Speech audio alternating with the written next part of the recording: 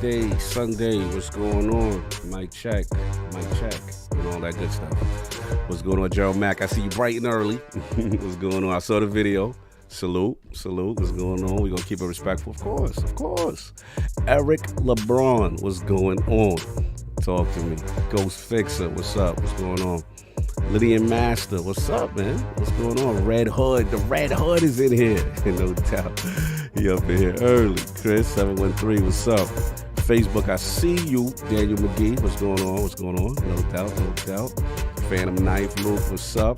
The Dawn, CJG, excuse me. Pity his masters of every day. I appreciate you. Cuban, I believe it, Cubini Gaming. Hello, Lords, what a great day. The Lords have given us, no doubt. The Turk, what's going on? Attic in the building, talk to the people. What's going on, guys? No doubt. Sitting there chilling. Have a nice show, a little lined up for you. You know what I'm saying? The legendary Shrimp Master, Jez Corden in the building. AKW, what's up, man? What's going on? Should be a fun one. Some fun topics. The King returns. Salvon vacation. But he might pop in. You know what I'm saying? So we gotta give y'all something nice for the people. Appreciate you with the levels. Thank you, AKW. Appreciate you. Checking things out. No doubt. Don Sicario, Fonz back. Maybe. You got good intel, Don Sicario. Mitchie dies a lot. What's up? What's going on? So yeah, we gonna wait for the legendary Mr. Jez Corden to get in the realm, talk to y'all, all that good stuff, have some fun topics and all that. So I will be back. See y'all in a minute.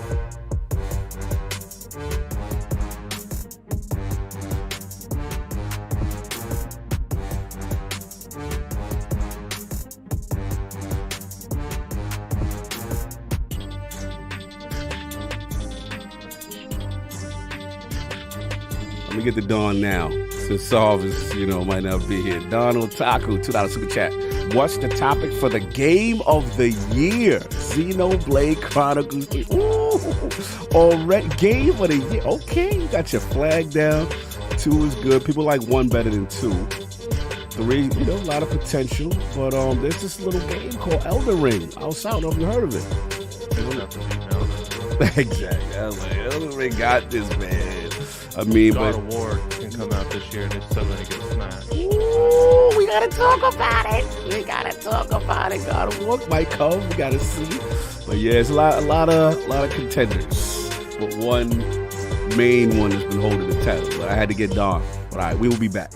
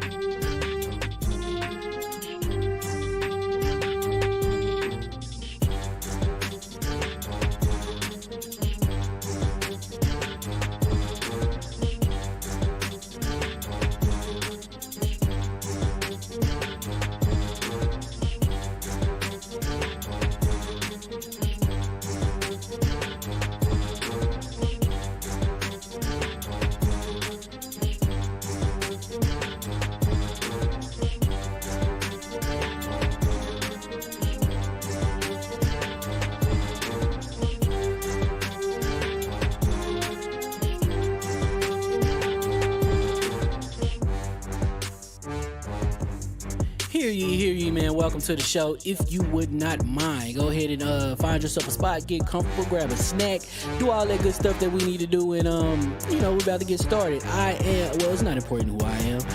What's important is that you are pulling up to the Iron Lords podcast right now as we speak, and I guess I'm here to keep you entertained until it's time to get this show started. So look. Y'all done messed up and turned me to an animal. And haters be swearing they real, but come to find out that they really mechanical. And yeah, I be eating these rappers, but that's all a part of me being a cannibal.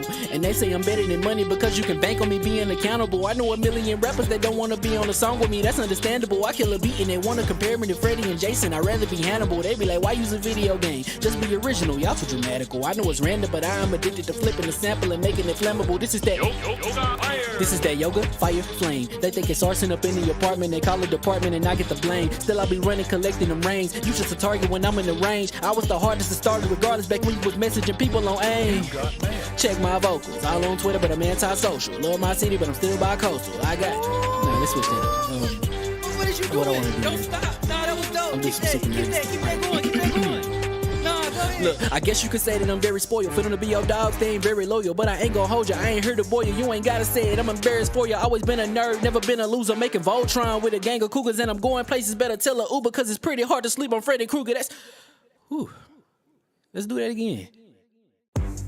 Hear ye, man. Welcome to the show. If you would not mind, go ahead and find yourself a spot, get comfortable, grab a snack, do all that good stuff that we need to do, and we're about to get started. It's not important who I am. What's important is that you are pulling up to the Iron Lords podcast right now as we speak, and I guess I'm here to keep you entertained until it's time to get this show started. So look.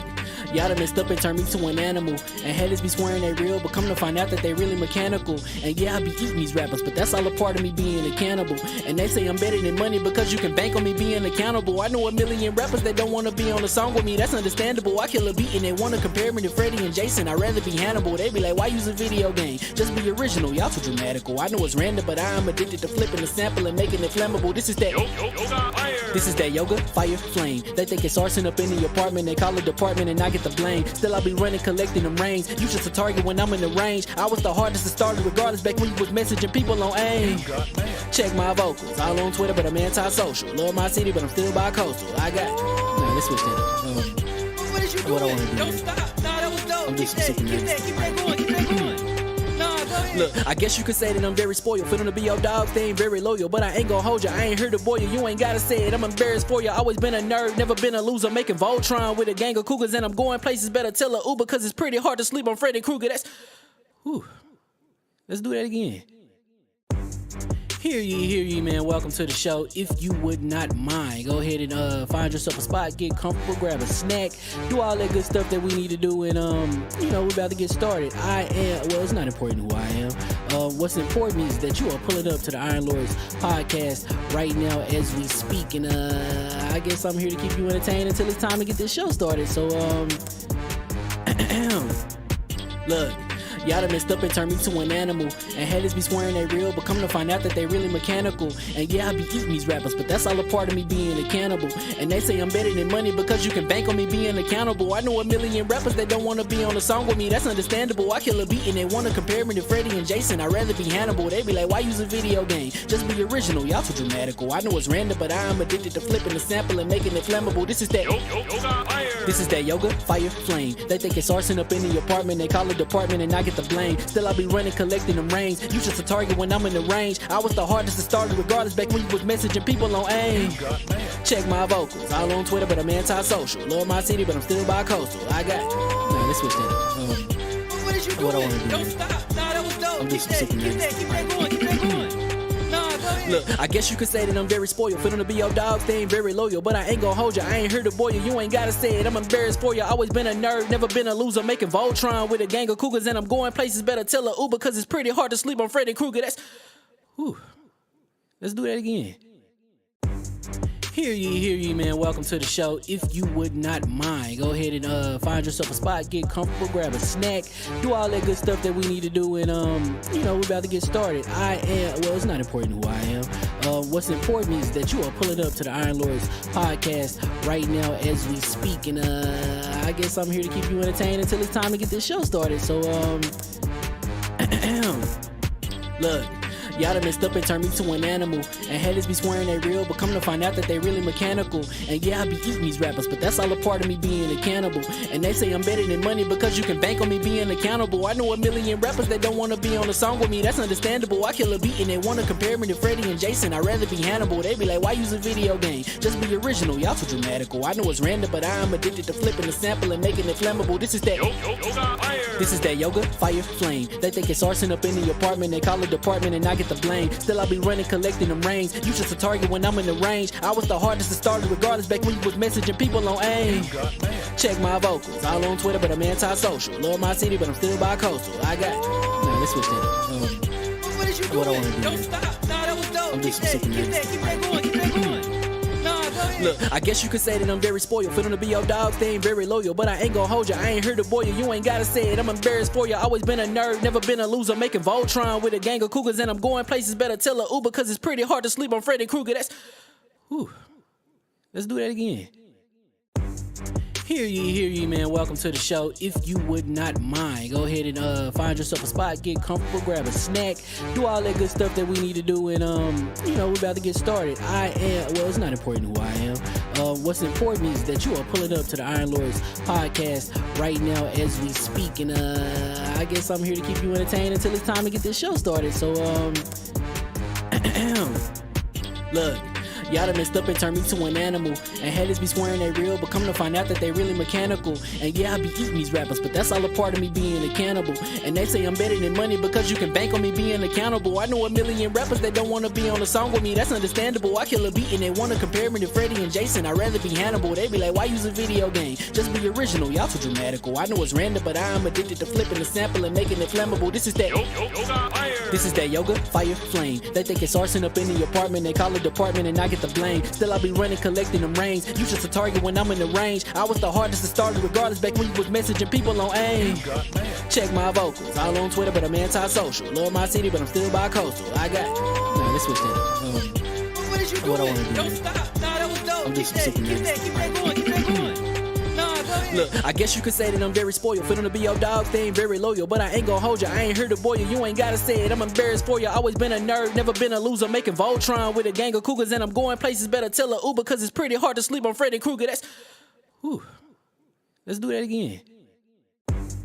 Hear ye, man. Welcome to the show. If you would not mind, go ahead and find yourself a spot, get comfortable, grab a snack, do all that good stuff that we need to do, and we're about to get started. It's not important who I am. What's important is that you are pulling up to the Iron Lords podcast right now as we speak, and I guess I'm here to keep you entertained until it's time to get this show started. So look.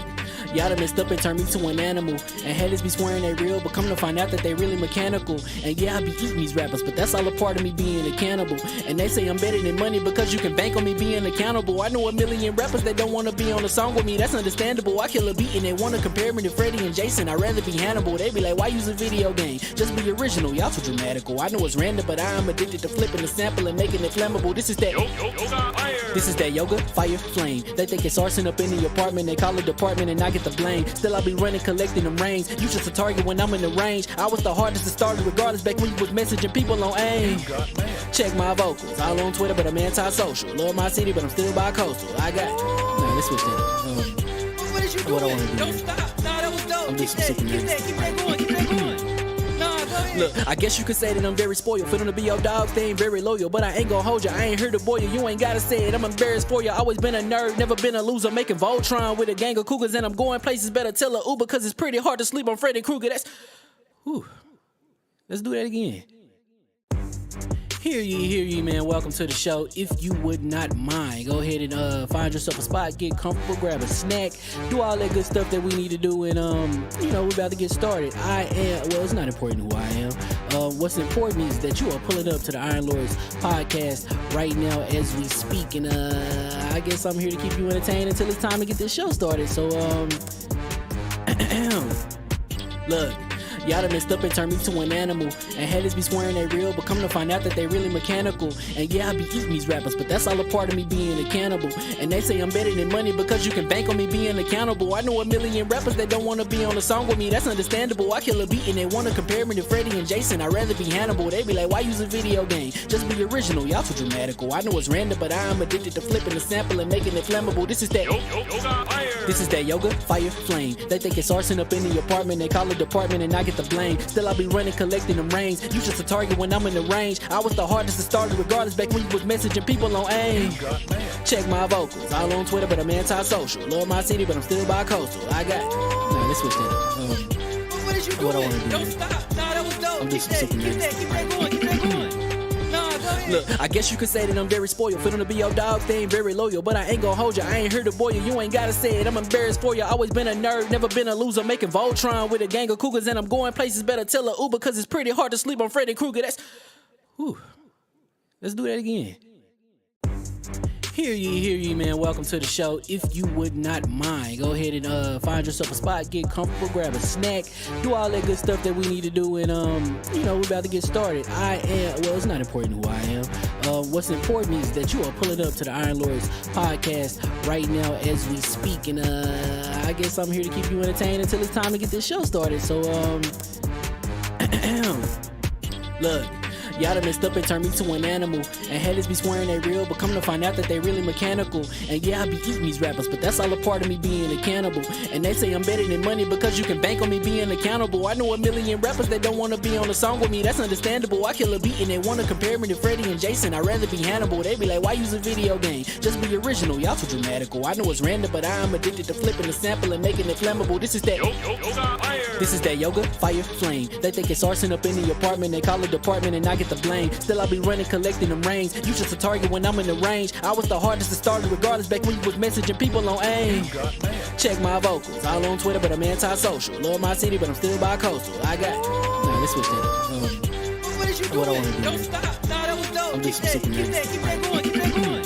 Nah, go ahead. Look, I guess you could say that I'm very spoiled. For them to be your dogs, they ain't very loyal. But I ain't gonna hold you, I ain't here to boil you. You ain't gotta say it, I'm embarrassed for you. Always been a nerd, never been a loser. Making Voltron with a gang of cougars. And I'm going places, better tell a Uber. Cause it's pretty hard to sleep on Freddy Krueger. Let's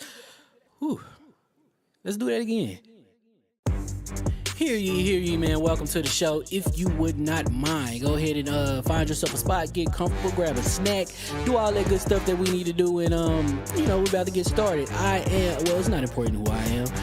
What's important is that you are pulling up to the Iron Lords podcast right now as we speak, and I guess I'm here to keep you entertained until it's time to get this show started. So, look. Y'all done messed up and turned me to an animal. And haters be swearing they real, but come to find out that they really mechanical. And yeah, I be eating these rappers, but that's all a part of me being a cannibal. And they say I'm better than money because you can bank on me being accountable. I know a million rappers that don't want to be on a song with me, that's understandable. I kill a beat and they want to compare me to Freddie and Jason. I'd rather be Hannibal. They be like, why use a video game? Just be original, y'all too dramatical. I know it's random, but I am addicted to flipping the sample and making it flammable. This is that yoga, fire, flame. They think it's arson up in the apartment, they call it department and I get the blame. Still I be running, collecting them rains. You just a target when I'm in the range. I was the hardest to start regardless back when you was messaging people on AIM. Check my vocals, all on Twitter, but I'm anti-social. Love my city, but I'm still bi-coastal. I got let's switch that up. What is you doing? What I wanna do? Don't stop. Nah, that was dope. I'm just Keep that going. Nah, go ahead. Look, I guess you could say that I'm very spoiled. For them to be your dogs, they ain't very loyal. But I ain't gonna hold you, I ain't here to boil you. You ain't gotta say it, I'm embarrassed for you. Always been a nerd, never been a loser. Making Voltron with a gang of cougars. And I'm going places, better tell a Uber. Cause it's pretty hard to sleep on Freddy Krueger. Let's do that again. And we are live. Iron Lord Podcast. LordCognito here talking about the latest with Advanced GG. There's a lot of things going on with the new product line. Let's get right to it. So we got that focus line, y'all. This is that standard. This is what we use right now. Kind of our caffeine substitute. And what we usually do right now when we're gaming, we don't use coffee anymore. We're utilizing this focus. On deck number 2, you already know this is my favorite right here, the energy line. You already know, birthday cake, one of my absolute favorites.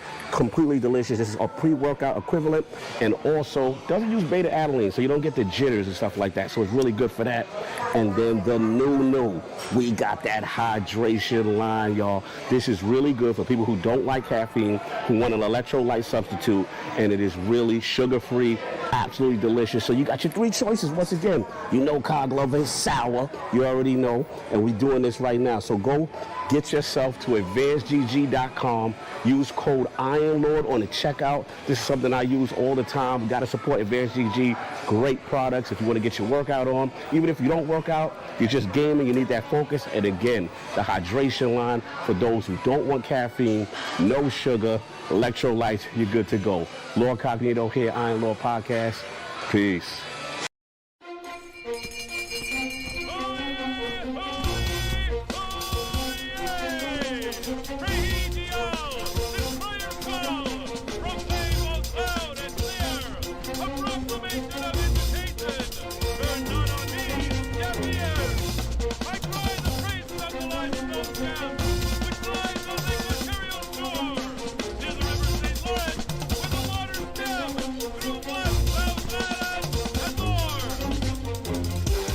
I'ma just chill and watch them and eat snacks in the attic. I wanted to chill with the pack and be like a young wolf, but then they would mistake me for addict. If I can imagine, it's cool to give you some advice, then invite your girl to your squadron. Cause if you don't give her that option, you gon' be single player like Sovereign. You gon' get tossed in the bushes by King David. Royalty and not a pretender. Detrimental to an elemental, what's an avatar to a knee bender? I gotta be me though. I know it's my destiny, word to Cognito. Who cares if you fly, if you still a mosquito? You swear you ain't stunting, but really be Steve-O. You like to collect stuff and that's cool, but I got bad news. Even if you really was that dude, King David still be the king of the statues. Since a juvenile, I've been cursed with a curse to be musical. And if you hate it, we'll meet in the crucible. Other than that, then it's cool and it's beautiful. We let you know that your dreams are pursuable. Whatever you wanna do, then it's doable. If you got work on a Sunday, it's suitable. Cause you can listen to this in your cubicle on the Lord's Day. Woo. If you got work on a Sunday, it's suitable. Cause you can listen to this in your cubicle on the Lord's Day.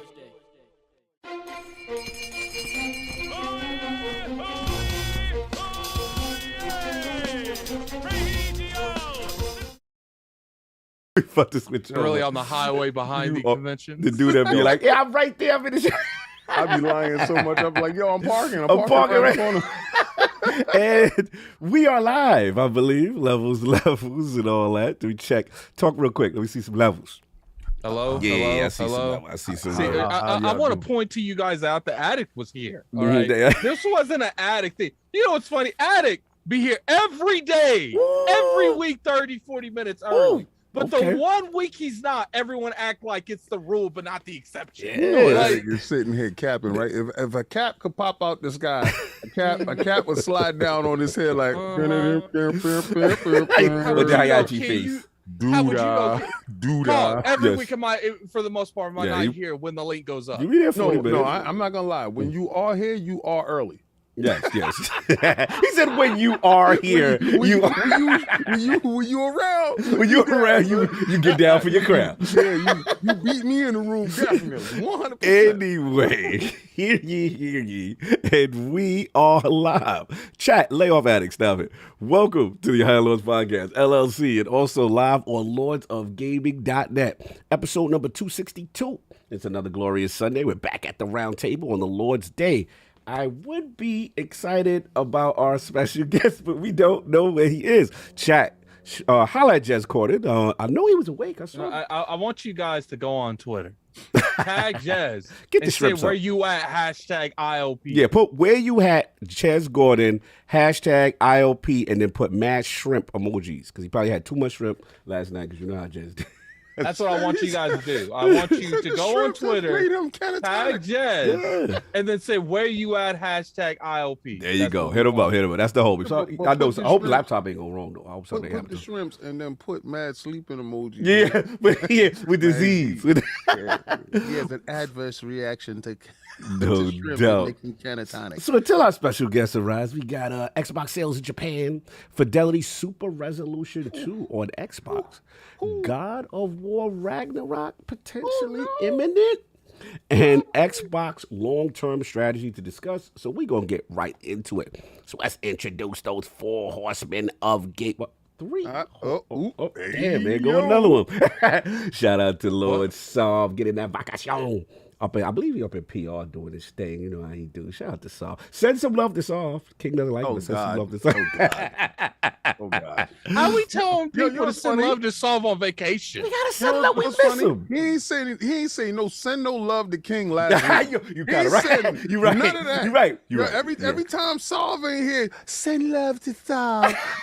I want everybody to. No, he ain't sending no love to nobody. What's funny when Solve missing, he says send love. When Attic and King missing, we missing in action. We didn't show up to work that day. I'll send love to King Croc.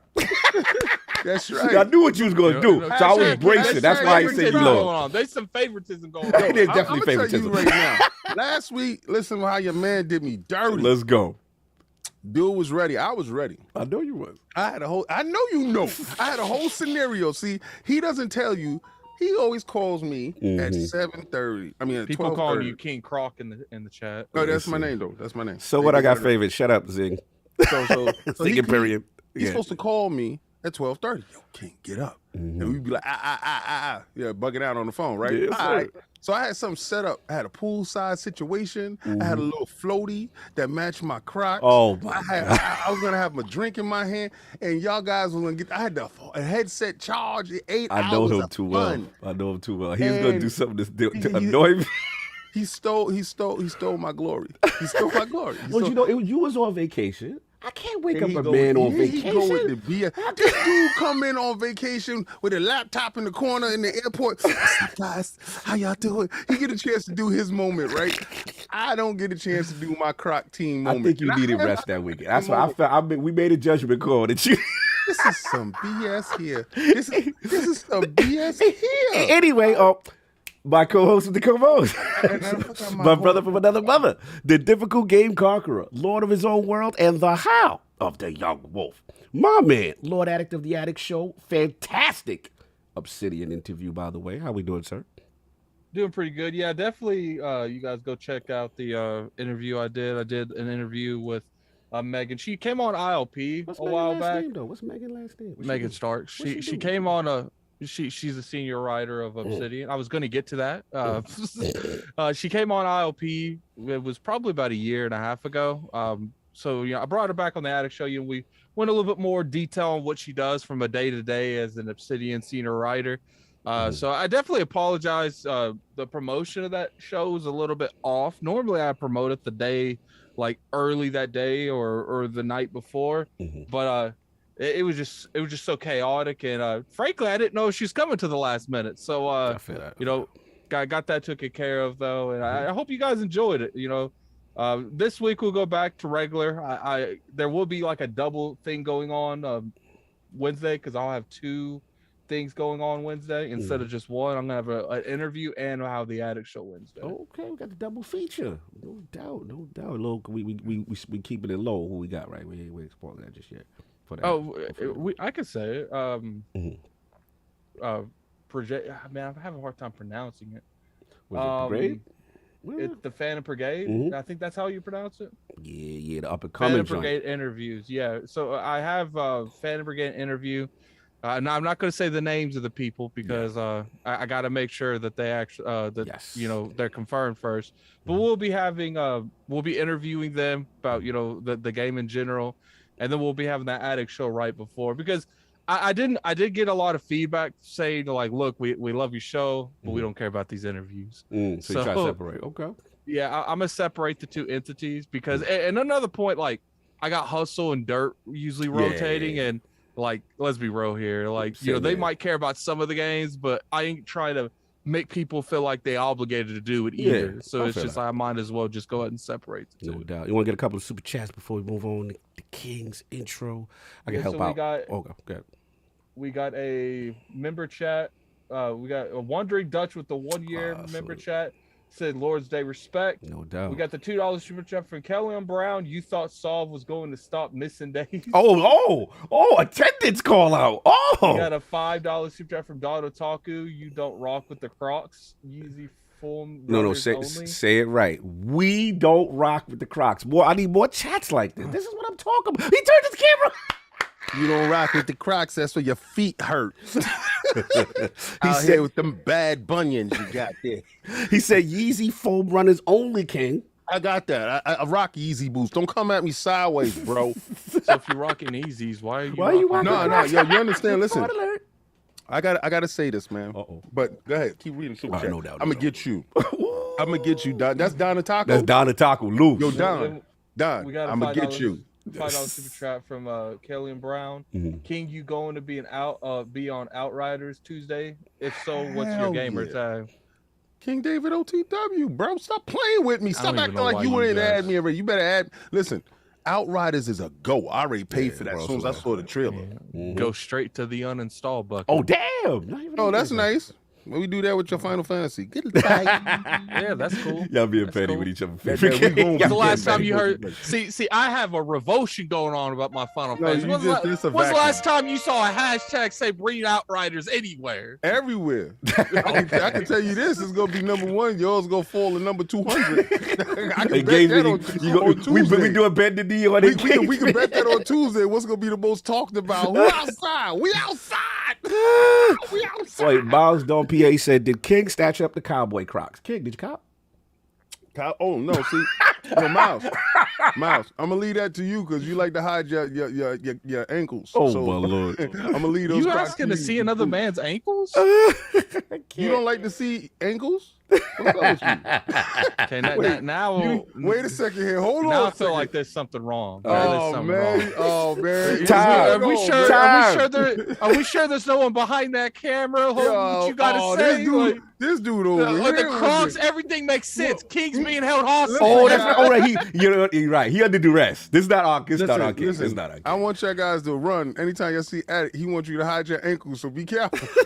Miles Duffy said he'll flash those around ankles that. any day of the week, King. He riding. He riding. Ankle watch. Salute. Ankle watch. Jeff Grubb said all my homies have great ankles. What he said? He said all his homies got great ankles. His ankles is outside. That's right. You gotta have the Crocs on how your ankles in these Kid. streets. See, you got dudes with bad ankles can't wear Crocs though.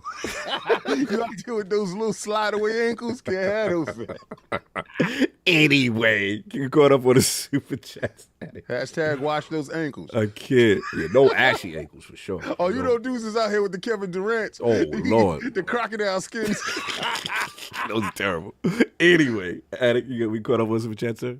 Hey, we got a member chat for 15 months from Peta Kelatoler 9000. I don't know. Mm-hmm. Let's go. I have a great show. Have a great show. Thank you, sir. Okay, salute. You already know.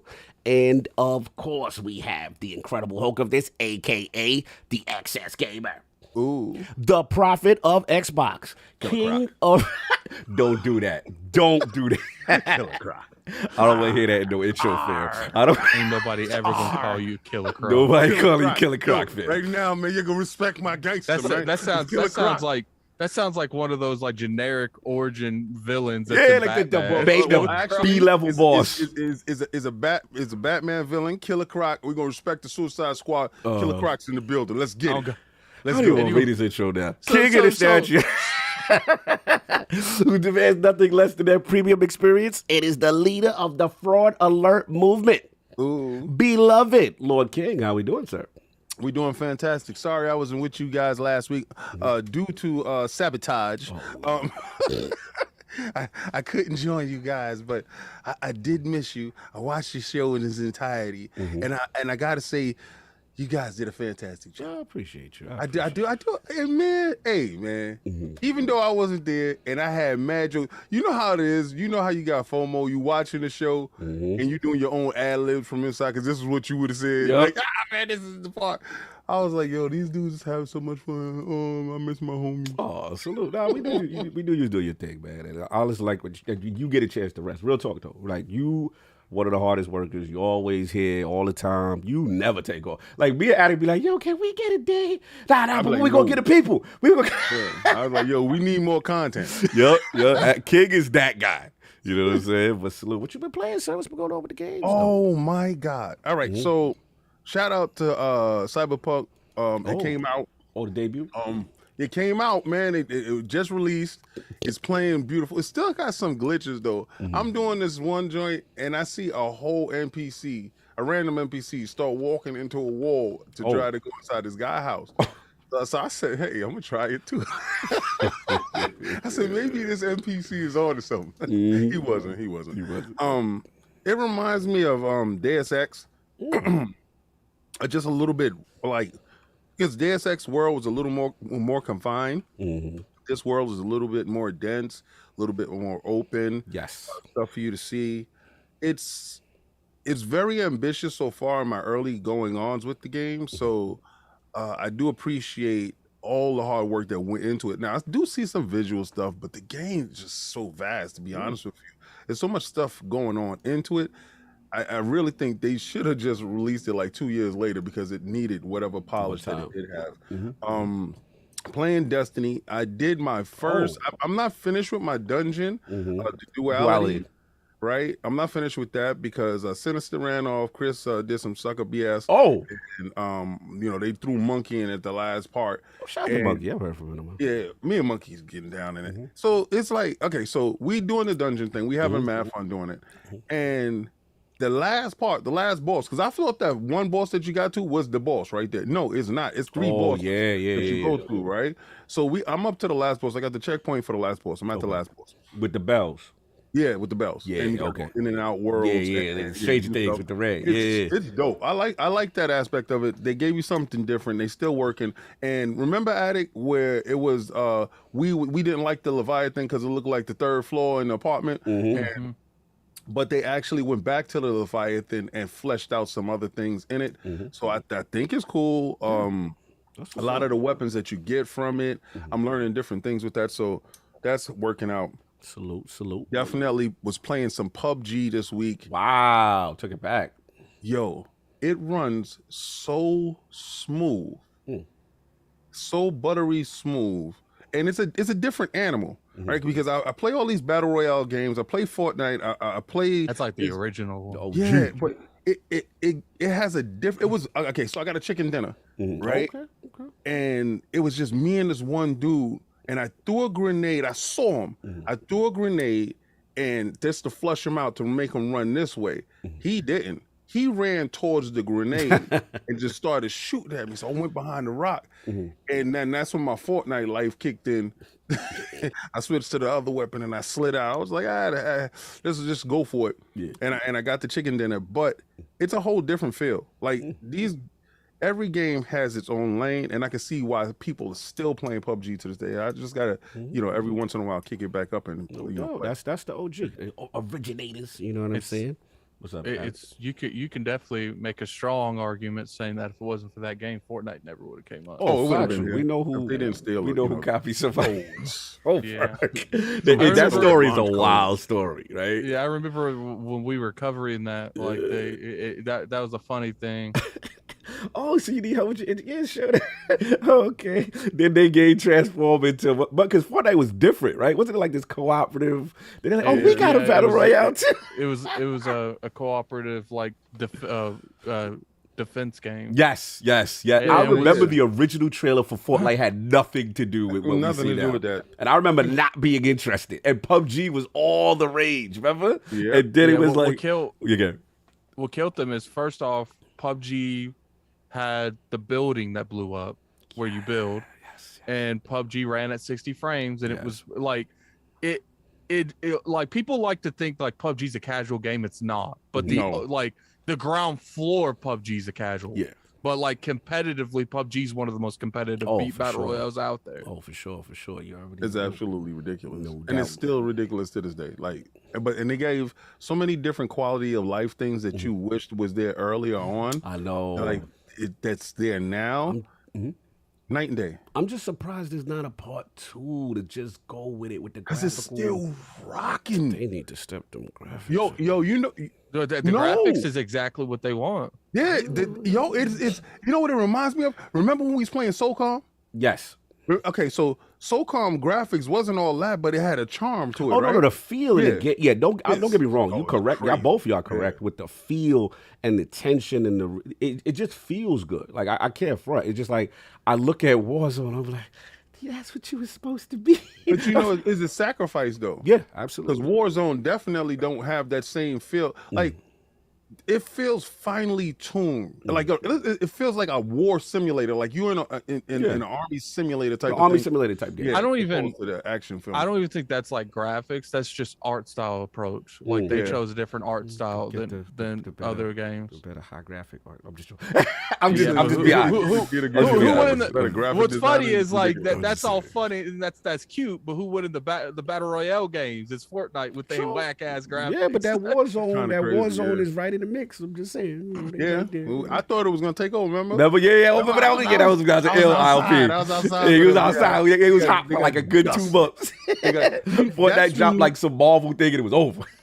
Yo, that's what it was. Remember when they're just doing they're doing a Star Wars thing right now. Yeah, right now I'm fighting Darth Vader. All right, yo, sorry, real quick. All right, so I'm playing Fortnite 2 times. Right, I come down to my ship and then you know how you launch in the travel bus, right? The boogie bus. Yeah.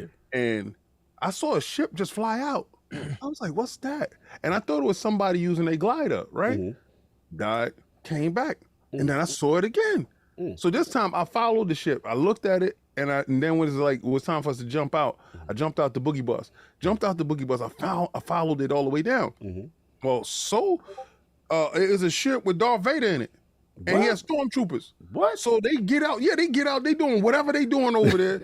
So I landed and I grabbed the shotgun. Wrong move, Obi-Wan. I hopped out. I said, let me see how much energy he got. I shot him. Yo, he had a red exclamation point over his head. Oh, like don't do it. Yo, he looked at me. Yo, the rest of the team had the question marks. They started coming after. They had the Metal Gear. Yo, they killed me so bad. And Darth Vader talking mess with he killing you. No. And I'm like, what the hell is going on? So he like an event boss or something? Yes, they have those. This is those licenses that they have they got that make them second to none. Yeah, it's too much. I'm with you. I remember the Thanos glove. Remember that? Oh, that was hot when they dropped that. You get Thanos' glove and you turn it into Thanos. Yeah, they literally got all this. They had a lot of stuff. You came just to play the surfer. Yeah, just for that. What's funny is we always talk about like Microsoft needs to try a little bit more to be more mainstream. And like they're the kings at that. Oh yeah, like, they got anything popping. Yup, it don't even matter. Facts. They have a Naruto thing they're about to do. Yeah. Anything remotely popping, they're like, yo, get the people on the phone. Like, yeah, shout out to Fortnite, man. They've been doing it. And of course, we have the gaming ninja himself, the Shinobi, LordCognito, spreading that realness in the realm of the ILP. Not telling you what you want to hear, but what you need to hear. Shout out to my man, Mr. Man. He plays the Defining Duke up on Last Stand Media YouTube right now. Had a good one, man. Just talking about what's going on with 2022 for the rest of the lineup, what we should be excited about, giving Forza Motorsport its flowers. I know I've been slanderous, but I had to give credit where credit is due. Mr. Slander.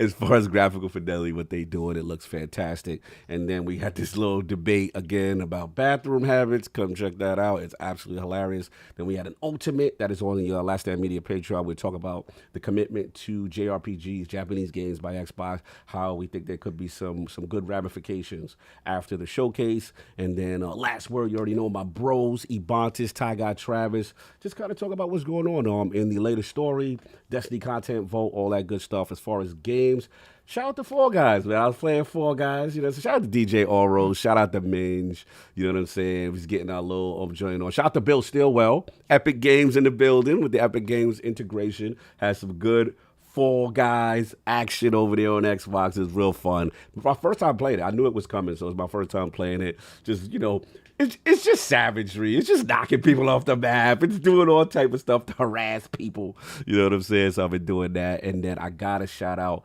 to the team. Shout out to Sin. Shout out to Falacon.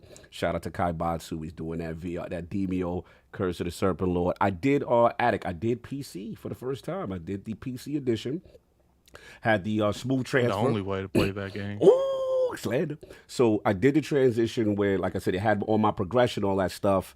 And I have to admit, the ease of use is really cool. I will say, of course, the VR experience is way more immersive. And you know what I don't like, though, about the PC edition? I got to talk to the devs or something. You know how you look at the character? Like, usually when they be like, yo, you stunned, it'll tell you what stun does in detail on VR. I've been saying that like every time we've been doing it. I see what you was talking about, because it doesn't tell you what the statuses are in detail. So I think there's like an omission, and I definitely want to hit the devs up and tell they gotta have that PC, because PC guys are not gonna know what some of these powers do. But yeah, that we was rocking that. We did beat one of the dungeons, and we had to do the Curse of Serpent Lord over, because I didn't know if you lose on the boss level, your save gets wiped. I didn't know that. You lose on any level, your save gets wiped. I did not know this.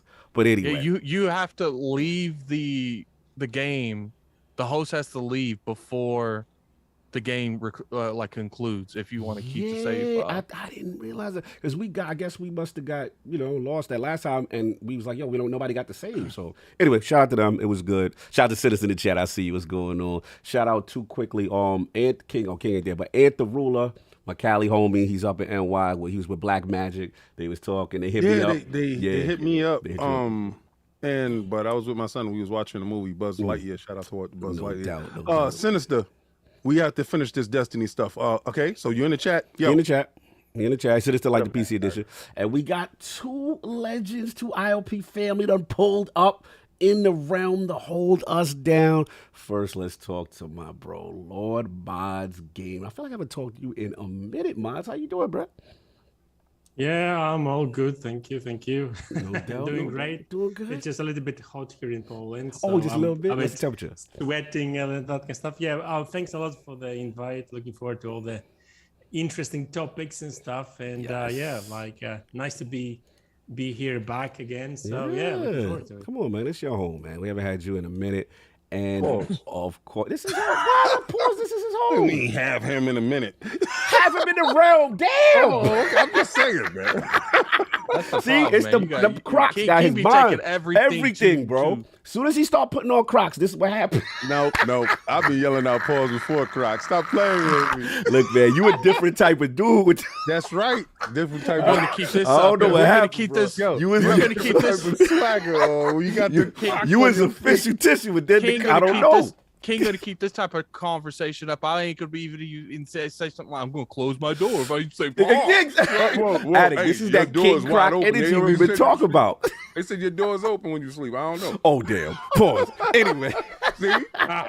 Shout out to Madz. Thanks for having Madz in the realm. But they ain't no other man's boots in my house. I can tell you that. Oh man. See, I didn't even say that, man. That's super time. See, my door might be wide open right now, but there ain't no boots in here. Whoa! Don't, Attic, don't do that. Look at Fonz's face. And returning the homie, RDX Podcast, the legend himself. And we miss his podcast, too. I love that guy. Shout out to my boy Jay Fonzarelli, man. What's going on, bro? Thank you, brother. Yeah, you can hear me, right? Yeah, yes, sir. Crystal. All right, good. That radio voice we love. Yeah, it's great to be back in the community casting again. My show will be back next week, by the way, and I will have none other than the Ash and Luca starting off season 2. So. You got the debut. Yeah. I know that Cam got to come on. Let's go. I've been waiting for Luca for some time. She said, you know what? Wait till I get my cam, and I will be on your show. Stat. And so she's going to pull up. At the season pass. By the way, Luca tells me, Fonz, don't give me no questions like you do the other people. And I'm like, you're going to get the 5 questions work, and you're going to like it, okay? But no, I love Luca. She's great. She's been a good friend for so many years, and I cannot wait to have that one-on-one with her. Yes. You'll definitely get to know her a bit better if you don't already know her. Come check out the show next week. It'll be fun. Your show is fire. Love the questions. You know how I feel about that 80s retro feel. It's like a game show. Bro. That's what I'm talking. What I like is you do it. Yeah, he does what no one else is doing. You have your own lane, brother. Really cool to see. And I think we could put the shrimps in the chat, y'all. I think we could put the shrimps in the chat, Lord Jez. Is that Jez? Mike, check. I ain't gonna lie, Jez. We had Twitter come after you. Yeah, we definitely bullied you into finding out what happened. Yeah, we put a hit out. Well, I put the hit out. He put the hit That's out. not Jez. Jez he's here, but that's not Jez. We don't hear Jez yet. So we gonna wait. We gonna wait. No doubt. Wow, they got the shrimp. Shout out to the dog. You already know. He said scrimps. Put the scrimps in the chat. Yo, y'all out of control. Oh, they doing it.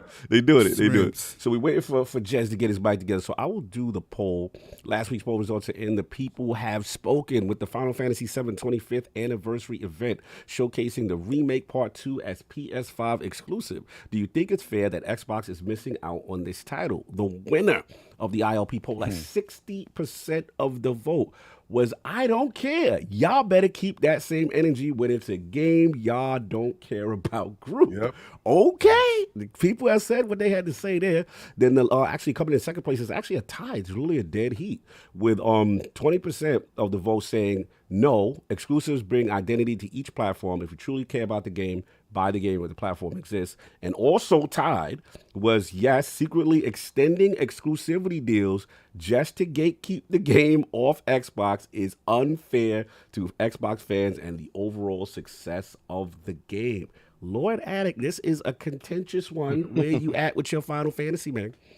All right, so can you repeat that? Sorry. So pretty much people said, no, you good. The people said that people need to care. The I don't care people won because they say y'all better keep the same energy when it's a game you care about, when you don't care about. So, and then the other thing is a dead heat. Some people like, yo, they got the right, exclusives or exclusives, buy the game where the platform's at. And other people like, nah, they doing Xbox dirty, so to speak. So, well, yeah. No, I think both could be right. It's like, look, like, that's what timed exclusives are for, to give value to a platform. But don't think I ain't going to hold my platform responsible for not getting that game. Like, regardless if they didn't get that game, and there wasn't probably a lot Microsoft can do to get that game, right, I'm still going to make my voice heard. I would have preferred you guys to get that game, because that way when that Final Fantasy 9 remake comes out, they're like, yo, Addict won't shut up. If we lose another, one, never gonna let us live that down. No doubt. Oh, I see him. My man Is got the the shrimps in camera the on. chat? That's what I'm talking about. You got the camera on, the shrimps in the chat. Yes. There. Oh my God. We go. I'm so sorry. No, you're good, brother. You're fine. You're good. You're proud. I'm glad to see you. Glad you could make it. Man, I don't even have a good excuse. I was just playing the Outer Worlds and completely lost track of time. I was like, right, I'll have my dinner. I'll have my dinner at 4 so I can get ready for the show. And I had my dinner and then I was playing Outer Worlds. And like, okay, I got about 45 minutes. And I just completely lost track of time. I'm so sorry. All right. I'm so professional. You only get off the hook. What DLC was you doing, or were you doing base game? Oh, I was doing the what's it called? Perils of Gorgon. Oh, Perils of Gorgon. Okay, good excuse. Good excuse. I like how Jez said that he was having dinner at 4 because this is a 5-hour podcast. You're going to be having second dinner after this. We're trying to be reasonable, Fonz. Yeah, we don't hold people ransom. We don't hold people hostage. People got to go. We kind of do, but we give them. Jez knows when he leaves the podcast, he got to leak something. No. So Jez, man, what's going on? What you been playing, man? Oh man, I've just been.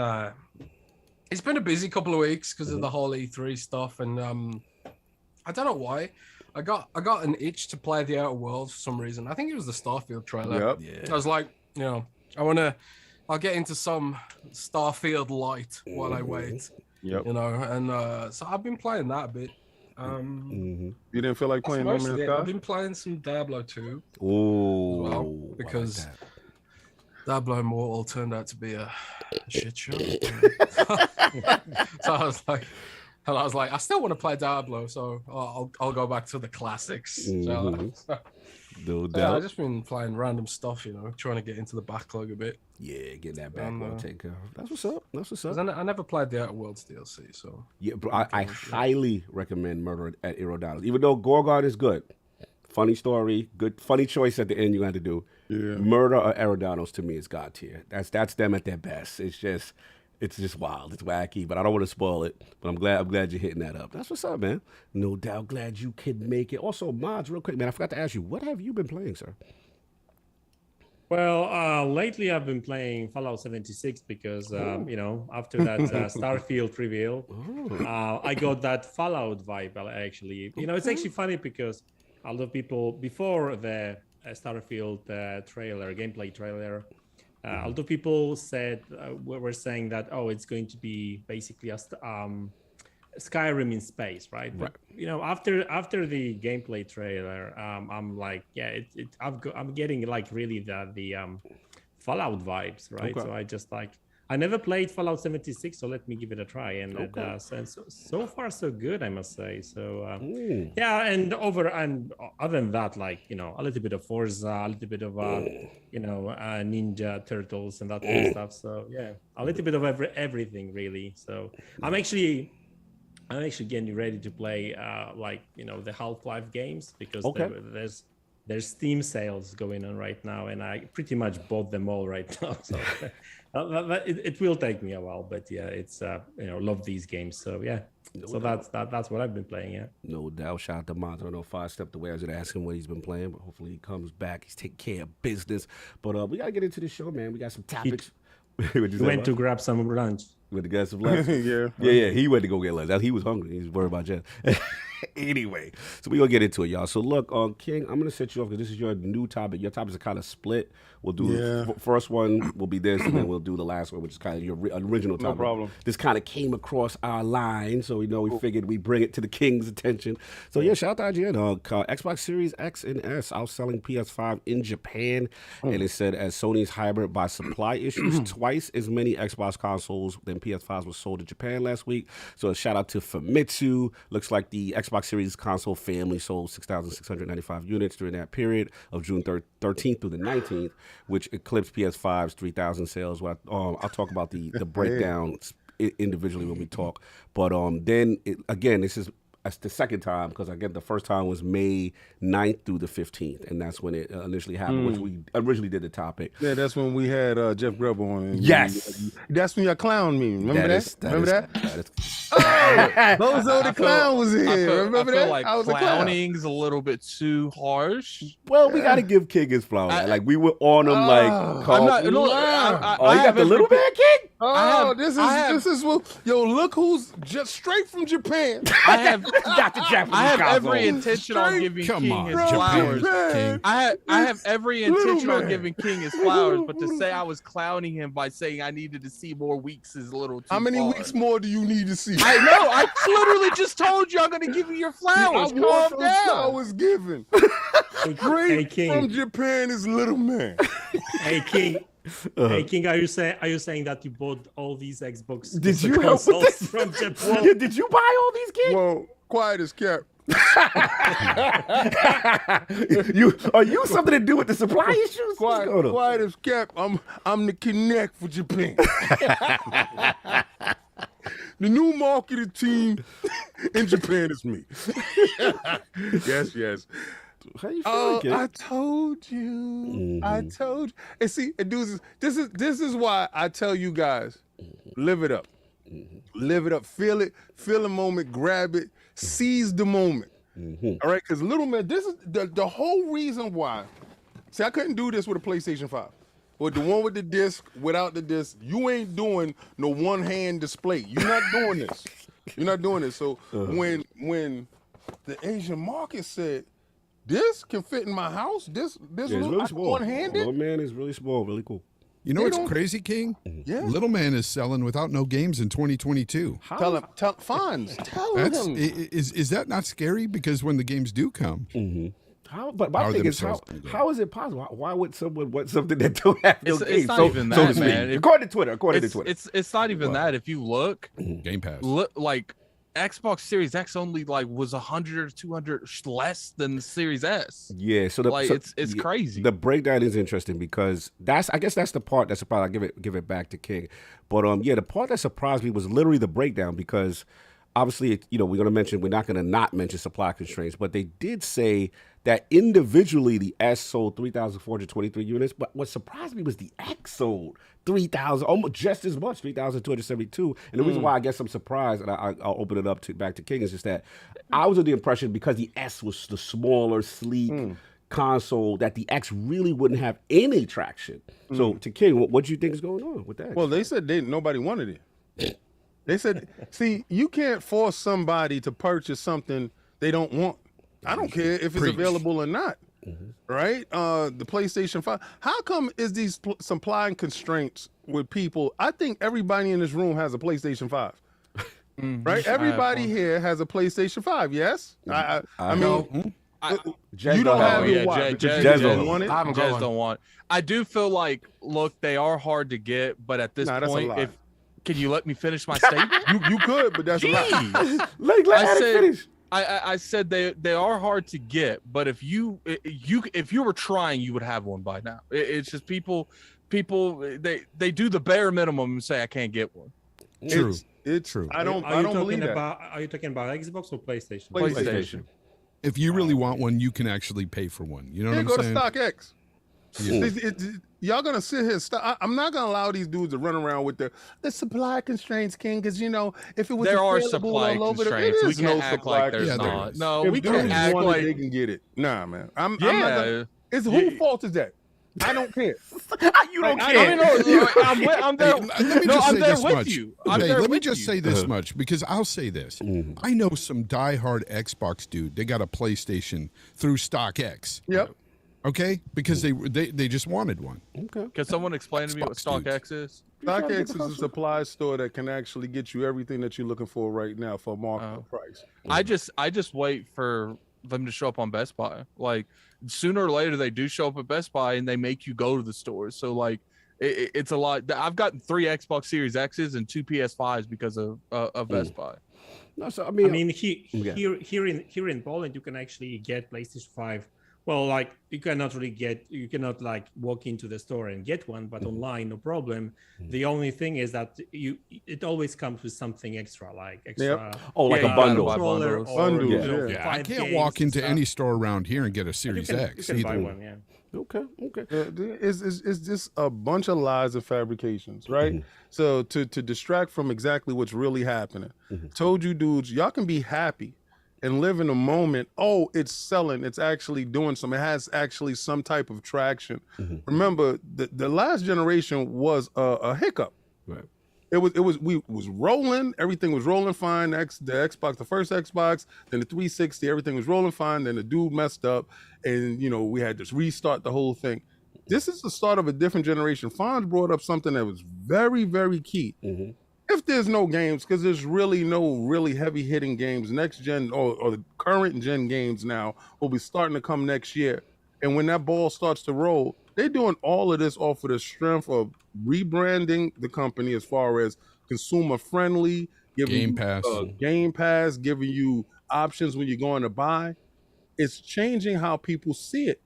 And I said it was an awakening in Japan when people got up and brought 6,000. I'm like, what happened that day?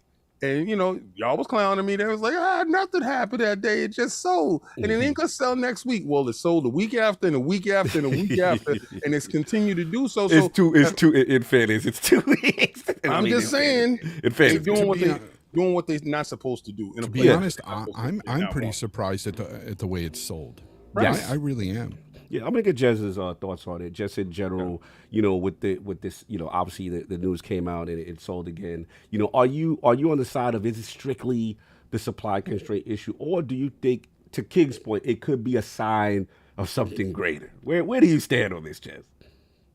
I think, well, the fact that they're selling through all their stock is, a good thing. It'd be a travesty if they had like a few thousand units on store shelves and they weren't selling out, given the supply constraints.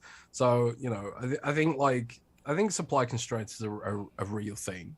You reduce the visibility of your product, you reduce the potentiality for that's not a word. You reduce the potential. I like Buzz Jez. I like Jez. You get a different flow. I'm hungover. I can tell. I love it. So you reduce the potential for impulse purchases, like where you're walking into a store, you want to buy some Manscaped products, for example, and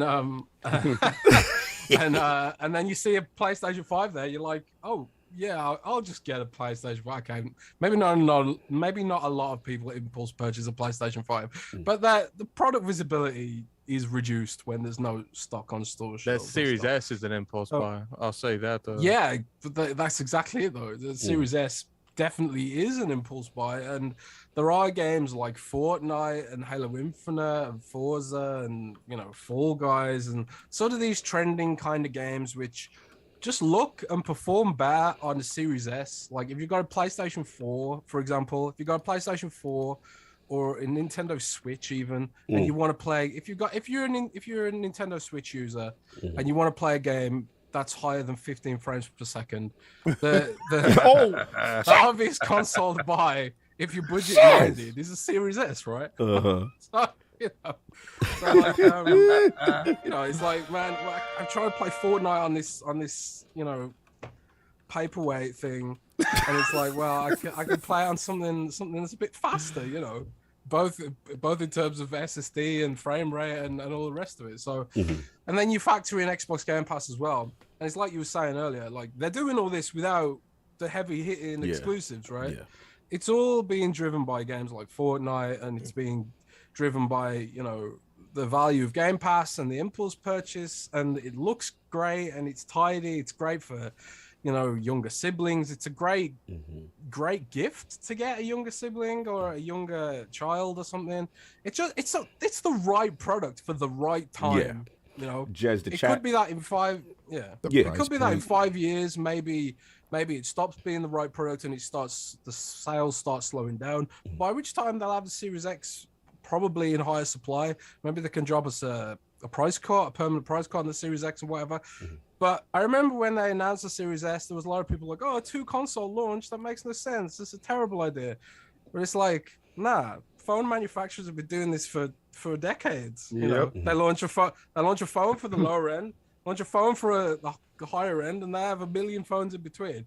And even just the mere suggestion of having 2 SKUs blew some people's minds. They're stuck in this box of. No, you're absolutely right. They said the consumer's going to be confused. The point was confusion and it's not going to work. Remember that? That was the argument. Go ahead, Alex. I'm sorry. Ridiculous. Imagine how crazy it would be if there was only a Windows 11 and like an Android Note. Like, you know what I'm saying? Like it would be the Galaxy, probably be the base model. Like just a Windows, not a Windows, just a Note or a Galaxy, probably a Galaxy. And just an iPhone. That's all. Like there's no nothing else. There's no like 5 SKUs of each phone. You walk in. Imagine how little like the actual cell phone productions would have to be. It's literally just one table in the middle of the place. On one side it has an iPhone, and the other side it has a Galaxy. No, it's a good point, because at the end, the whole confusion, them talking about how it's confusing for some people. Like, if Fonz, your background. Yo, Fonz, what's going on with your background? I love his background. I'm not even. I got to pin Fonz right now. He loose. Like little Timmy's grandma goes into the store and she doesn't, know the difference between the X and the S, and that's fine. But all little Timmy has to do is get the black one, Mom, or get the white one, Mom, or Grandma. Wait, pause. Are you implying that the confusion narrative was overblown for little man? Are you implying? For sure. I knew that from the beginning. I mean, I've always hated that. Oh, the more SKUs, than just one is just total confusing. I mean, no. To be honest with you, it's not. Who's really going to be looking? To be honest with you, the only people that's going to be looking for like the the X is the hardcore. The casual most likely is going to go in there for the cheapest product anyway. So like you can't get 300 to 500 just like confused. Like no doubt, we got KidSmove, the best buy in the building. What's going on? He definitely wanted in on this topic. This is family. I just saw you guys had a full house, and I had the family's gone. My house is silent. I'm watching the podcast, and I'm like, oh, there's a little light on ILP today. I was like, I wonder if I'll get that backdoor invitation. Come through the back. Seeing more faces pop up. I was like, oh, Jez, Madz. Oh, come on, let me in there. I was like, if Fonz is back. Fonz has been away. Fonz is back. Wait a minute. I can hear Smooth. And there's no kids in the background? I know, that's a first. Yeah, that's real. That's amazing. He put on his party time shirt. He about to have a party in the crib. He said the kids is gone. He put on his party time shirt. That feel like House Party 3. And he threw on his Crocs. He outside. No, don't you do it. You know what's funny, King? My wife hates the shirt. And notice how he's wearing it She's today. not alone. She's not around. You put it on. Anyway, shout out to KidSmove. It's like the rebel in him coming out the moment she leaves. I mean, I'm putting on this shirt. I'm putting on that shirt that she don't like. So she locked the door. He put the shirt on, threw his hat on. You know what's funny? He outside. He gonna have the door locked and she's knocking on the door. Jerry, why you ain't opening the door? He's like trying to switch the shirt real quick. Trying to switch it back. Yeah, when she left, I had a Lakers jersey on. Got messy. Pulled the green screen up. Anyway, kid, let's get back on, man. So what do you think, man? You know, obviously, this is the second time this has happened. You know, we the talk is clearly that there's still supply constraint issues for PlayStation. But you know, how are you taking this news of Xbox Series S and X success in Japan? It's the change that nobody wanted to see.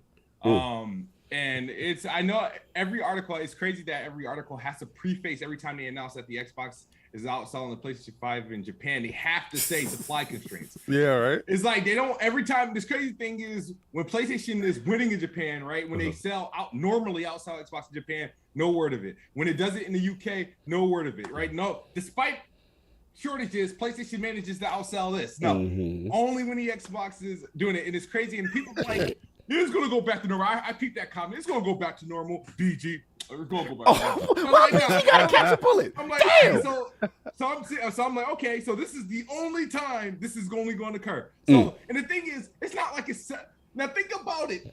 Xbox on average, historically sells about 900 units. That is true. No, that's a good point. It's been selling literally half a dozen to a dozen, which is kind of not normal for Xbox. And the thing is, if you're outselling PlayStation, that means PlayStation has to be selling less than that. So this week, the last time it outsold PlayStation, it was in the 6,000-7,000s, right? Yeah. And the week prior to that, when it didn't outsell PlayStation, it sold more, right? It sold 6,000 to outsell PlayStation. I'm with you. And then the week prior to that, it was like around 7,000, but PlayStation sold maybe around like 9 or 11, right? And then this time around, how much did it sell? It was like 12K? Yeah, right now. Yeah, total. Looks like, yeah. So I don't get hype with all the sales and everything, but I will say that, you know, it was shocking to me. I guess not really shocking because in the end, it really is the most brilliant move that Microsoft could have done, bringing out this console at this price point, at what it can do as well. You know, it's amazing. Like my son has one. He's had one for months now, and he loves it, man. He loves it. Fonz, the radio, not the radio.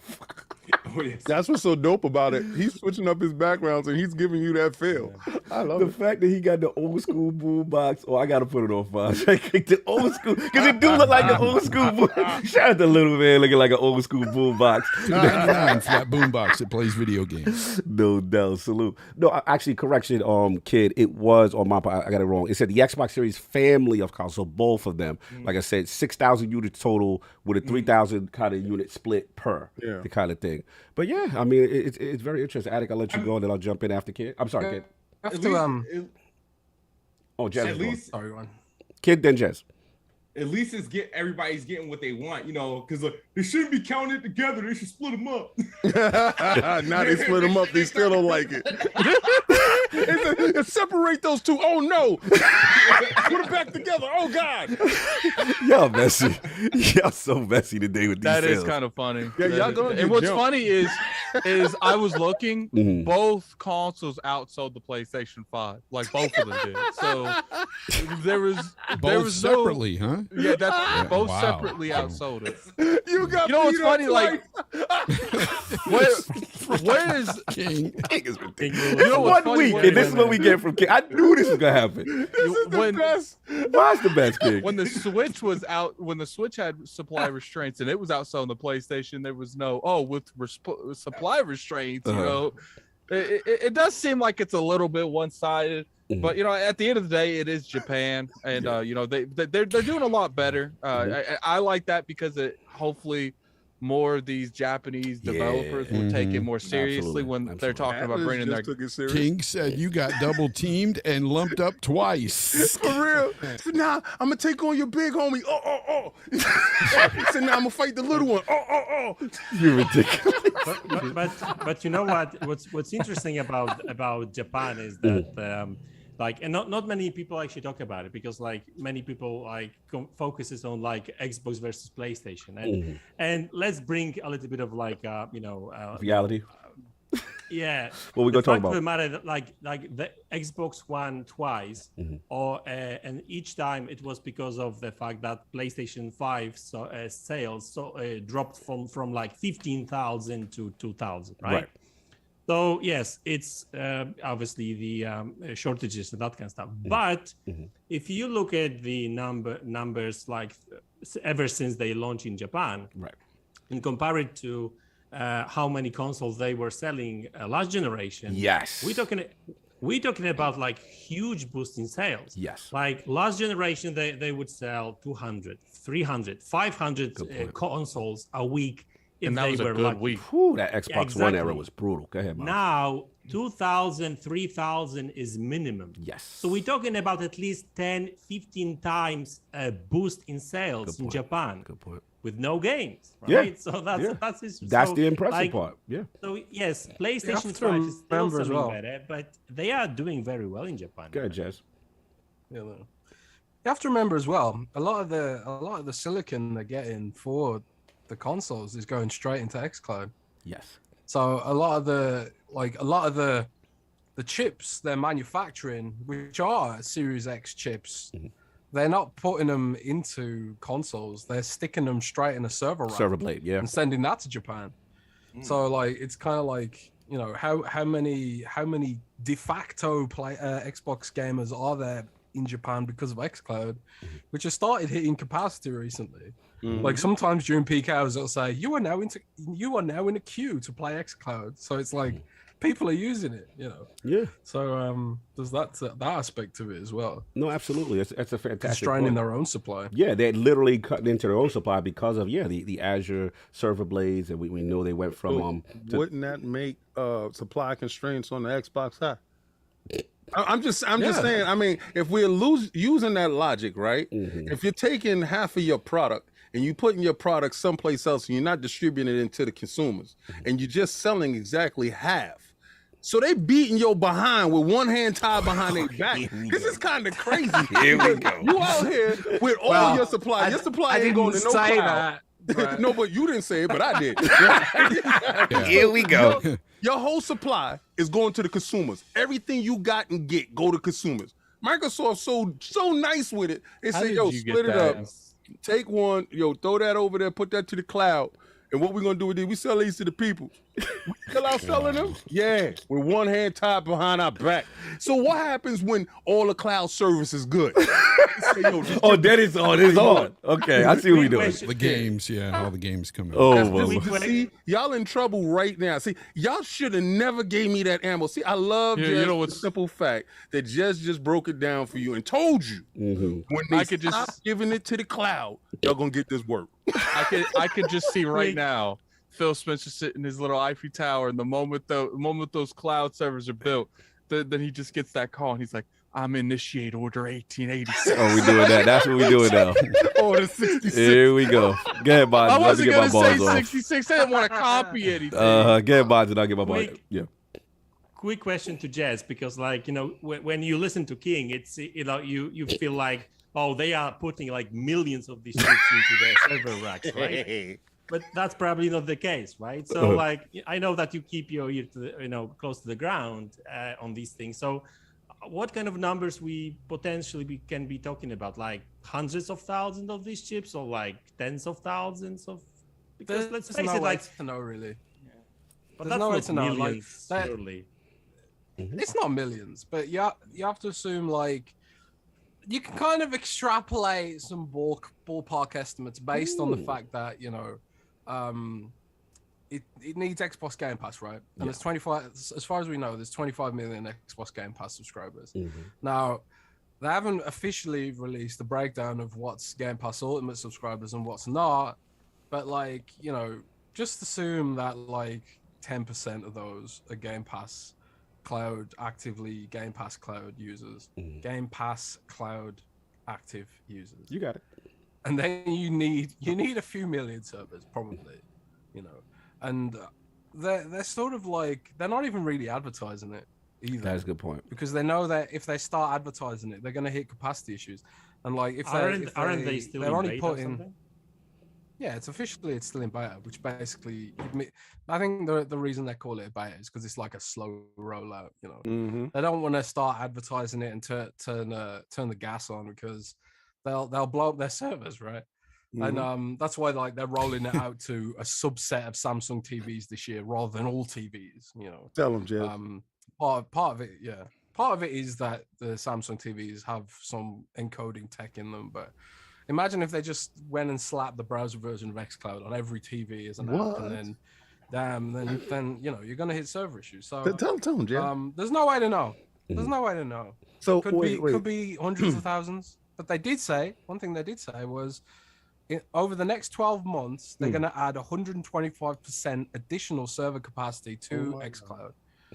So they're more than doubling the amount of silicon going to growing XCloud, which could be consoles going to Japan or going onto store shelves. But Attic got his hand up in the case. In the background. You got two hands. Oh my God, it's just one thing. As soon as Attic finished, it's just one thing that I want to say because Jez brought up a great point. I do appreciate you educating me, Jez, because they're doing this without even advertising. Oh my God. Oh my God. It's so impressive, my king. They out there with word of mouth. Oh my God. So King, are you implying that once the floodgates hit and the servers and once see what Jez did tell you is once they say go Jez and then he actually able to promote. I'm clipping that. Oh my God. Yeah, that oh my God is ridiculous. This is crazy. They doing it with one hand tied behind their back without broadcasting. They doing it. Y'all in trouble now. This is the best. I've waited for this position. I waited 8 long years of straight struggling. I'm not even gonna front. You guys think it's a joke. Like, y'all like, oh King, you be fanboying this console war stuff. Hell yes, I do. So when dudes like, nah, man, I'm partially on this side. I don't care where you at. But what I'm saying we know what side you're on, King. I think that's clear. The facts, right? Yes. The facts is they're not sending all of their ammo in one spot. And they're outselling the other dudes with one hand tied behind their back for 2 weeks. And they're not telling nobody about it, right? So they're keeping it to themselves while working them. And when they start telling and they got both hands out, it's going to be a slaughter. I don't care what y'all got coming this year. Y'all in trouble. For fairness, before I give it back to Attic, I'm gonna give it to you because you did have your hand. I just want to say for fairness, like, when do you think Sony is able to consistently meet this supply demand? Like, when do you think they would be able to solve this? When the fight's over. King, that was not the answer to the question. That was his answer. That was his answer. Attic, let me give it to you, and then Attic, you say your point because I was told you. Like, when do you think they could be able to resolve it? Because clearly that like to KidSmove's point, when we do see the articles, it is usually the asterisk or the caveat, you know, because of PlayStation 5 constraint issues, you know, supply issues, stuff like that. But when do you think they could able? Because this is a long time. Like, basically, what I'm getting at is when. Besides, when do we think it'll be over? Like, because at some point, PlayStation has to address this issue, right? When do you think they get that solved, and then we can have like another assessment of it? I mean, we're what, almost 2 years into this generation. I kind of like. I'm not gonna go with King 100%, but maybe by the time they get the grasp on this situation, it might be too late. Because it's just like, look, they've said multiple times in the past, the beginning of the generation is the most vital. Now, I'm not saying that Microsoft's just going to start outselling Sony like 3 to 4 to 1 or 2 to 3 to 1 even. But what I am saying is this is the kind of thing that Microsoft needed coming off of last generation to make the numbers more even. Right. Because it doesn't matter if Sony doesn't be able to, meet demand. It's like when we had David Jaffe on here, he said, Sony had the same opportunities they could have dropped the bag to, but they chose not to. As far as the chip, making sure the chip constraints. Okay.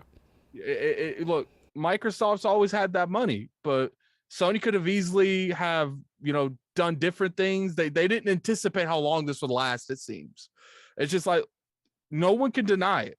They're doing better in Japan. If they're doing better in areas where they were getting absolutely demolished last generation, not a little bit, a lot. Yeah. I can't imagine what they're doing everywhere else. Like we're seeing 10% increase in a country that, first off, probably a lot of the products aren't welcome in general. Second off, you know, have you guys ever seen like the little sections that's at their stores? It's small.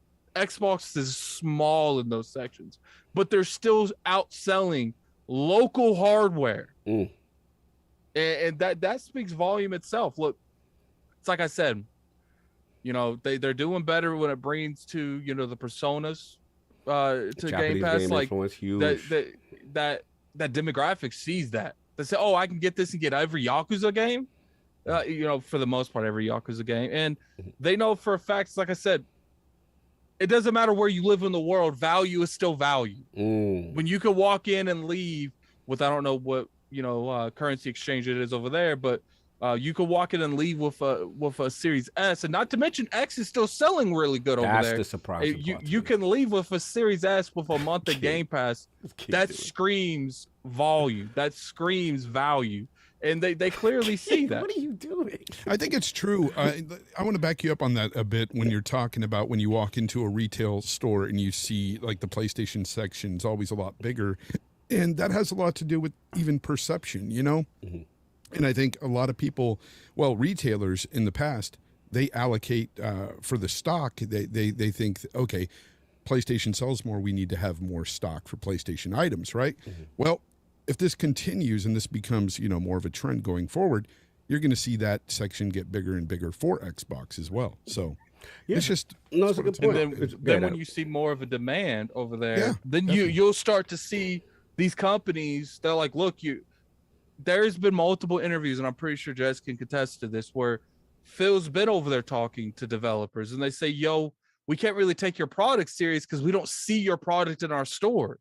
But now they're seeing more people with it. And, you know, it's one thing to develop on a game and not release that game on a platform because your friends don't have it, your family doesn't have it, no one you know has an Xbox. But the more you start to like level that out, and I'm not saying it's selling crazy amounts, but it's selling okay over there considering it's a country that's kind of went away from console gaming in general. Like we go act like the PlayStation sells like millions over there. They don't. Well, the Switch is down. You know, they sell good over there, but that is a very mobile state. And I think people are picking up the Series S and the X because they have XCloud, because they want more access to the games that they get with that service, and they're going to use the console to get it.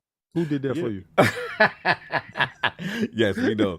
Let me give a buzz over. This is all you guys made all good points. I mean, at the end of the day, it's like it is impressive to me. It is impressive. I know people will use the caveat of supply issues, and I'm not going to say that they're not for Sony. You know, but at some point, you know, we have to give credit to one company having the foresight to plan, especially in a region that historically they didn't do well in, right? So this is important. And to me, it's like what King and Jez are saying. It's like, at the end of the day, and Fonz, you said as well, when you walk in as retail, you know, the perception is you go in there to get what you want, right? If what you want is not there, you know, yes, will there be some times where someone says, okay, you know, maybe I'll get this other thing, but generally you'll wait until what you want is resupplied. So to me, there is a demand for something, and especially according to Twitter, you know, there's no reason to have an Xbox, right? So, not to interrupt you. Yes, please. So you're saying that the consumer is going inside the store and they have this large PlayStation section, and he says, "Excuse me, can I have a Lockhart, please?"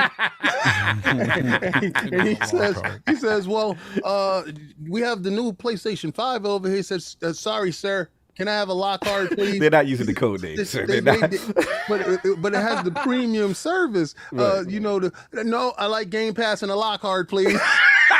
I don't care how big your section is. Pause. I'm going home with a little man. It's a testament to little man. Yes, it's a testament to what don't care how big your section is. It's a testament to one. The shout out to the team. Obviously, Jason Ron and his team from a hardware, from an architectural standpoint. Beautiful. It's a well designed console. We cannot dismiss that. Second, we cannot dismiss the value. Right. So clearly, You know, again, people have to understand Twitter is that's just an echo chamber. That does not represent real life. You know what I mean? So at the end of the day, it does not.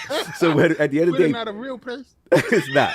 So when people go in, like I said, they're seeing value. They're seeing something they wanted, regardless. Even if, you know, supply constraints by PlayStation does get rectified and PlayStation sells more or whatever, it is impressive based on what they did last generation. But let's be honest, was paltry. You know, it was something that wasn't really even taken serious. And I think combined with that, combined with the commitment to Japanese games, obviously we know about the Kojima thing, we know about what they're doing with Sega, we know what they're doing with the Atlas. We're starting to see, again, it almost feels like that 360 where there's a presence. They may never win the region, but to have a presence in an area where historically it's been bad. Wait, King, we doing that? I think they're gonna win that. Oh God, here we go. I think they're gonna win that. I think they're gonna win because right now, Jez just told you.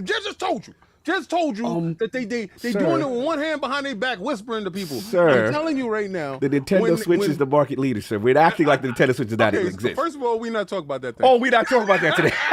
We're gonna keep it a buck.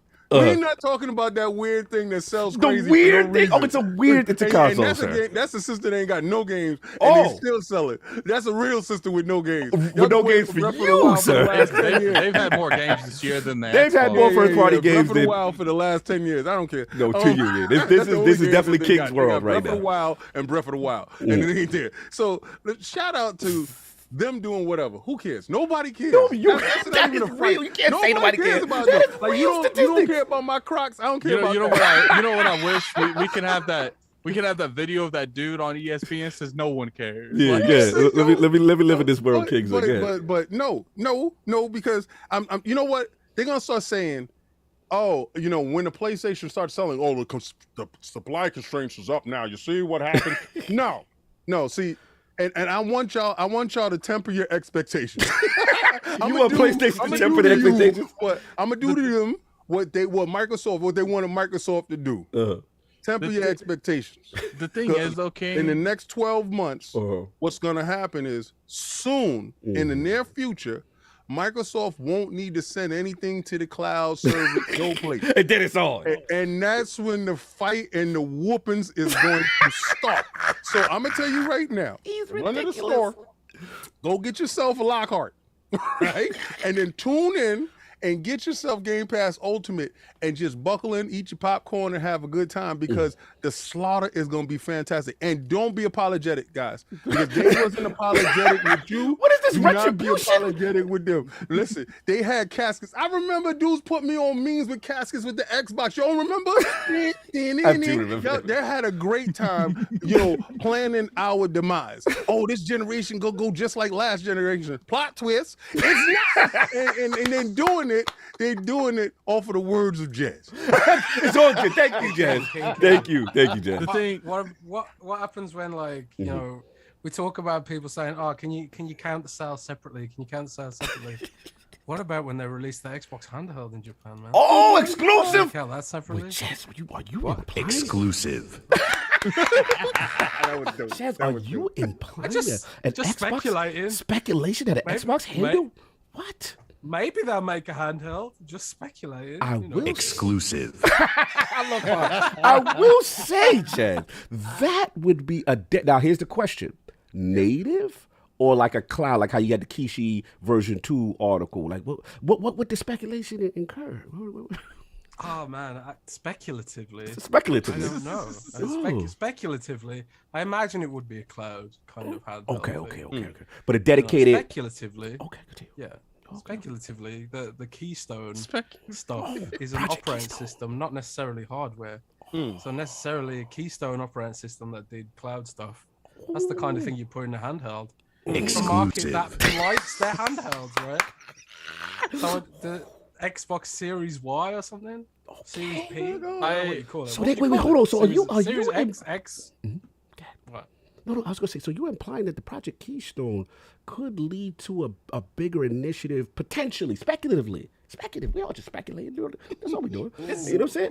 It's a reach. It's a reach. Would it make sense to even do that if they can just like put this OS on other existing devices? There's so many of them out there. I think the reason I put it on everything. Oh. I put it on everything. I think that's the the point reason is like. Sorry, go on. I was just gonna say, I think the reason that they would make a personalized handheld device is because the Switch is seen as like a personalized handheld device, and I feel like they might want to build something a little bit more natural to the hand than a phone. You got to think, right? You got to think. A lot of the encoding for the video stream for cloud. Some of that's done natively, right? Some of that's done on your device. Like that's why the PC version of XCloud tends to have a better image quality than if you're just running it through a browser or something else, because they're doing some compute using your computer, some encoding, right? So if you were gonna have dedicated hardware to streaming cloud, theoretically you could get a better video stream if the device is actually designed for it natively. That is true. That is true. And then it theoretically, speculatively. That's something I think I'd like to see from them. You know, for markets that do think highly of the 15 FPS Nintendo Switch, get a 60 FPS cloud Xbox Switch instead. Well, look, you know, it's a perfect transition into our next topic because with the advancement that Xbox is making. But I did want to give you that because a dedicated, I'll be honest, like I think the tech is really great. I used the Kishi 1. I got to get to part 2. Shout out to your article. But I have to say, like, it is really impressive. It's really responsive. It's come a long way. And if you had a dedicated device, Jez, put it on the. Let me see. Put it back up, Jez. Put it back up. It's good, man. Let me see. Put it back up on the screen. Let me see, because I need the new version. Jez, flex. Put it back on the screen. It's good, right? There you go. Oh, okay. Minor flex for you. Nice. Is it even out? Yeah. It is out, right? I think it's $99. Yeah, it looks. Like, that's really. Wait, I hope you ain't breaking NDA. I'm gonna take a screen off. Minor flex. It's available now on Amazon. It's really good. I love. It's the best. It's the best XCloud device. Right. Like it feels great. Like you can hear the clickiness of it. The trick is looks It nice. feels like if Microsoft made one of these, it would be basically like this. Right. It's the closest to actually like feeling like a good device. But the problem is my Galaxy Fold doesn't fit in this thing. And Galaxy Fold's too damn big. So, you know, it's kind of like I still want a dedicated hardware for it. But. Right. And that's why part of me feels like they need a dedicated one, because phones are evolving to a point where, you know, when the phones start becoming popular, because I've noticed a lot of people really gravitating toward those phones. Right. It would be nice for them to have just one thing you can buy that they're always going to support. Right. And the thing is, it would solve two problems. One, because let's be honest, a person like me, I know I like to use my phone. And some people don't want to have their phone also multitask as this dual device. So you keep the phone separate, have the dedicated thing. And then it helps Xbox, because let's be honest, even though I want a native handheld device, ultimately that would be another SKU that potentially Xbox would have to develop for, right? And this eliminates that. If they would have a dedicated device screen and it's still a streaming only kind of device, that would eliminate that. They could still do what they want to do with Project Keystone. You know what that means, though, don't you? You guys know what that means, that they make this handheld version that accesses streams in the cloud. Means people are going to be on Twitter like, I want them separated. I don't want this with this. Don't want those beat up 3 times. Don't want those numbers to count. I mean, look, at the end of the day, after the Xbox One generation, if you would have told me the last couple of years of the Xbox One that the next Xbox would be outselling PlayStation, its native country, and that it would be outselling Xbox in key ports of the world at certain months, I'd have said you crazy. Like there ain't no way. Like they was gonna do it all natty, and I told y'all that was gonna happen. And dudes was looking at me and laughing, and y'all was like, "King, you out here, you're capping too hard." And what happened? Y'all gonna have to start putting some respect on my name.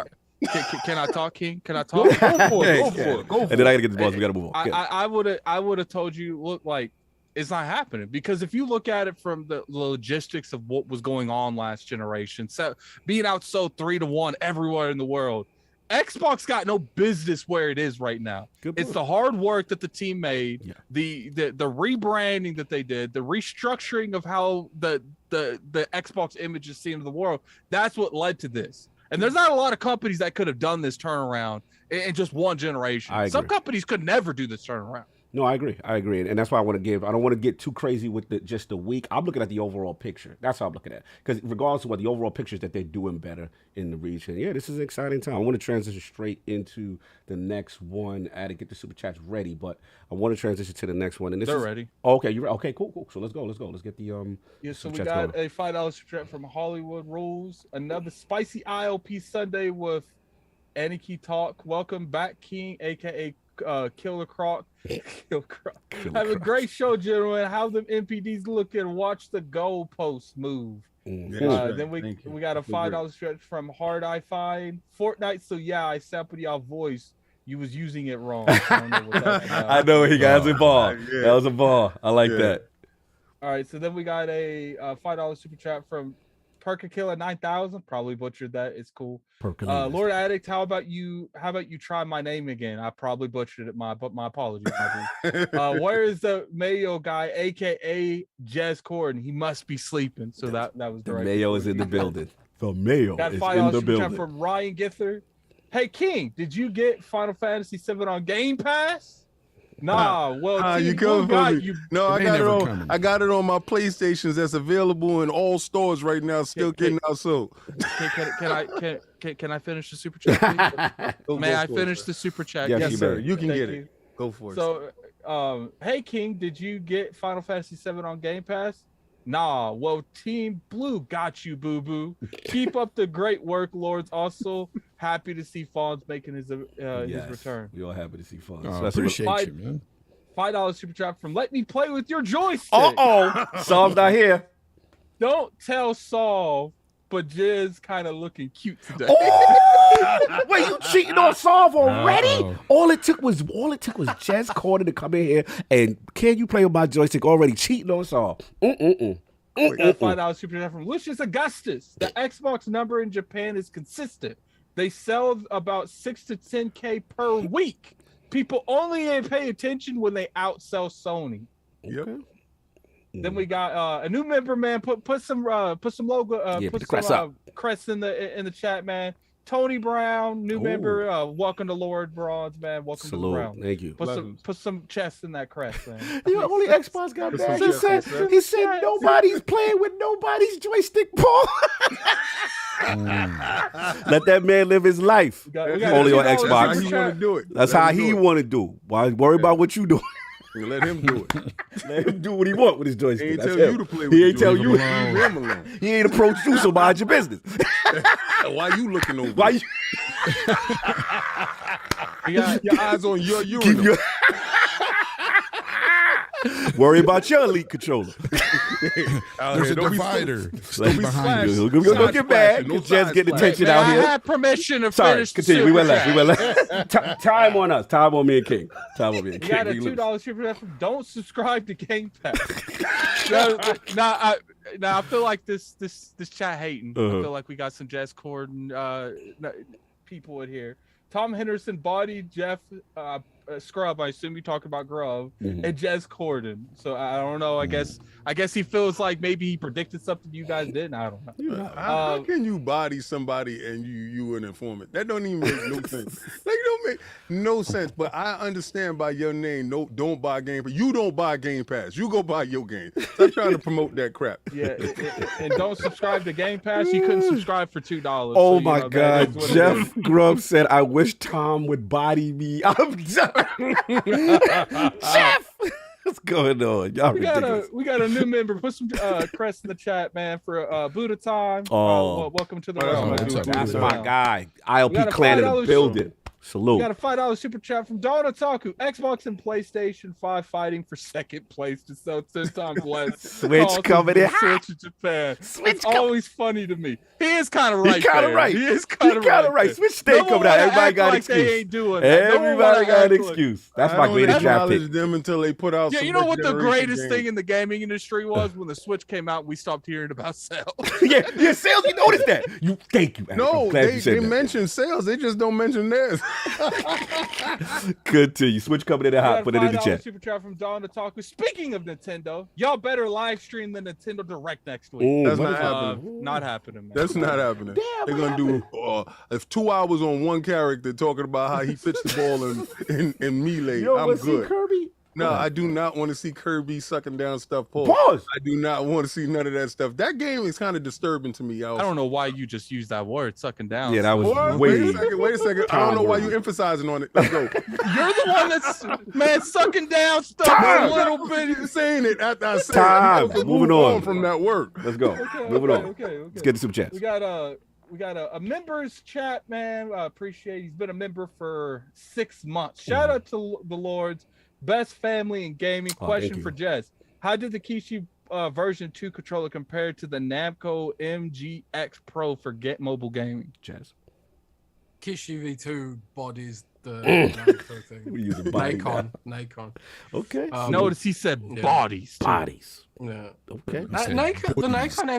The new Nacon was okay, but Kishi's just on another level. Another level. Salute. We got a $10 super chat from Ducky. Always a good time watching the show. Y'all keep doing what you do. Ducky, salute. I believe you're in the clan. Shout out to ILP Destiny clan. Shout out to Ducky. Then we got a super chat from Dham Thread. In my country, some stores are doing families that lack knowledge with tech dirty with selling the Series S. All they done is pre-install the latest update, and for this take an extra 120. Yeah, that's kind of dirty. I don't know what that's about. That's crazy. We got a $5 super chat from Flame. Oh, Jez Corden from Iron Lord's podcast interviewed LordCognito. Get him to confirm the existence of an Xbox. We got the exclusive. Fonz dropped the Sorry, bars. had to. Hi, Jez and Yeah, Fonz. we got it. Idle Sloth, cue it up. All right, you guys have been going crazy since I started reading these super chats. We got a $5 super chat from Thanks1138. Nintendo did a turnaround with the Switch, coming from the Wii U. Poor sales last generation. Xbox is pulling up with success this generation. Yeah, pulling the same success. Good point. THX. Do you see? I got him. Yeah, red and black dog. $5 super chat. Nobody talking about Jez breaking the news that a new Project Gotham racing is coming, where you can race the Batmobile. Love the show, fellas. Is this confirmed? Jez, do we know something here? It's because I think was it on Xbox 2? I said that I thought Project Gotham Racing was like a Batman racing game or something. Oh yeah, I did listen to that. Yeah. I thought the Gotham meant we had to do it back. Yeah, I thought it was like a Batman themed racing game or something. Hilarious, no doubt. Oh, shout out to Hardgate Shitney. He put it in the chat. Oh, that's the homie, man. We got a chance to break bread with that man. Yeah. Cool dude, man. Really cool dude. He got the Game Pass Ultimate 3-month in the code. Y'all better snatch that up. Somebody already. You know that's going. Look at King. He's so already did it. Ain't me. Shout out to Forza Legend with the $2 super chat. Forza background of the dude with the PlayStation suit. Laughing at. Okay, well, I don't know what that means. But okay. Oh yeah, because that was Fonz. Fonz had the Fonz background. Oh, Fonz background. Yes. Yeah, his background. Yeah, he laughed. Hargeet Shadi again with the $2 super chat. We got that Forza Horizon 5 Premium Global Edition. Y'all better get that. That's crazy. Salute to Hargeet, really doing it up for the community. And then we got my boy Lloyd Metroid, $2 super. King is capping. He plays Skyward Sword. Stop it. No, I do. Look, man. I actually have to. Skyward Sword's a good game. We like to start with the Zelda. Yeah.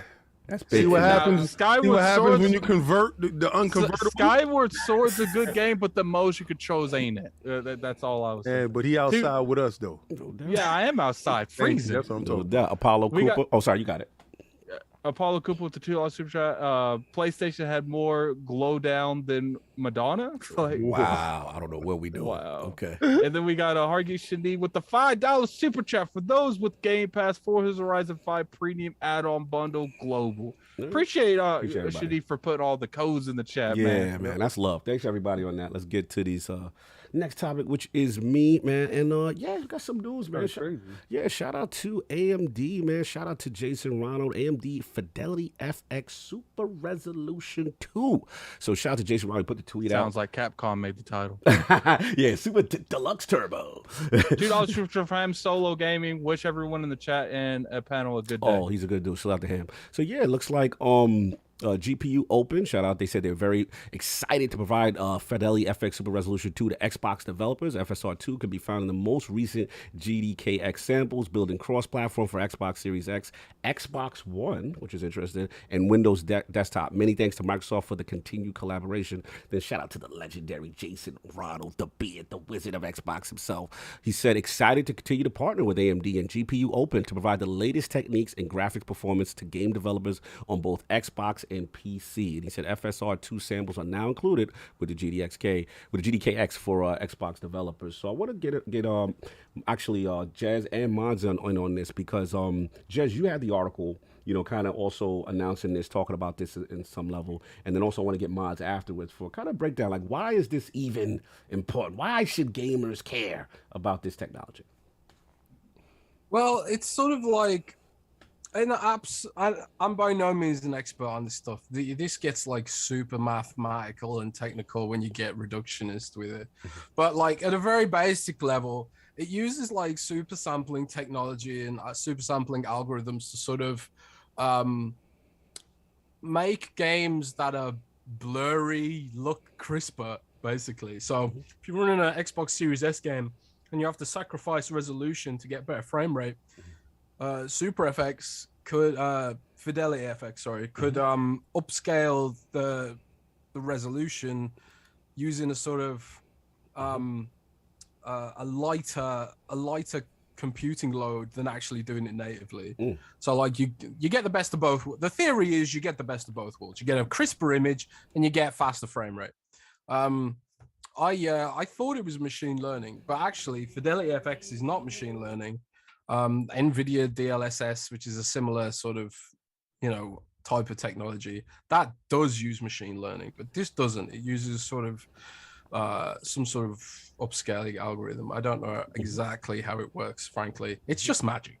It's just magic. It's just magic. It's just a wizard, Jason Ronald doing what the wizard does. That's what he does.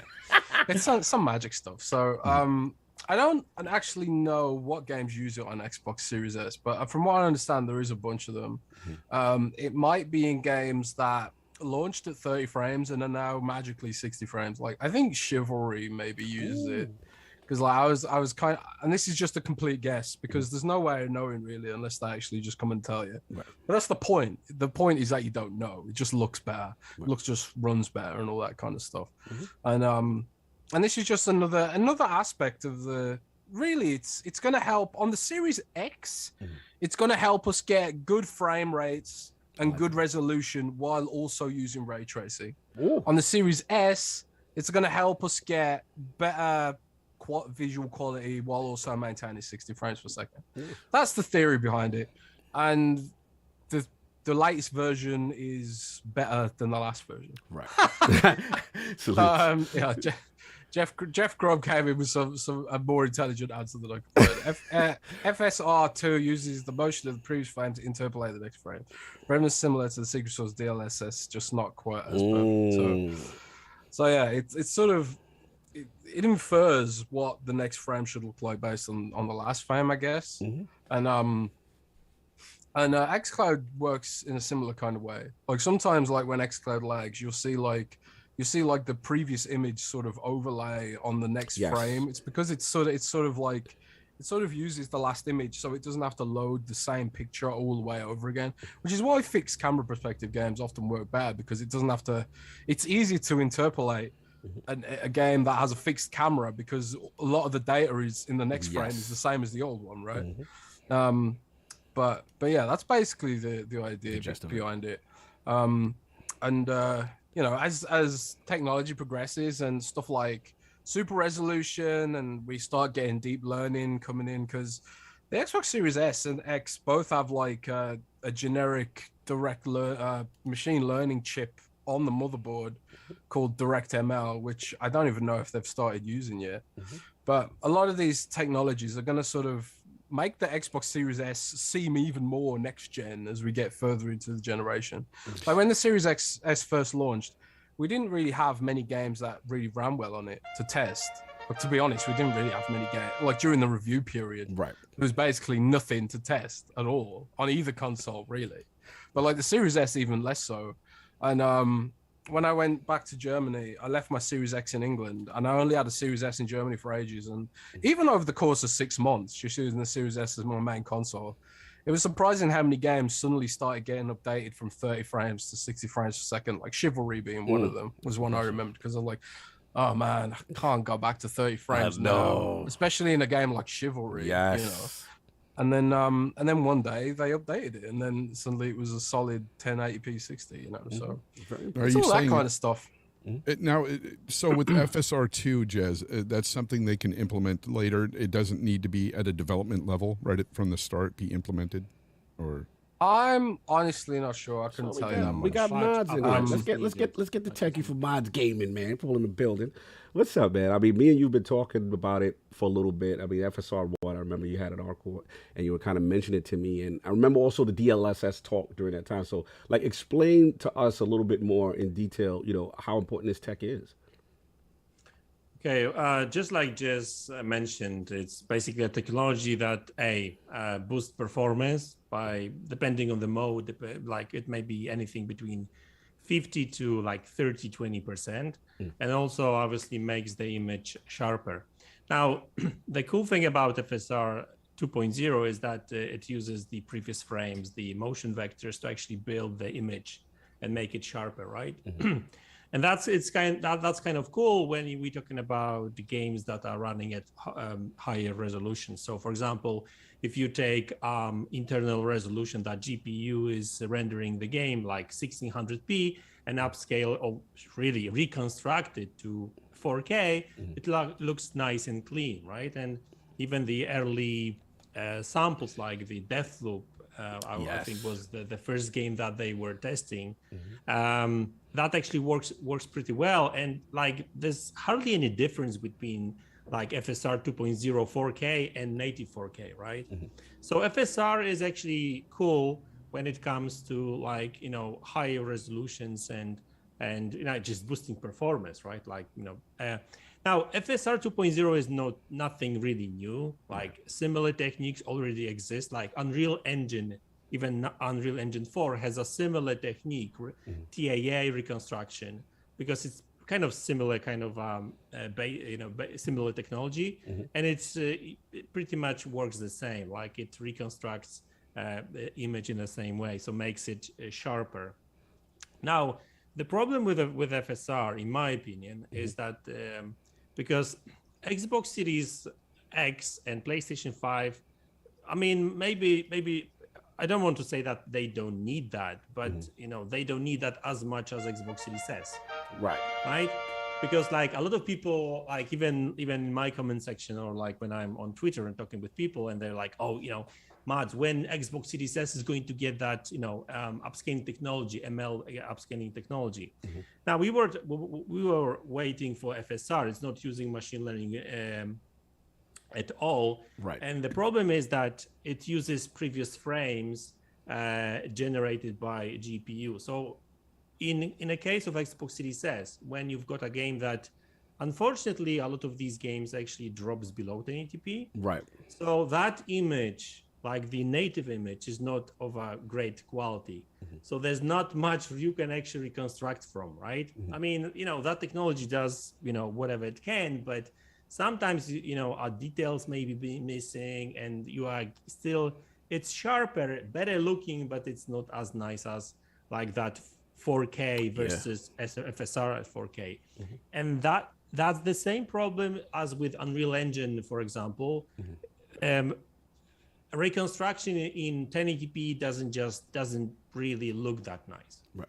And that's why, even though that FSR 2.0 may be good for some developers, because, like, you know, they may not have their own technology. Like there's like if you look at PlayStation, for example, all these, you know, PlayStation game engines for the most part have got their own technology like that already. No reconstruction technique. Exactly. So FSR 2.0 will be no good for them anyway, because they've got their own, right? It's not doing anything new for them. It may be better for, like, you know, developers that then don't have that just yet. And the last thing I want to say about, you know, these technologies overall is that I mean, it's cool that we've got that, right? And that they improved over FSR 1.0. But I'm still waiting for machine learning on consoles, and we need that desperately, especially Xbox Series S. Break that down as to why the machine learning aspect really excites you more than the kind of reconstruction techniques. Okay, so that technology is kind of similar. It obviously uses the motion vectors, the previous frames, but it also, the algorithm has additional data from the servers where you actually building a model for, basically developers, when they developing games, they kind of send or load samples to kind of, let's say it like a server, right? Or a computer somewhere. And that computer is kind of analyzing all the frames and everything, right? And these samples, a lot of times, are being loaded in 8K, right?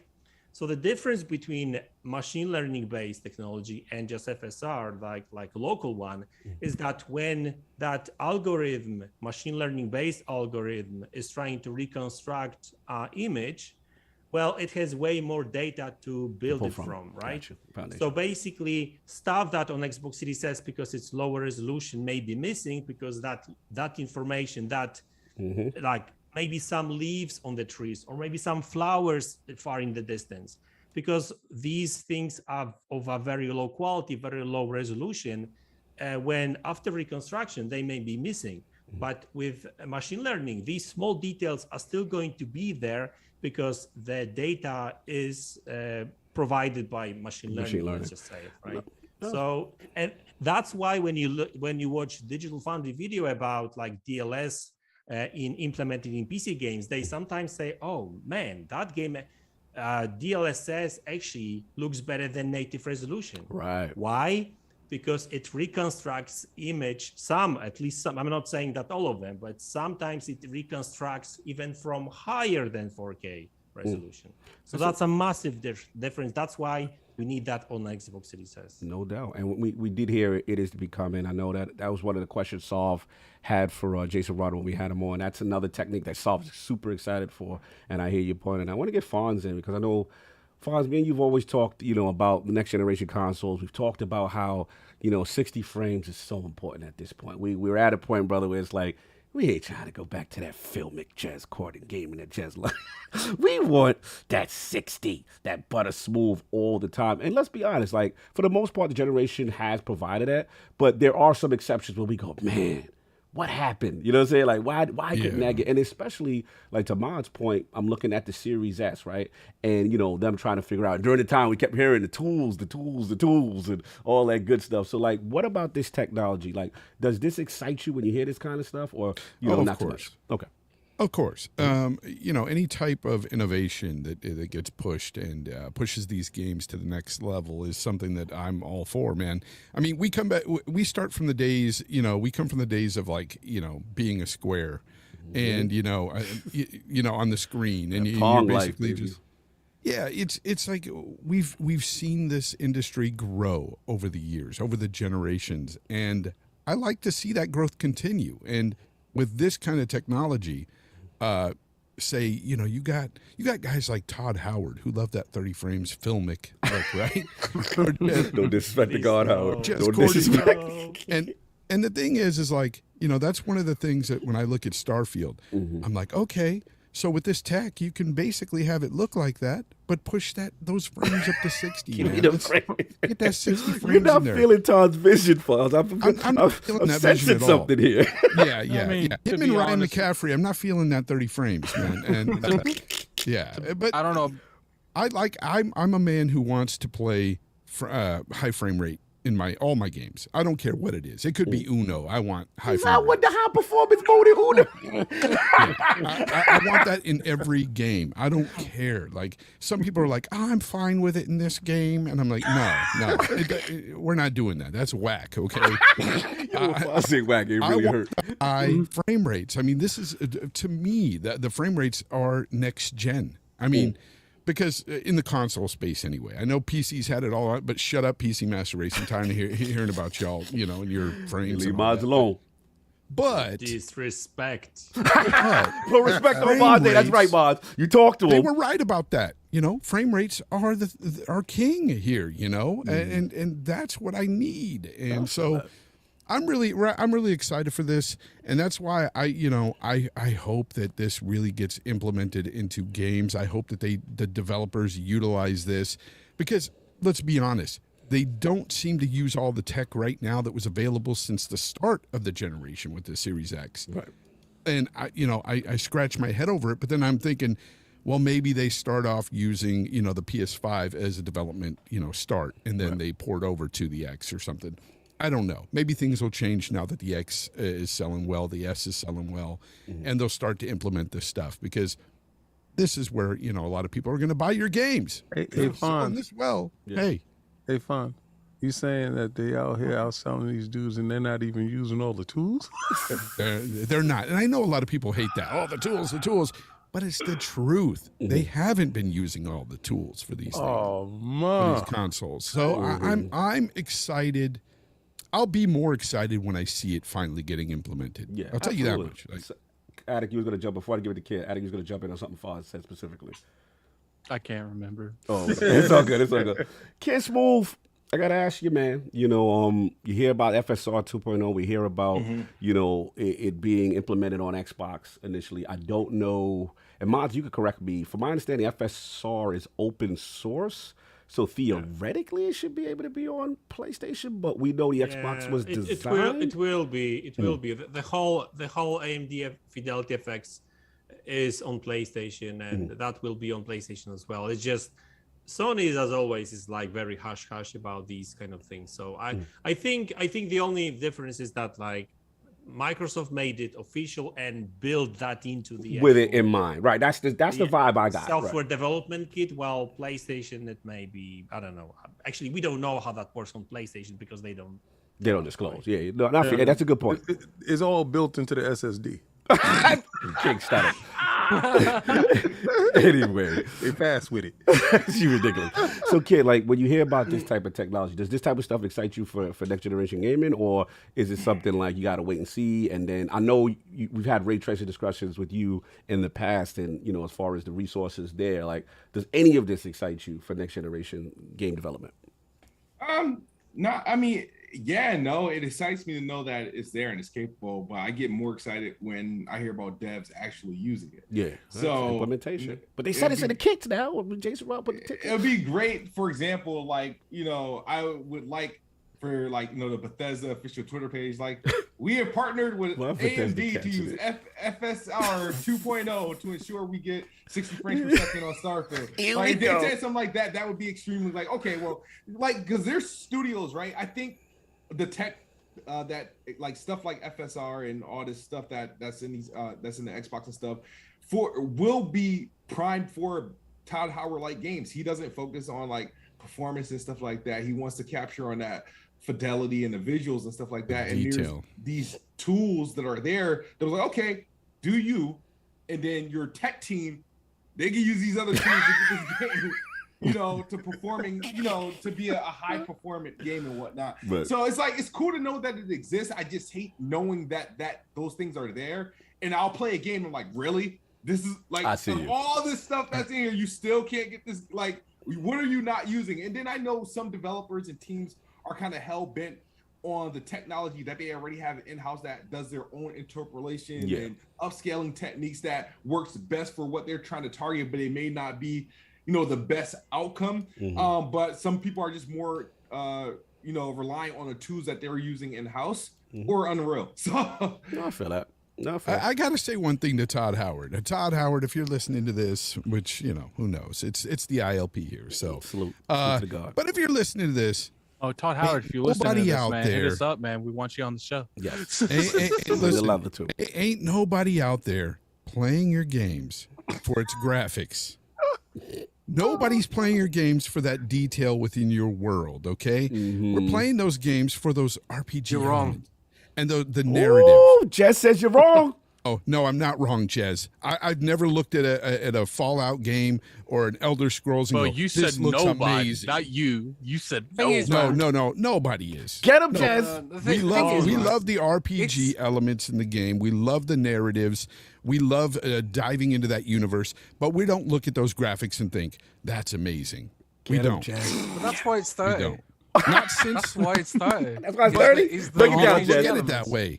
That's because Todd No other Howard game. feels that way. Let me hear this. Let Jez preach. No other game lets you interact with every single object in the world.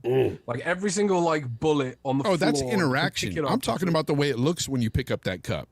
I'm talking about the way it looks when you see that ugly face. cup. I can touch it. But that has performance overheads, right? Like if of course you play it like does, the Outer Worlds. If you play the Outer Worlds, it's 4K, it's 60, it's gorgeous, but everything is flat. Everything's a static object. It's like art stuck on the background. But in a game like Skyrim and Starfield and stuff, that every object is a real object, and you shoot a rocket in a room full of melons, and the melons fly all over the place because it's the trade-off. It's got fruit physics. Yeah. It's got everything. Yeah. No, I'm with you on that, Jez. I agree with you on those kind of details when it comes to interaction, but nobody is playing those games for the visuals. Yeah, but let's be real here, nobody. Fonz. I will agree with you. I've always been the kind of person that, because I'm a huge Bethesda fan. Like, when it comes to, I expect their games to look good, but I don't expect them to be eye-gauging. You know what I'm saying? Me too. But I will say, if you popped in that Starfield and it was looking like Fallout 3, you would scratch your head. Like, here's the thing about Starfield, though.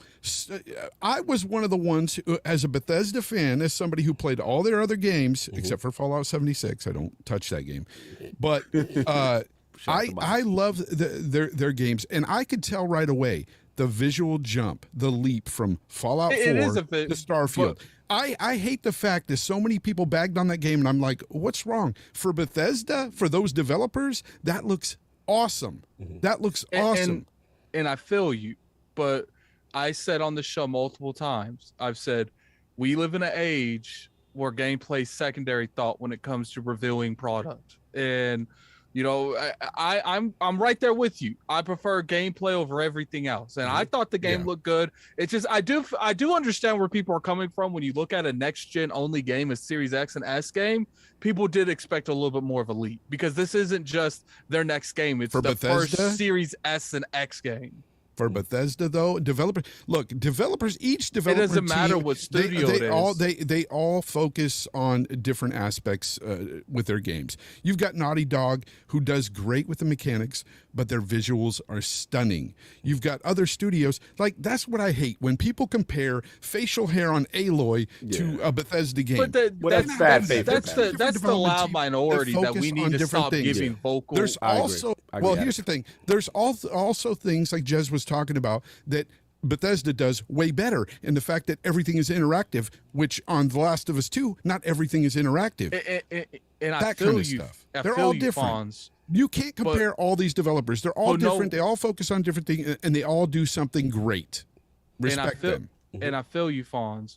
But I think we can both agree that comes after the game comes out. As of right now, it is if the game looks visually appealing. That's what's going on right now. Sad. When you see it's sad, but it's just how it is. Here's the thing.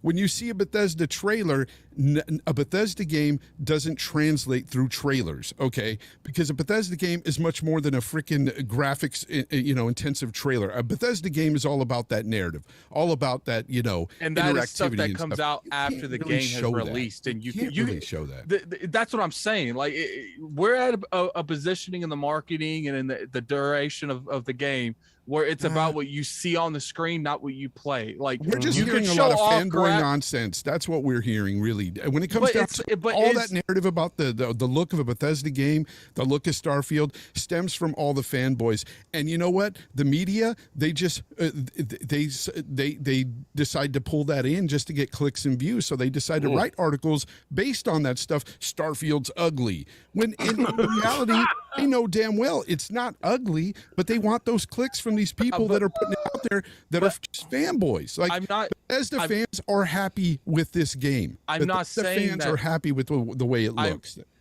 Fonz, I'm not saying that you're wrong.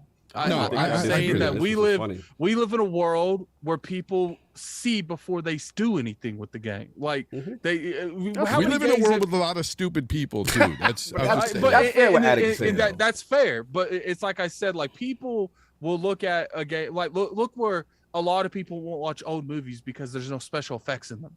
There's a lot of that going around. And keep in mind that we you know, even me, I'm 30. Like they're trying to demographic this to the younger generation. You're saying things that I totally understand. My point with all this is that I don't like developers being compared to other developers when they make totally different genres, totally different games. Yeah, that's where I'm in alignment with both of you in the sense that you know some of these comparisons I feel are bad faith comparison based on the genre of the game. And that's when, to me, it exposes the intent or the fact that, okay, you just told me you really don't play No Man's Sky. You really don't play Starfield. I mean, you don't play Bethesda games, right? Because at the end of the day, we understand the algorithms involved. We understand, like Jez is saying, the NPC involvement, the interaction, the law system, the justice system. You interact with one thing and that weight carries over the questing, the logging. You know what I'm saying? It's way more than that. But I understand your point at it. The problem with Twitter, which is sometimes it's an industry problem too. It's not like a console. No, problem. I agree. And where it comes down to is it's a very very free facing, like what you see immediately, and I'm comparing it to what something else I see immediately, and that's where I think until you play the games, you see the difference. And some of it I do think is bad faith. Now, in defense, there are some people who legitimately, I want to be fair, there are some people who are legitimately look at Starfield and say, you know what? It ain't looking all that for me for something I waited for a next generation. Yeah, sure. And that's fair. All I'm saying is let's play the game. Let's understand the scope of the game, right? Because the scope, until you could tell me another game that is attempting all of these things this game is attempting with ship combat and colonies and thousands of planets and all this other stuff and a full-fledged quest game of 30 to something hours, then we can have that conversation. But I feel what y'all say. I definitely want to understand that. Yeah. I think the biggest thing that we just had is one of the reasons developers have a hard time showing us games before it comes out, because they know that people won't take it to that, like, this is an early build, this is still in development. They're going to look at that and be like, yo, that's the game. Well, yeah, and to the fans' credit, you know, whatever you show someone, expect to get criticized on some level too. You know what I mean? They own the right to have that opinion. But I do want to open this up because I know we got Bethesda's never been one of those that showcased well. Yeah, they have trailers. And honestly, when you think about their games too, again, we go back to the whole detail aspect, you know, that they really put into their games and the narrative, and that doesn't translate with a trailer. It never will for them. I mean, and I did see a lot better visuals in this. Yes, there were some visuals that were kind of pancaked, like some of those trees and stuff. That I didn't care for.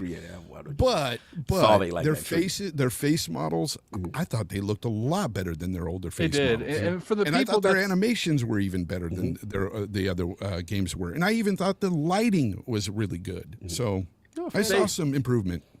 They did. And for the people that like zoom in times 100 to see inconsistencies, and they're weird. It's like those are the small loud minority that, like, we just got to act like they don't exist, because the moment you give them vocal opinions and you talk about them on shows and stuff, and like that's what they want. They want that power because they want that acknowledgement that you know their words meant something. It's like, look, when I went into Starfield, I've always said I want good world building, good interactions, good world immersion, and like, look, like the game, I've always felt like Bethesda games always looked above average to what's going on in the industry right now. They've never looked amazing, but they've never looked hot garbage either. It's like, it's something that's like, yo, I could play this. This looks good, but it's never anything that you could put up to like the top game and they be anything close. But that's okay, because what they lack in that fidelity, they always have in everything else. In RPG mechanics, gameplay, I completely understand. I want to get King in because he's been patient.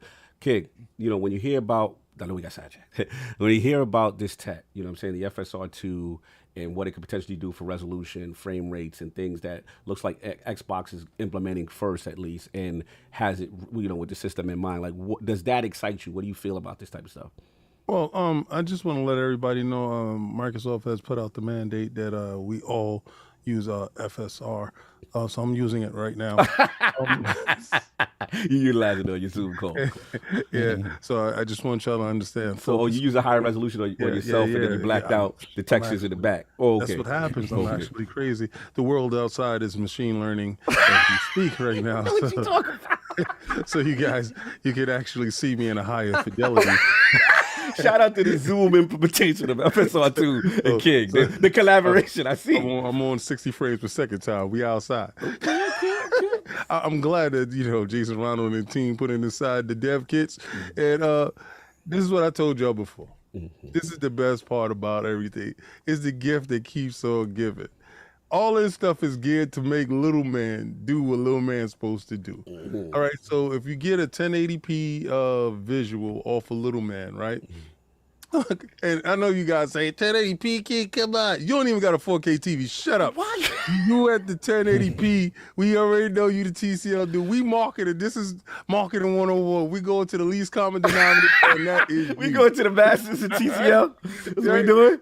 So what they said was they looked at their gonna game. really hit us with a cease and desist. Yeah, we definitely they better come hard. Pause. Man, it's gonna be Paris going to investigate us. He down with them. So the fact of the matter is this, right? These dudes keep capping. All this stuff is for little man to make, because we already know that X can do all he's supposed to do. I agree with him. Do it all natty, right? So everybody's been sitting there saying, "Oh man, how can we get little man, you know, to actually keep up?" Well, here we go, right?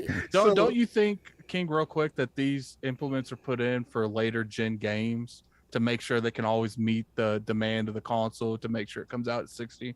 Well, I think that all the future proofing that they did put inside the dev kits, and why the dev kits was behind, it was because they was trying to make sure that the tools that they give to their community is actually going to stand the test of time.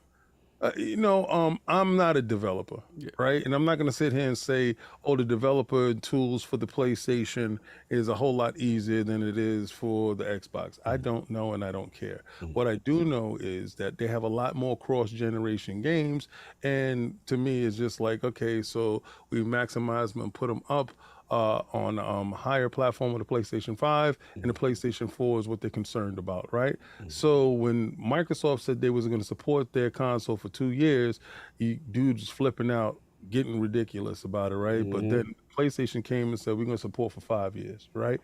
And why? Because the development tools is a whole lot friendlier when they supporting the PlayStation 4. And good, whatever happens. I don't care if they get FSR. I don't care about that stuff. As long as it makes the games look better and run better. But what I think Microsoft's plan is to give little man the ability to continue to evolve and compete with the other consoles, right? At a low resolution. The resolution looks good. The frame rate looks fantastic. So if it can stay at 60 frames per second and give you a 1080p or 1440p image, and without you noticing what it's doing in the background, because we don't really care. All we want is stability at all times, right? Preach. So what we thought going into this generation, and Microsoft is the ones that are actually putting their foot down in the sand, because next year is the cutoff point. It's going to be future and on, you know, and it's not going to be cross-generation games. It's going to be get down and lay down type of thing, and the cloud base is going to be for the other stuff. Little man has to be able to continue to keep up pace. So 60 frames per second, 1080p image, 1440p image if you're lucky, performance modes and stuff like that in the box. That's a hell of a value. They dropped the price of the console down like $50, $250. You get it for $250. You walk inside the door. You're fantastic. You out the door. You know that you have a machine that's not just here for the short term, that is going to be here for the whole duration, and that whole stuff that the Series S is holding back. Think about this. That's a good point. The Series S has tech inside the box that allows it to compete with the next gen or current gen consoles, right? Because it's a current gen console. The PlayStation 4 does not have said tech. My God. Here we go. Right? Here we go. That tech is not there, right? So We were doing so We good. were doing so well. You know, Here it hey, comes. you know I got to double back and bust them upside the head every time I get a chance. I'm a double back and bust them upside the head. You're not gonna get an unbiased conversation from me when it comes to At least this. you're right? transparent with how you feel. And people Right. wonder, wonder why when we read the super chats, people love throwing out an Xbox podcast. podcast. Oh yeah, this is why. Say Continue. whatever I you gave wanna up. I say. gave up on it. We I an don't fight Xbox it no more. King podcast. just yeah, At the puts us in same this time, somebody is holding us back. Uh-huh. Now, I'm not gonna say who the person is, PlayStation 4. But what I will say is soon you're gonna start seeing little man compete on a level that is equal to the current gen consoles. And it's fantastic to see that they're actually thinking about. I think all of this stuff was thought about with little man. That's why I wanted to jump in. be That's honest what. with Yeah, that's why I wanted to jump in. I'll make mine quick. Yeah, I'm looking. I agree with pretty much the panel here. You know, from a next gen standpoint, these are the type of things that excite me. I do like that Xbox. Again, shout out to Jason Brown and the team. Is that they built their system with a lot of future proofing in mind. And that's the thing that excites me. You love to hear about this. So like what Attic is saying, later in the generation, you start to see the benefits. And I love when you go through a console. Tools. Yeah, tools. Shout out to the tools. Yep, Feels like they tools. built it with the ideal that it would evolve. Yes. Like they left plenty of things where it could do anything they want to. Yeah, and to me, that's exciting because I love when you look back at a generation and you look at the end of the generation and you go, whoa. You know what I'm saying? Look how impressive this is. Like, I remember the end of the 360 generation and seeing like a Halo 4, and you're like, yo. You know what I'm saying? Like, this is really impressive. And that, to me, is when things evolve and mature. And to me, that extends the generation, so you don't necessarily have to rush out, you know, for the new console. We know another console, most likely generation, will start, but to me, that extends the life of it. What I'm hearing... PlayStation. Yes, King, I know how you... It's over. Yes, King. But they're doing this fight right now with one hand tied behind the back. So when think about, I see y'all guys don't really get it when I say it's over. Last PlayStation, you're gonna be an app later. I'm telling you, when the constraints is off, yes, and they say, all right, give them everything we got. Take that cloud Who gonna say this? Take that cloud off and put it out there. We no longer in beta. We outside now. When they say we outside, when you start seeing commercials say XCloud is outside, that's the code. That's Order 66. That's it. Over. Okay. That's Order 66. They gonna tell Jez. You're gonna see it's gonna be one tweet from Jez. And it's gonna say it has begun. Has begun. This is Mortal Kombat. and y'all gonna see all the Jedi getting rounded up. and it's gonna happen, and you got to turn around and know that hold on. Empire won. We got to make this fun, King. Okay, the order is 60-16. Who's Obi? Who's Obi-Wan? Who's living by a landmine? Jim Dance Moves Ryan is Obi-Wan. He holds it on. Obi-Wan right now. He outside right now. Yeah, ridiculous. I'm gonna tell you right now, they're gonna catch them all. They're gonna catch them like Pokemon. And it's gonna be a wrap. I told y'all. Listen, you gonna see it's gonna be a tweet for all those people in the know in the background. Okay, so it's gonna be a cryptic. It's gonna be a tweet. You gonna see it's all gonna come from Jeff. Jez is gonna be the source. It's gonna come from Indie Sloth. It's gonna come from Jez. And they all gonna say the same tweet. King, it has begun. So are we saying? Ridiculous. Are we saying that Microsoft is the Republic? Yes, I am saying this. So hold up. I got a question for you, King. If Microsoft's They're the gonna crush the Republic, Oh, so Microsoft's really the evil empire with the money, with the thing. Oh, okay.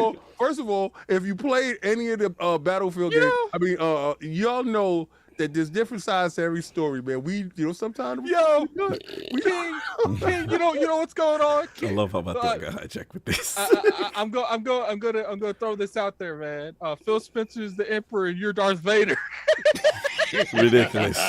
Anyway, like I was saying before we broke into Star Wars references, I'm just saying. Look, according to, I agree with the Series S being the factor, because I do think they envision that as the top seller. I think that was part of the design in mind for them, as them being the number one. After that cheap dude. Yeah, dude, all those PlayStation dudes that was $100 cheaper, and you're not gonna cap. I know you dudes. You walked in the store, you saw 500 versus 4, and you said, I don't want that, I want that. And I know how it went down. So we got you boxed in right now. It's cheaper, and that's why it's selling. And y'all can't take it away from me, because I told you it was going to happen. Yes, I'm sorry. I do apologize. This is a very good day. Yes, thank you. Yes, Madz. Can I chime in on yes, something please. real quick? Please, because, like, I mean, I know that may not be the best metric for... But no, it's the amazing metric. We're not going to act like it's not an amazing metric. No. Go ahead, Madz. No, I'm talking about the thing that I'm about to say. Go for it. Because there's this YouTube channel. I think he's called like AJ Gaming or something like that. He does these like benchmarks on the consoles as well. Okay. And like if you look at the Digital Foundry and many other, they show frames and they talk about resolution. But this guy in particular, he shows the power usage as well. And there's always obviously power limit on these chips and that kind of stuff. But obviously the more you tap into all the resources of the chip, the more power you use, right? And like I think that was Gears 5 or something, was using like 220 watts or something like that, during like normal gameplay. Normal gameplay usage. And most games right now, and that was like first party game, they said that they are using a lot of these like next gen architecture already there, like they were like playing with it. Yeah. Not to a full extent, but that game was using like 220 or close watts during the gameplay. Most games these days, like when he tests these games, are running around 160, 70 and stuff. So that that goes to show that a lot of stuff that is in that chip is still not being fully used, right?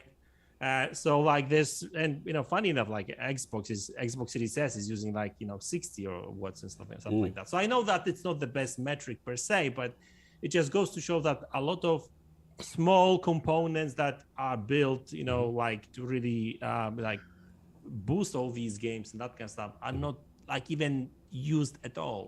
Yeah. You gotta stop giving me this ammo. Oh God. This is what I'm talking about. See, he just gave me another bullet for the chamber.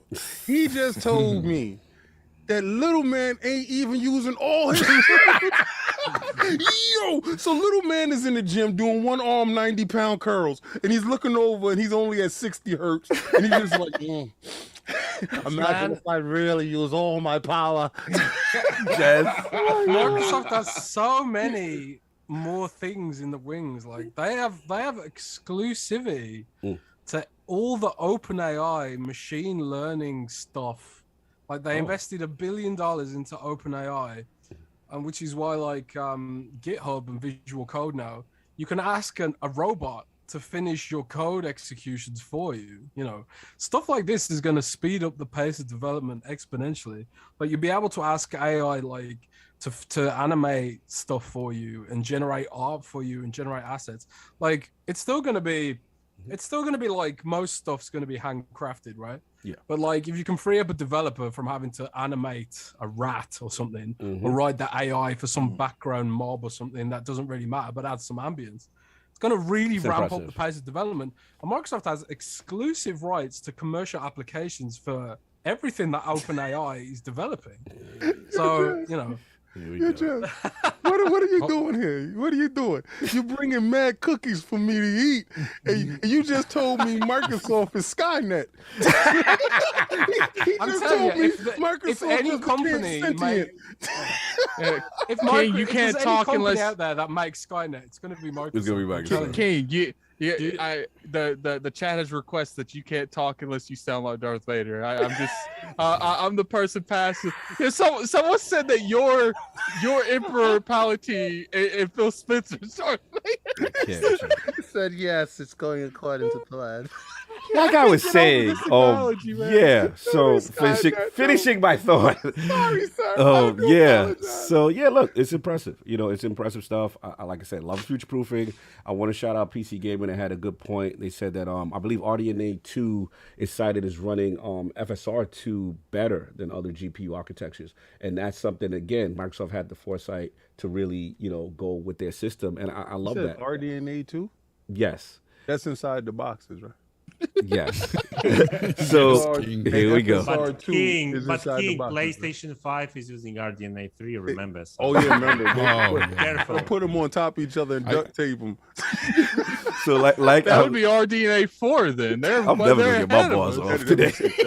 I'm never gonna get my balls off. No, but go ahead. If you put one on the other, that's going to be like RDNA 5 already. But you can't have two. You can't have two of those fast SSDs together in the same room. Yes. So now that we're done with that, sorry. And the PlayStation's architecture. Yeah, look, my main thing, and Fonz attest, is one of the main things that excites me about the next generation when it was announced was the ray tracing thing. But when I started to learn more about it and see how much of a resource hog it is, it really turned me off. Because I'm like, damn, when you see like with ray tracing on and you see where the frames go, and Fonz, how our face does when the frames go. So I was just like, so now when I hear about this, and I know machine learning is not implemented yet, and that's something else is additional. But when I hear about tech like this excites me, and to see the adoption rate is impressive. Like Madz said, we see with Deathloop in the games that already have FSR 1.0, and from my understanding, it's a pretty easy implementation. Wait, you said Deathloop has FSR 1.0? Mm-hmm. So by the time it gets to us, but on PC, on 2.0 on PC. So by the time we get to the Microsoft console, yes, it'll have the 2.0. Yes, and theoretically, yes. And with everything else built. Okay, I'm just I like being observant. Okay. You know what, King, like I'm gonna go with my analogy. Microsoft building the Death Star. Like they are, and they're gonna hear it's not a moon. Ridiculous. Fire. Ridiculous. Anyway, so look, it's impressive. Like I said, my main thing is for the older games that miss the 60 frames per second target, particularly on Little Man, that would be cool if those could go back and get implemented. Yeah. And that's it. Exciting tech. I can't wait for the future, and I'm glad that they had this in mind with the tech. So I am going to move on because King's never going to stop. God of War Ragnarok, man, or we got super chats ready? To get worse. Yeah, we got super chats ready. All right, let's go. All right, so it does look like be looking at the chat, King. You're gonna read his super chat. Kelly? His super chat. Yeah, he back. When we get to free R. Kelly's They gave back. him his allowance for the week. We got a $5 super chat from Dawn Otaku. Skyward Sword is the second best 3D Zelda behind Breath of the Wild. Don't at me. I wouldn't go that. I actually think it's better than Breath of the Wild. But that's just me. Wow. Got a $5 super chat from Captain Logan. Xbox Power pushing the native 4Ks. The AMD news pushing the idea that native 4K isn't the end goal and FPS is the real king. We actually have a member chat, so definitely he's been a member for 3 months. Shout out to the Lords and guests. Perfect podcast to listen to at work on the Lord's Day. Have a blessed day. Salute. Then we have another chat, 12 months by Dragon Heart Yobi. Blessings. Hashtag peace, love, life to the Lords. Keep up the great work at Fonz. Welcome back, brother. Glad to see that smile again, man. We happy to see you, brother. Thank you. Don't call it a comeback. Y'all know ILP is taking over, right? No, just wait. Oh, salute. Thank you. Could you please hit the like button, though? could you make us take over with the likes? Sending love, the great Xbox podcast on the internet. Top 5 dead or alive, and that's just off ILP. Those are bars. Okay, salute. Needs the shade. No, he don't. We better leave him alone. He keeping that bed till Ragnarok come out, so it's gonna hit the floor. we got a nice super chat from the Dawn CJG. The general audience just wants a cool looking game via a trailer. I feel like it's very easy to get out of touch with the average person with tech and smaller details. Then we got a $5 super chat from Switch Mitch Skates. I don't know. I don't care. Someone tell From Software that FPS I need 60 frames on Elden Ring on the Series X. I thought it was 60 frames on the Series X. It is. Yeah, it is. I don't know what you playing. It's like Elden Ring. No, he got a TCL. I mean, That's the problem. They got reverse variable ratio. I He's can't. probably playing. He's probably playing Bloodborne on PlayStation. Doesn't hurt. So then we got a super chat from Gamer by Choice, $5. So Xbox was Thanos with the snap, and Order 66 with the Empire. Aren't both of these evil, and didn't they lose? Xbox do better. He got a point there. They do lose in that scenario, Key, but it takes them decades and generations to lose. So we got a $5 super chat from Free R. Kelly. King, it don't matter. Nobody playing Xbox. Really, R. Kelly. Well, 6,000 new people are playing Xbox in Shout Japan. out to my people out in Japan rocking your snot box. Get back in the yard. We got a $2 super chat. We got a $2 super chat from Flame. This is an ILP classic episode. Loving it, fellas. Oh, salute. That's all we got. All right, we all caught up. Let's get it. All right, cool. Let's get it. Addict, Now we're in the smoke. Yeah, Addict, this is your topic, man. A lot of rumors going around. The snitch is back. Talk about God of War. First off, I don't even know exactly how we want to, because the snitch, for those of you who don't know, we got a real PlayStation Insider, man. We got a real one. Right? We don't got fake ones. We got a real one. You know, the crazy part is he's been very accurate, even with the Xbox stuff. And he posted a picture, a GIF that said God of War, and it had numbers at the bottom. It said 111000. So I'm kind of curious what you guys. So first off, there's supposed to be a state of play next week on Thursday, which would be June dedicated 30th. to God of War. Keep in mind that nothing's confirmed, but at this point, if the great snitch says it, it's accurate. So I want to go to King first. King, looks like that God of War might come out this year. This is where you speak. Really, it's coming out. For all you guys waiting, and next week I might be wrong, but for today I'm gonna give you Hayachi face. and when next week comes and they give you a state of play on Ragnarok DLC that's coming out next year. When they tell you gotta pay $50 more for the car and Gran Turismo more, and you guys, and they say, oh, we gave another patch to fix up for Horizon Forbidden West. And y'all still sitting there looking for that date, and they say 112023, and it's next year. Well, according to the snitch, what is it? I don't care what the snitch is saying. The snitch been on fire. I don't care. He ain't in my DMs. So right now, I've been on fire. I'm 97% right. Hey, snitch. I don't believe you. And next week, y'all got to show me. You got to take that off, Fonz. That's creepy. Yeah, that's very creepy. Look at the face. With That's exactly what Kratos gonna look like. Well, we give it to That's Fonz. the date. I'm telling you, that's the date. That's what you're gonna look like, King, if it doesn't come out this year. It's not that same out. facial expression you're gonna have if it comes out next year. It's not. They always do the bait and switch with these dudes. They give a day, they be like, yo, yeah, we coming out. And then right before it's about to launch, we had unforeseen situations happen.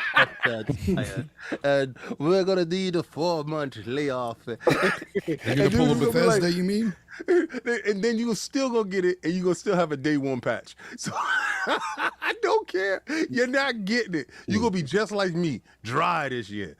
Wow. We all going to be drinking sand together. Welcome to the desert, Are you trying to put on your feeling on what the release date is? Yes, I am. I don't care. If we don't have no games, you ain't got no games. Next year. See you next year. And you know what? The energy is good in the room. I like how I feel. We got Game Pass. I don't know how you gonna survive. So I'm kind of like just to clarify, King. I personally would want God of War to come out this year. I don't want. Why you don't want a good game to come out? If I can't eat in my restaurant, I want nobody eating either. Why they can't have that game? You know what it is? You want to sit here and play that Kumbaya stuff. Oh, it's great for gaming. No, it ain't great for me. Next year, I'm able to talk more crap. I'm able to talk more crap if it's flipped. So if the snitch is wrong. Then I come out on the snitch, and then I can super chat myself and say I bodied the snitch. So okay, hold up, King. King. Trying to body my King. man Jez. I want to body the snitch. King, I got a question to you, like real on this series. If we talking from like the perspective of Xbox coverage versus PlayStation coverage, would it make more sense for PlayStation to release a game not around Starfield or Fall? They don't ever. They always fall over their feet. They did that same thing with Horizon. They get their hubris, and then they think they rock. We got another trusted insider, my man Lord Tom Henderson's in the chat. God of War is this year. Yeah, okay, someone's knees will be going. Tom, I'm a body you too. Tom is the legend. You're not that Tom. I'm bodying you too. I'm putting myself out there. Okay. I'm bodying. Your knees is on the line. You know what's crazy? Are you putting your knees on this? You putting the Are you putting your knees on this? Yeah, exactly. He ain't putting his knees on. I'm asking for them. How about that? Tom, I got you. I'm asking for them. I want you. Okay, no doubt. Oh, these. Me and you. See, this is the problem. I lose. I'm just gonna be like, whatever. You lose. The weight of this is gonna lean on you, type heavy. Because for the rest of the year, that's fine. For the rest of the year, remember what I did to your man Jay Barry. You know what, King? I've been eating right. I've been excellent. You gonna get lean knees. So when you get down on your knees, all that protein and calories that you save can go to your cartilage and your knees. Anyway, so what's the bet? Bend the knees. Bend the knee. The loser has next to bend week the knee. when the state of play come up and there's no God of War and you sitting there with high itchy face, I'm just gonna look over at you. I'm not even gonna say nothing. I'm just gonna look over at you and be like, I'm not doing bend the knee on the state of play. I'm doing bend the knee on God of War next year. Okay. See, they shut you down. See, next year. Listen, even your camera try to save you. They just cut it out. So bend the knee is what? Is the state of play? If God of War comes out this year next year or next year. Okay, so you say King stays next year. Yeah, Alex says this year. Okay, it's gonna get slaughtered by Starfield. It's gonna come out and Starfield gonna come out and body it. Yeah, I'm down with that. I'm with all that smoke. Okay, all of that. Here we go. You heard it here first. This is the easiest bend the knees I've ever had. What's sad is? Oh, hold on. I gotta break protocol. Tom Henderson with the 20-pound super chat. If it's 2022, you shave that bum fluff off your face, King. If it's 2023, hold on. Tom Henderson will donate $500 to the super chat. Let's go. We put it on the line. Let's go. Let's go. You gonna shave? First of all, Tom, you don't even know who the hell that is. you try to confirm that's not Tom. Listen, we got to keep that above. We don't care. Hold on, Tom. Tweet the ILP account and say it's me. Tom, what I would want, right? And I want you to do it live on air. All right? I want you to shave your whole face. Bald. Eyebrows and all right? So, okay, I'm down with all of that. Okay. You want to go after the beard. I want to go after your eyebrows. I want you out here with the smooth face. I want you when you sweat and get in your eyes and you remember me. All right? That's what I'm going for. I'm going for bald eyebrows, Tom. So beard versus eyebrows. I want $500. I want his eyebrows for me. Oh, I want the $500. I'm going for his eyebrows. Can we keep the $500 in? Now, I want his eyebrows. Okay, so it's the eyebrows versus the beard. Tom Henderson, do you approve that it's bend the knee bet between Lord King David and eyebrows versus beard? He ain't gonna be there. He ain't real. You doing another one? You did another one. He said $20. He said I'm out piece. I don't know what that means. I'm out piece. Does that mean he's out piece because he know his eyebrows is up for sale? It's different. When you tell a dude, give me your eyebrows.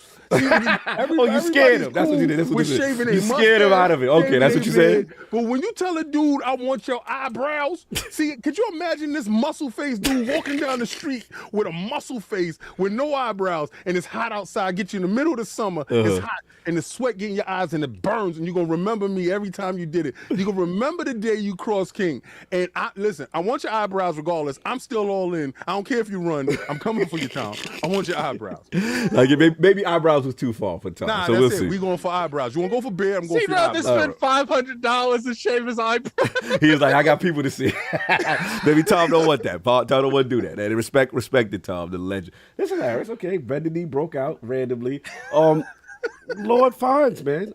Where you at with this? God of War, the snitch is saying in binary the 30th. Hold on, I still say Tom's willing. We still do the 500 versus your beard king. I want the eyebrows. I don't care about the money. I want his eyebrows.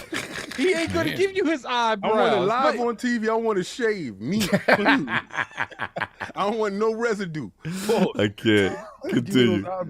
King don't want to shave that beard. That's what it is. Listen, I'm a shade a bit. No, he put it online. We go for the eyebrows, though. Beard I don't versus care about eyebrows. your money. I want your skin, your eyebrows. I want it to be shown. And this is how you're gonna know who your real friends are. Mm-hmm. Who want to take a picture with you with your eyebrows? You're ridiculous. I wouldn't take a picture with you guys with your eyebrows. You're ridiculous. So. Go ahead. That face out there with Fonz, what do you think about this, sir? Well, I think the snitch is right. I think we'll see something on the 30th, and it'll definitely be a release date. And I think it'll be a release Tom date Henderson's laughing. He's still here. I think it'll be 11/11/2022. I think they're going to use that date. I mean, it would be kind of a shame if they didn't at this point, because honestly, that would be the biggest move. They do it on Starfield's initial date. Exactly. 11/11/22. That's and disrespect. if I was PlayStation, I'd be that petty. That's petty. And, I would do Smack King all in the mouth on your day. The funniest Drop thing the is, album I of listen Yokes. to everybody. We all be wanting them to do all types of wild stuff. It just never happened. And it's gonna No, it hasn't. But I mean, what date are they going to choose? I mean, this kind of makes sense too in the fact that Starfield's no longer coming out.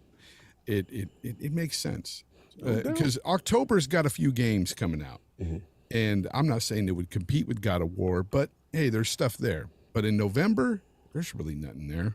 Okay, no, this is a hot one. Lord Jez, a PlayStation insider.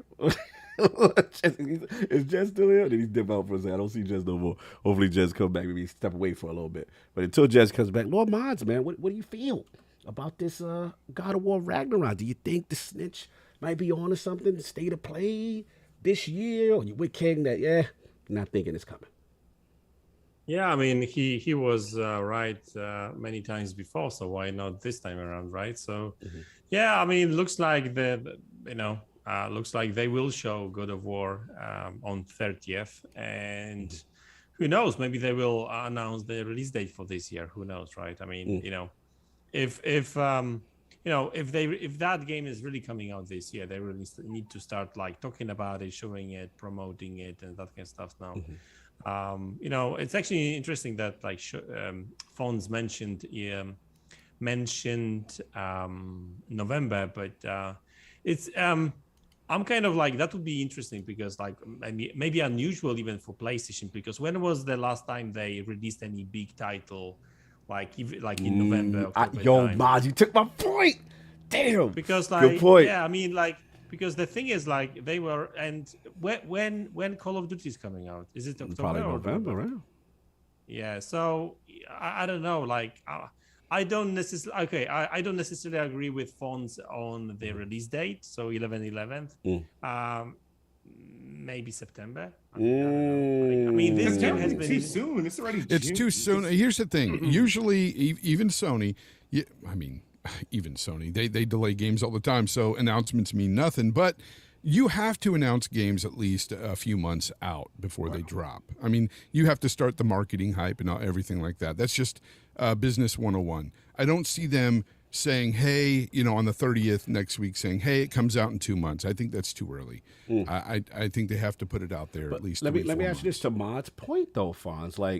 One thing that I kind of do side with Madz on is that they like to be part of the video game awards discussion. They want their games to be celebrated. We've heard internally they like to line it up. And November's really cutting it. You know what I'm saying? You know what though? It's cutting it, but at the same time, You know the Keeleys, what they're all about, bro. Come on. Come on. Are we really doing this? Every Sony game pretty much gets, a nod. But I know where you go. I'm not going. I know where you go. And this isn't a big, huge like RPG that you have to spend 75 hours on. Okay. I mean, people are going to get through this pretty quickly, especially journalists and stuff. They're going to have their 8s, 9s, 10s. So you think November still makes that cutoff to be included in the Game Awards for God of War if it's 11/11? It's still safe for them.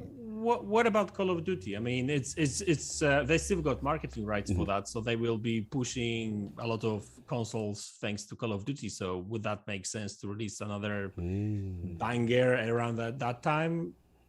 I don't think it would really affect PlayStation exclusives like that. Not something to the effect of God of War anyway. Let's see if it happens. let them go day and date with that. Let's see what happens. Well, COD of War is, COD is always going to, Tom Henderson's still here. COD is in sales, October, so it would still align with you, Fonz, that it wouldn't conflict. October, yeah, it could be October, but I'm just saying, I'm petty. If I was PlayStation, 11/11, smack him in the mouth. Do it. Boom.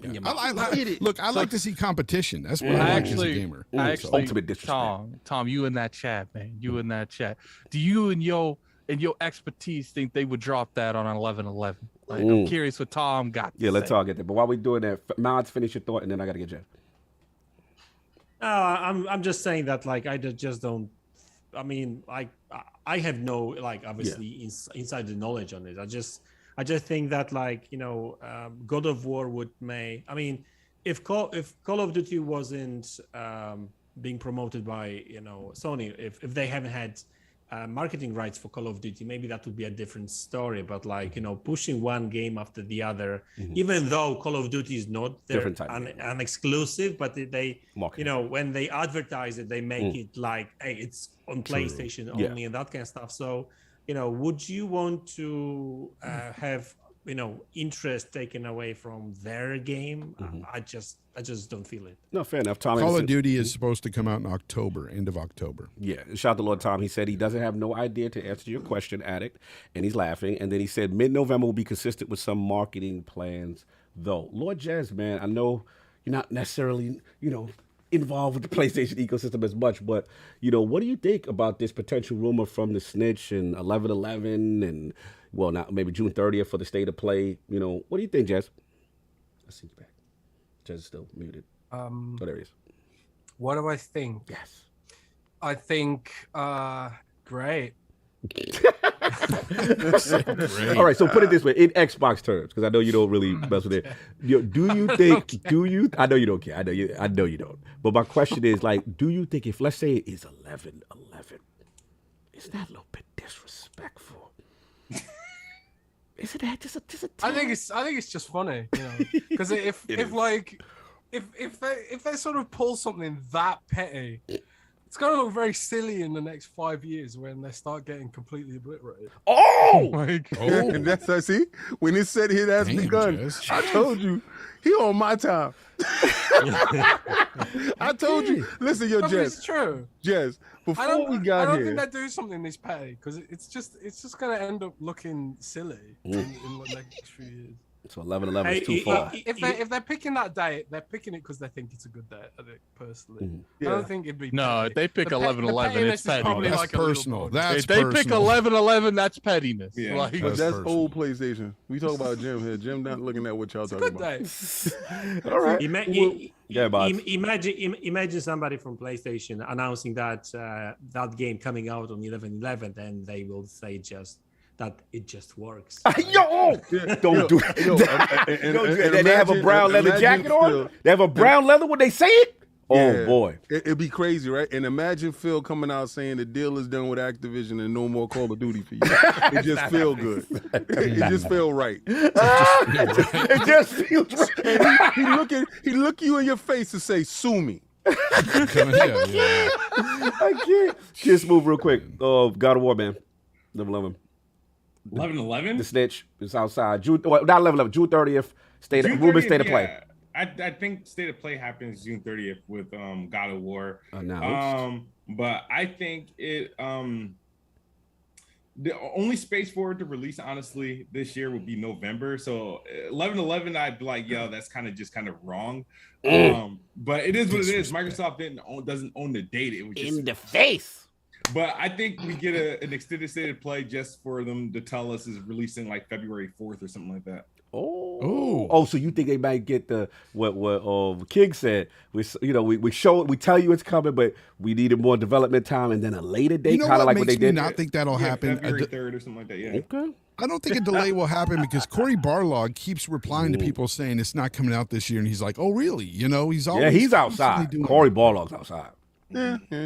We got to see. All right, it's gonna be interesting. Reuse assets. It better be. Supposed to have been here a long time ago. That's all I got. Well, yeah, Attic. I got you. That's why I said Attic, and then we get about it on this topic. Yeah, I've always been very vocal about, unless they're going to break their November thing, that it wasn't coming out this year. But I kind of been pulling away from that because these devs are just too out there. Like if one person breaks silence and they didn't, and that game wasn't coming out this year, I feel like Sony would tighten the leash on everyone else so fast. But it's just like we've had an art designer say, we've had Cory Barlog might as well be coming out here saying it. We got marketing for accessibility stuff. We got leaked rumors. We got the Snitch saying it. What else got to happen? Does someone got to leak the game? Got to say it. Well, the Snitch, in fairness, the Snitch did say the date in binary for the state of play, but not necessarily the date for the game itself. But you got to put them together. You got the Snitch saying when the state of play is, and then you got Cory Barlog making fun of people saying it's not coming out this year. Yeah. You got multiple people working for St. Monica, whatever their name is. I know people. Sony Santa Monica. He said St. Monica. Whatever. You got multiple That's people. where the God of War coming from, St. Monica. You got multiple people saying that it's coming out this year. Look, I hope it comes out this year because I do too. I'm dying from thirst. I want Popeye biscuits for everybody. So the hell with it. You want a third party it to next year, just like me. Popeye biscuits. The real question is it coming to PC? Day and date. Oh, that's a good question. Day and date is gonna hit the deck. Y'all gonna be bad as hell. Yeah. That's what it's about on the 30th. They're gonna tell you it's coming to PC day. It's ridiculous. Well, according to Tom, the Snitch didn't say state of play. He said something else. We will see. I mean, we'll see. My thing is, man, after all this, I guess I'm gonna have to stream that state of play now because if the release date's at the end, we got all this all on the live for it, man. Yes. We're probably gonna. I will be streaming that. I'll be right there with him. I'll try to sneak laughing. I'll try to sneak Can't wait for that game. King, if anything, me and King will be there watching that. And I want everybody that's inside the chat. I want y'all to clip it.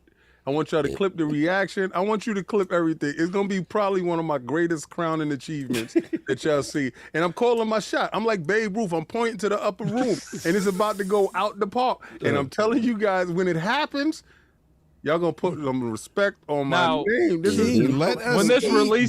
When this release date is this year, this man going to do some of the biggest reaching I've ever seen in my life. It's going to be so funny. You're going to call him Reed Richard. That's how much he going to be reaching. You know what it is? Y'all going to think I'm from the future when it happens. Y'all going to be like, he know too much. Anyway. He in the know. Moving on. But yeah, we'll see. We'll see what happens. If it does come out, the only question I have is, can Elden Ring's title for Game of the Year be challenged if it does come out? That would be interesting. Yeah, it's. I don't care if God of War comes out. I just don't see nothing beat Elden Ring unless God of War is crazy good. Did they fix it? According to Jeff's and them only rule, that game will have came out too late in order to be in for contention. Yeah, you got a point there. But according to Fonz, he said that Jeff might make. Yeah, we might. I don't see him doing it though. If it's too far into November, I mean, if it's they might release it the day. Because don't you remember when they weren't allowing? I forgot the game. They said the cutoff was the 19th, but they were giving. Talking about the Star Wars. Yeah, but they were giving people that were voting on it their votes on the 4th or something. So it didn't really make sense, right? When a game came out on the 10th. But here in this situation, they'll let that slide in. Trust me. The war is going to get passed up. That game ain't going to make it. It's going to come out next year so you can win the Game of the Year. I just personally feel like when it comes to that particular game, they did their change up once. You know, it's like Breath of the Wild. Breath of the Wild changed up the Zelda formula. God of War changed up its formula. You're right. You only can do that moving the mountains one time.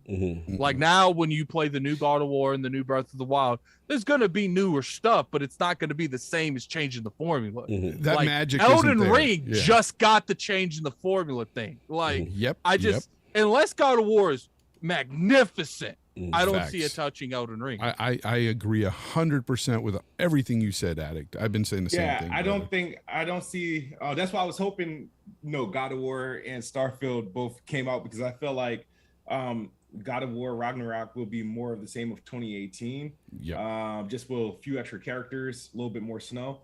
A little bit more. Well, I don't think it does DLC at the end. Of the day. I don't think that's going to be good enough for it to repeat Game of the Year. Because if that's the case, then that's just not right. It's the same thing with Horizon Forbidden West for me. It's just more of the same, and that's not a bad thing with God of War. I loved God of War. And I want to play more of the same, but that magic of that first real change in the series and everything, that's gone. You're not gonna get that kind of feel like, oh my God, I can't wait to do this or that, or I wonder what's gonna happen next, because you already know. Like you're gonna be. The mechanics are pretty much the same. The gameplay's the same. No, I don't think it's disrespectful. It's just facts. It's like, just obvious. It's not gonna be the same in that regard. So like, I would. If I were to put, like, God of War might not even hit a 90 in Metacritic. Like, oh my god! No, I think it will. Oh my god! We outside, huh? I don't think people realize how much of like a curve God of War and Breath of the Wild got for that changing shit up. Like, I don't, because when you start making sequels, people, what's the number one thing that it just feels like Gears? It just feels like Halo. Facts. That's like, what people are you're gonna have a lot of years. this God of War thing going on. It just feels like God of War 2018. It's not that it's a bad game. It's just more of the same. Like, I can see people saying that already. Addict. So you're not gonna be impressed, huh? No, I didn't say that. I just said I see people saying those things when they're reviewing the game. Yeah, Addict is speaking facts. Addict is speaking facts because. Addict did say, and I agree with him, that if this story, if this gameplay is just out of this world, of course you got to give its props, but it's got to be spectacular to beat Elden Ring at this point this year. No, I agree with Elden Ring. I agree with that. I mean, I'm just saying, like, we don't know the premise yet. We have not seen a lot of it. It's going to be a great game, regardless. But we do know.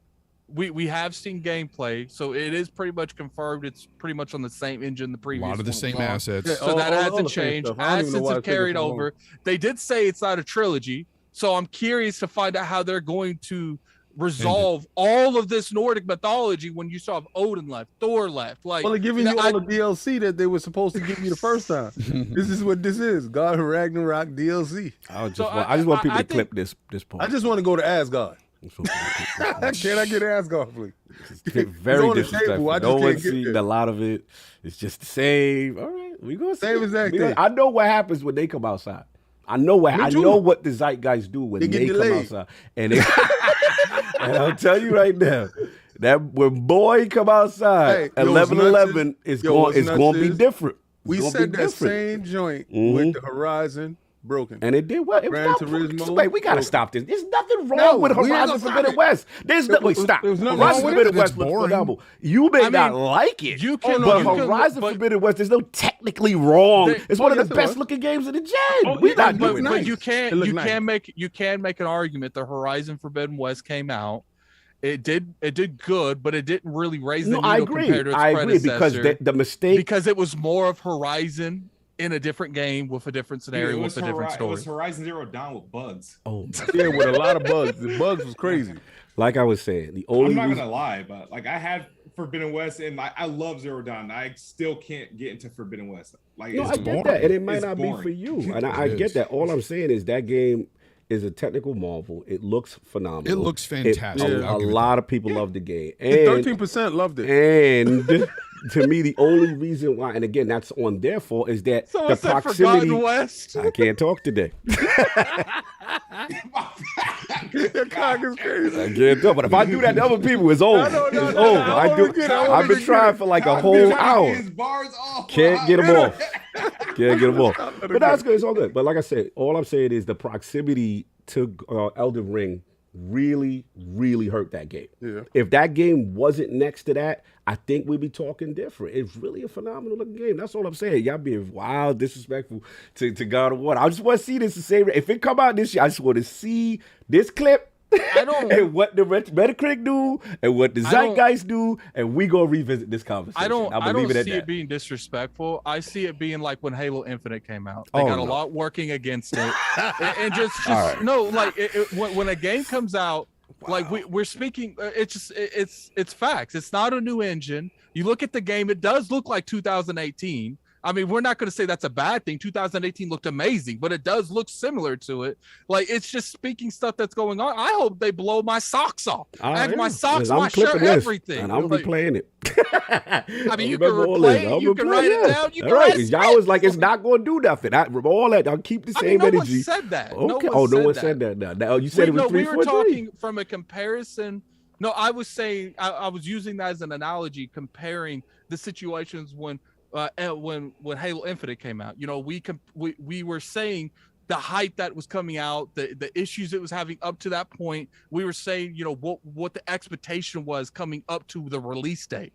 That's why I was talking strictly from a standpoint of, could it beat Elden Ring in Game of the Year? And I just don't think it could. No, and that's fair. All I'm saying is the Elden Ring thing, I'm with y'all. I think Elden Ring has too much going for it to be dethroned. I'm with y'all there. I think y'all don't realize what's about to happen if that game drops this year. What's going to happen to the Zeitgeist and the effect it will do, and how impressed people will be with a Cory Barlog game. I'm telling you, that's just what I. I don't think no one's fighting that. We're just fighting that it got that oomph when it came out in 2018, because they revolved everything. Right. And we're just saying when it comes to this year, Elden Ring got that, and I don't think it's going to get that again. From the new perspective, but all I'm saying, in fairness, we haven't seen everything that Ragnarok could do either. That's all I'm saying. Let's see the whole thing, and then we'll judge. But we'll see. Yeah, anyway, let's move on. Let's get the last joint. And then he said he got no Craig face. I'm done. Anyway, the chat is stupid. Let's move on. We got the super chat, so we're going to just bump into the last one at it. What are we doing? Let's just bump to the last one. All right, so this is King's original topic before the sales news, and this literally jumped off. Let me get it lined up for him. By shout out to Forbes, man. Forbes had an article that caught King's interest, and pretty much it says Microsoft is leaving PlayStation, Nintendo behind even without Starfield. And he pretty much, the gist of it is talking about how Game Pass is Microsoft's, kind of ace in the hole, and then combine that with streaming as a whole. Like the overall strategy of Microsoft is, in his opinion, shout out to Eric Kane, the winning formula that he feels that to King's point, that Sony and Nintendo can't compete with that long term. So Sony. So King, this is your topic. This clearly resonated with you. So what do you feel about this? So before I knew that we had Fonz coming on and we had KidSmove showing up, I knew we had Madz and we had Jez. Right. So immediately in the chat, I put Queensbridge Finest. I put Mobb Deep, Nas, Queensbridge, and I knew my brothers would not let me down. I swear to God. I knew Madz was going to come with the technical, and I knew Jez was going to come with the informational, and, combined, I was going to bring the witty, and it was going to form into exactly what it formed into. And thank you. I do appreciate you guys. But this topic was the original topic before I got to the, can I get a lock hard, please? Right? Before a little man came into the scene. This topic is crazy because Forbes is talking about the strategy that Microsoft is doing, and it's leaving its competitors behind because actually their competitors have gotten the game late. Game Pass is actually the platform. Now, PlayStation has been there first. It's just been like a side project, a little failed thing. They didn't actually strategize it properly, right? So what they did was they took a thing that you like and they took something that you didn't like and they combined it, rebranded it, and hopefully it sells. A lot of stuff is missing. They got to get their legs. Well, it seems like Microsoft has gotten their legs. And it seems like Forbes has taken notice to it. And if people are in the market and knows how money works and trends work, Forbes is predicting the demise of the other two. This is the opinion of one Forbes writer. Let's be clear. Let's be clear. I love what he wrote. I'm extrapolating what I read. It's his new favorite writer. Yes, his new favorite, Eric King. Shout out to Lord Eric King. Definitely on King's favorite list. Beautiful, eloquently wrote it. He laid down the format in which the situation spelled doom for the other ones. Oh man! I just want to acknowledge the fact that Microsoft has a real bona fide strategy now.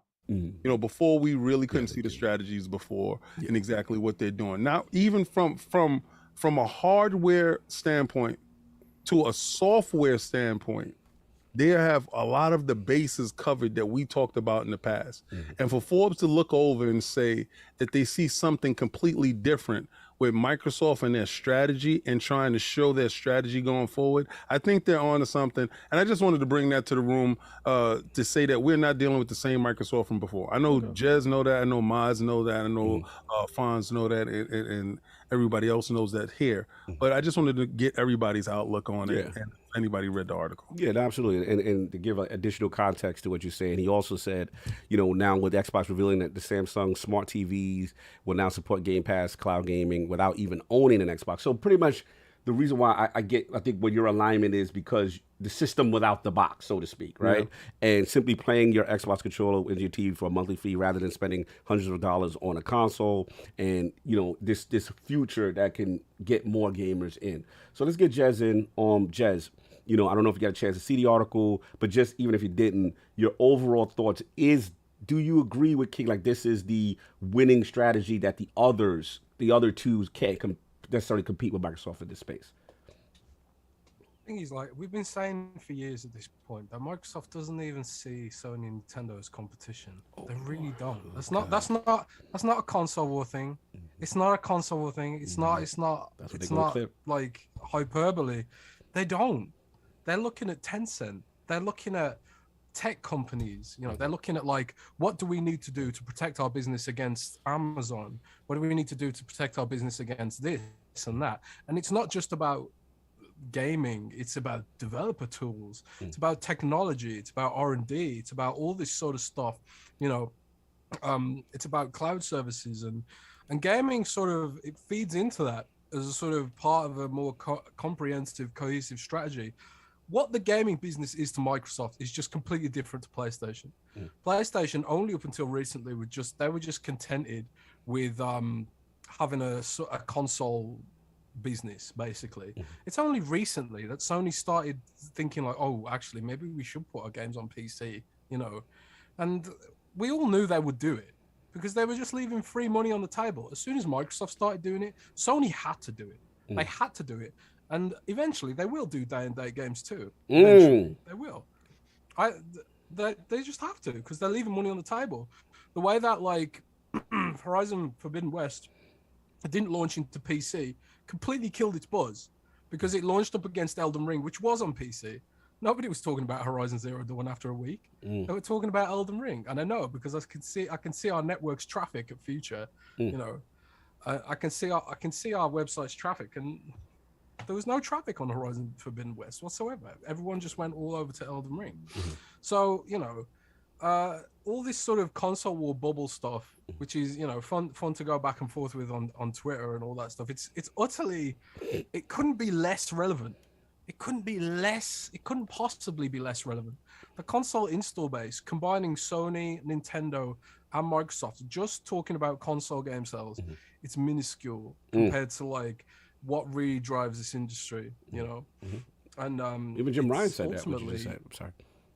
I think not enough. It's which is why Microsoft's key performance indicator for their gaming business is users. It's not revenue. It's not console sales. It's users. It's like, and so for them, they think about it in a very different way. They think about it like where can we find the users? You know, we're going to make it as easy as possible for people to access our ecosystem, whether they're on a phone, whether on a TV, whether they're just playing a game that lets you sign in with a Microsoft account. For them, that's a user.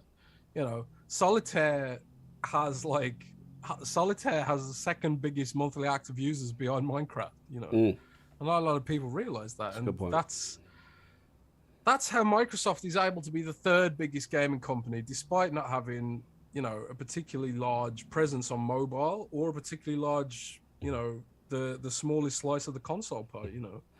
But they're growing it, and they're growing it out, and by spreading across to everything, right? And there's someone in chat saying Windows Central doesn't get Forbidden West traffic. What a surprise, Jez. Ooh. And it's like, yeah, I talked about Future, you know, Games Radar and Tech Radar and PC Gamer. They're all part of our network, you know. Jez is like, stop talking about stuff you don't know. That was a clap. He did a crazy flex on you right there. That was crazy. Yeah, that was crazy. I mean, you can look at it yourself. Go on to Google Trends and put in for Horizon Forbidden West, and then put in Elden Ring, and you can see for yourself where the search traffic was going. It's public information. Oh, you with the public information. Oh, damn. Let me ask you this, Jez. Do you think the disconnect when you see, you know, comments like that, like do you think the disconnect is looking at it, the hardcore looking at it through the hardcore lens and the older way of doing things, whereas everything was predicated on how much something sold, how many consoles, how much software? So do you think it's, you know, maybe as a hardcore, we're just looking at this older model and we don't understand what this newer model is that Microsoft is trying to do, and if it could be successful? It's not necessarily that it's a newer model. It's just a different model. Gotcha. Like Sony has to have different priorities because they can't afford to build a cloud on par with Microsoft. They just can't do it. They'll have to partner with someone else to do it. And I think they use Amazon Web Services right now or something like that. So they have to think about their business in a different way. Sony doesn't make proprietary web tool development tools, which, you know, developers can buy. They don't have GameStack, and, you know, they don't use their own games to showcase what their technology does. But I think Sony could make a load of money if they packaged up the Decima engine and let other developers build on it, you know, for example. They could probably make money doing that, you know. But Microsoft looks at that because their mission statement is empower others to do more. Right. And they think of it in like the context of, we want developers to be using our service, we want gamers to be using our services, you know. So they just have it's not that, and this is why I say they're not competing. It's because they're in a different business model. They're in a different business, ultimately. It's like when you're like a multi-trillion-dollar company, are you really thinking about the nickels and dimes of competing in a tiny console war? No, you're thinking about how can we go global? How can we bring in more users across the entire industry? They think of it as an industry, you know. They want to be in every part of the industry, not just like direct to consumer or whatever. Right. So they're just thinking about it in a different kind of way. And you know, and they never, back in the day, I mean, they did it to some degree, but never on the sort of level they are now, you know, with Azure and stuff like that. And the fact that the Xbox business is anchored into Azure, you know, just gives them a very different set of priorities to PlayStation. I'm not like, when I say Xbox doesn't compete with PlayStation, a lot of people get all triggered and upset and emotional about this because they think it's like I'm saying, oh, Xbox has left Sony in the dirt. That's not what I'm saying. What I'm saying is they have a different goal in mind. They have a different set of strategies to meet a different goal. You know, they just it's just a different sort of thing. Like Tencent is the biggest gaming company. They do not make a console. They don't make a console. Bars. And they're the biggest gaming company. Tencent don't even put half their games onto console. There's League of Legends for Xbox and PlayStation. Bars. It's not there. Because the console market is irrelevant. So you say that certain people are fighting a fight that's not relevant? Well, let's my team just destroy the other team, and then we can worry about us being irrelevant. But hold on. But what about this though, Jez? I want to give a little counterpoint, and I love what you're saying. You're making some fantastic points. What about the mindset that you see Sony actually adopting Azure, the partnership with Microsoft, them actually making strides? So, as opposed to being, I don't want to, tone deaf and not understanding where the industry is going, do you look at that as them being late adopters, or that Microsoft still is ahead in this thing? You don't look at that as something as them trying to course correct? I mean, they're definitely trying to course correct. I mean, look at all the stuff with putting their games on PC and sort of trying to add value to their subscription services and stuff like that. Right. And they're definitely trying to think about how can we sort of meet Microsoft on some of these value propositions like Xbox Game Pass, because like I say, the console business is Sony's entire business. They're a content company. That the content is their entire business, basically. Right. So, but it's different from Microsoft because they're a content and a services company, and their content business helps inform their services business, and their services business helps inform their content business. So, in a way, Microsoft's almost selling to itself, And it's like the technology that we develop to sell to developers, we can also use this technology with our own games, Right. It goes around in a cycle, The cloud is made of console hardware, for example. Yeah. And we can bring that audience to developers, and we build these APIs so they can make cloud games, blah, blah, blah, blah, blah. And it's this whole industrial ecosystem that they're building around their platform. So they're sort of coming at it from a completely different perspective, Valid points. The worry, if I was a business analyst and and I was advising someone on where to invest their money or what the gaming industry could look like in 10 years down the line, it wouldn't be Microsoft that I'd be worried about. Who you worried frankly about? Who you worried about? I mean, I'd be thinking more about what's Sony gonna do when console local hardware becomes increasingly niche. That's what King's been saying. Niche. Preaching to King's ears. Yeah. People don't want to accept that console is niche right now. It's already niche, okay? And what happens when they become even more niche? Because people can get their games anywhere that they've got a screen. They can get it straight down to their TV. They can get it on any device. What happens in that scenario? So it becomes the risk proposition there becomes exponentially higher, potentially. Right. Because the riskiest part of your business is making expensive games that could flop. That's what I've been saying when they kill me when I say Lord Consolidation. Because I'll be like, if you make a game, if you're a dev right now, a publisher, and you make a game and it flops with the millions of investment, you're out of here. You're out of here. And to me, that's why I see these companies trying to make themselves sexy for acquisition. But continue that. I completely agree with you there. Yeah. It's going to be an interesting world, and Sony's it's not like, and still people in the chat are already getting emotional. Oh my god, are they bad with you, Jeff? Are you saying? Don't be like King, don't do that. Nobody's saying that Sony's gonna be doomed, or Sony's gonna be in trouble. King did. Be clear, King did. It's just 97%. They're just on a different level. They're just they're just going to be on a different plane of business, So Sony's going to be doing their thing, selling consoles, and putting their games on PC, and PC is going to become increasingly a big part of their business. They're going to probably consolidate some of their some of their services into subscriptions. They bought Crunchyroll, for example. And evil. They got their music business and stuff like that. Jez definitely got the chat very emotional today. I can see Sony going more in the content direction. That's right. See, well, Microsoft is just sort of the everything. I can see a future where PlayStation games have become as ubiquitous as Xbox games are now. You can play them anywhere. You don't need a PlayStation anymore. Oh my god! Anyway, King's getting excited. This is crazy.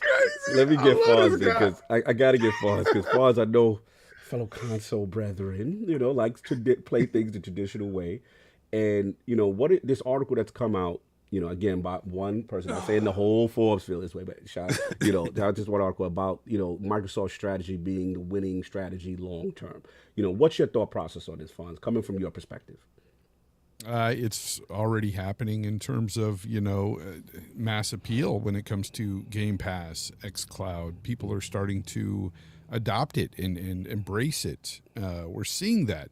And this is coming from a guy who, last generation wasn't about, even digital gaming. I remember. So I've seen the benefits of it. And if an old guy like me that was just staunchly against just all digital gaming sees the light, per se, I just think it's all about innovation with technology, man. Things move forward.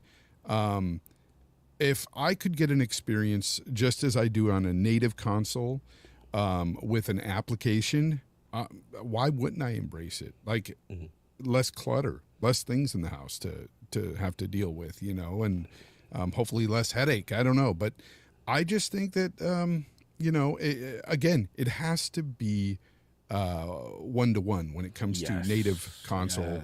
And, whether you're streaming it or whatever the case may be, or if it's an application that you're playing right off of, it has to feel exactly like what I'm getting now, the latency-wise, all that stuff. Right. But yeah, I'm not one of those guys who just doesn't want to embrace innovation anymore. I look to the future and I go, yeah, I can see this happening. And Microsoft is on the right path. I mean, they have started this in the console space anyway, and they have been at the forefront. Right now, PlayStation, they're playing catch up. They're trying, and for anybody to say that they're not trying to do so, it's just being stupid. No, it's for real though, King. They see the future and where things are going. I mean, that's why they've started putting games on PC as well. That's why they're really they've bought into the Azure servers. That's why they're trying to get their service, really get going with this whole PlayStation Premium thing. I see all this being the future of gaming, and I'm okay with that now. I've kind of just backed off that whole, I need my physical games and I need my physical consoles. Like, if they can give me a great experience, regardless of what I'm playing on an app, TV, whatever it may be, I'm good with it. Wow, this is big coming from you, Fonz. This is you. I thought this was going to be a point of contention with you and Jez. Because no. It's not really, man. It's just facts, man. It's what's going on. And I've personally seen the difference in XCloud from when it started in its infancy. That thing was not very good. Right. And I had issues with it on Wi-Fi. But now on Wi-Fi, it's exponentially better than it was. I mean, it's a huge leap better than what it was. Now, it's not there one-to-one with native consoles. Right. But it's closer, and the closer they get to that, and when they can perfect that, Fonz is good with that. Okay. Wow. All right. This has been Madz Gaming, Poll in the building. How we feeling about this future, man? Do we think, that according to Forbes, one writer, Forbes can clarify that, that this long-term strategy of streaming and Game Pass is the winning formula over their console competitors? Well, obviously, I don't know per se, but there might be on something there. I mean, at the end of the day, we tend to look at things from our own perspective, right? Yes. So we love to play on our PCs, consoles. We will like having, having to play with the hardware basically and have that hardware and that kind of stuff. But like when I look at my son, he's 9 years old, right? I had to force him to use a console. All he wanted to do was to play on a mobile phone or tablet, right? Most of his friends, they play on mobile, right? Some of them have consoles. Hardly anyone plays on PC. I'm talking about like this demographic. That age demographic, right? Yeah. So they are totally different to, and they like different games. Now, like Jez actually made a very interesting point. about the fact that like console market is niche, right? And it is, right? Like because if you look at there was an interesting thing. There was an interesting thing about Fortnite, right? They started adding those like Spider-Man, God of War, and the Kratos to Fortnite. Master Chief ended up there as well. And I saw a joke somewhere on Twitch, I think, or whatever, right? Where a kid saw Kratos somewhere in the actual God of War game, and he's like, "Oh, that's the guy from Fortnite, right?" Yo, isn't that crazy? The generational gap? Isn't that crazy? Exactly. Already. Not the other way around, right? So like it's like we tend to, well, this is banger. That game sold like 10 million. That's nothing in comparison to like kids loving this. So like listen, like I'm that old dude. Like I'm 42 years old. I love my PCs, consoles, and that kind of stuff. And I'll stick to it as long as I'll be able to, right? But like, who knows what? Like Fonz, right? He said like he's embracing all these services and he sees the value there, right? So I'm a big fan of Game Pass, and like I enjoy all these games there. But the fact of the matter is, we don't know where that's going to lead us to, like in 5-6 years from now, right? Like this new generation, like when I see like my sons or like my young neighbors around me, right? Like they are totally different to to we are, right? It's a good point. What we like. And even the way we consume stuff, right? Like it's totally different, right? So. No, it's a good point. I want to bring the KidSmove. I mean, is there a disconnect? Are we the dinosaurs, and the generation is moving by, and these young kids, and as King eloquently used to say, the 10 million sold isn't enough. And you look at the live engagement games. I know hardcore gamers don't want to hear this. They don't want to hear about not the bangers, and we look at the Roblox, the Fortnites, and what's actually in the top of engagement. Has it passed us by, kid? Is the new generation winning this that leads towards this future? Where we at? I don't know, but like any generation that doesn't include like consoles, I'm not with. Oh, you holding on? He's holding. Let's go, like, I'm not gonna say that it's gonna like. I'm pretty sure it's the future. Everything like however they game in the future, whether it be on a VR headset or mobile phones. But I think the way I play games, whether it be on a console, PC or whatever, is once gaming is obsolete in that way, I probably. Oh, you out the game? You out the game? KidSmove's out the game. Yeah, so Xbox better have an option for you with local gaming or else. Yeah. I mean, you would have to really convince me, like. Once we get to once another alien ship comes and we get this super crazy internet again, where everything just feels like local or from a voice, super resolution files, whatever, you know what I mean? Then, but at this point, I like local hardware. I still like buying a box. They already got me from not buying physical games, right? And that's as far as I'm willing to go. You know what I mean? But I still need like a physical box. Let me ask you this. Get Fonz. And I was going to say Smooth, but my point is, because I'm with you, man. I'm all about that native box because I want that latency. I want that native box. He all about it native. Yeah, he want that box native. All right. Shout out to the natives too. Shout out to Fonz. You know what he want. You know what you want, Fonz.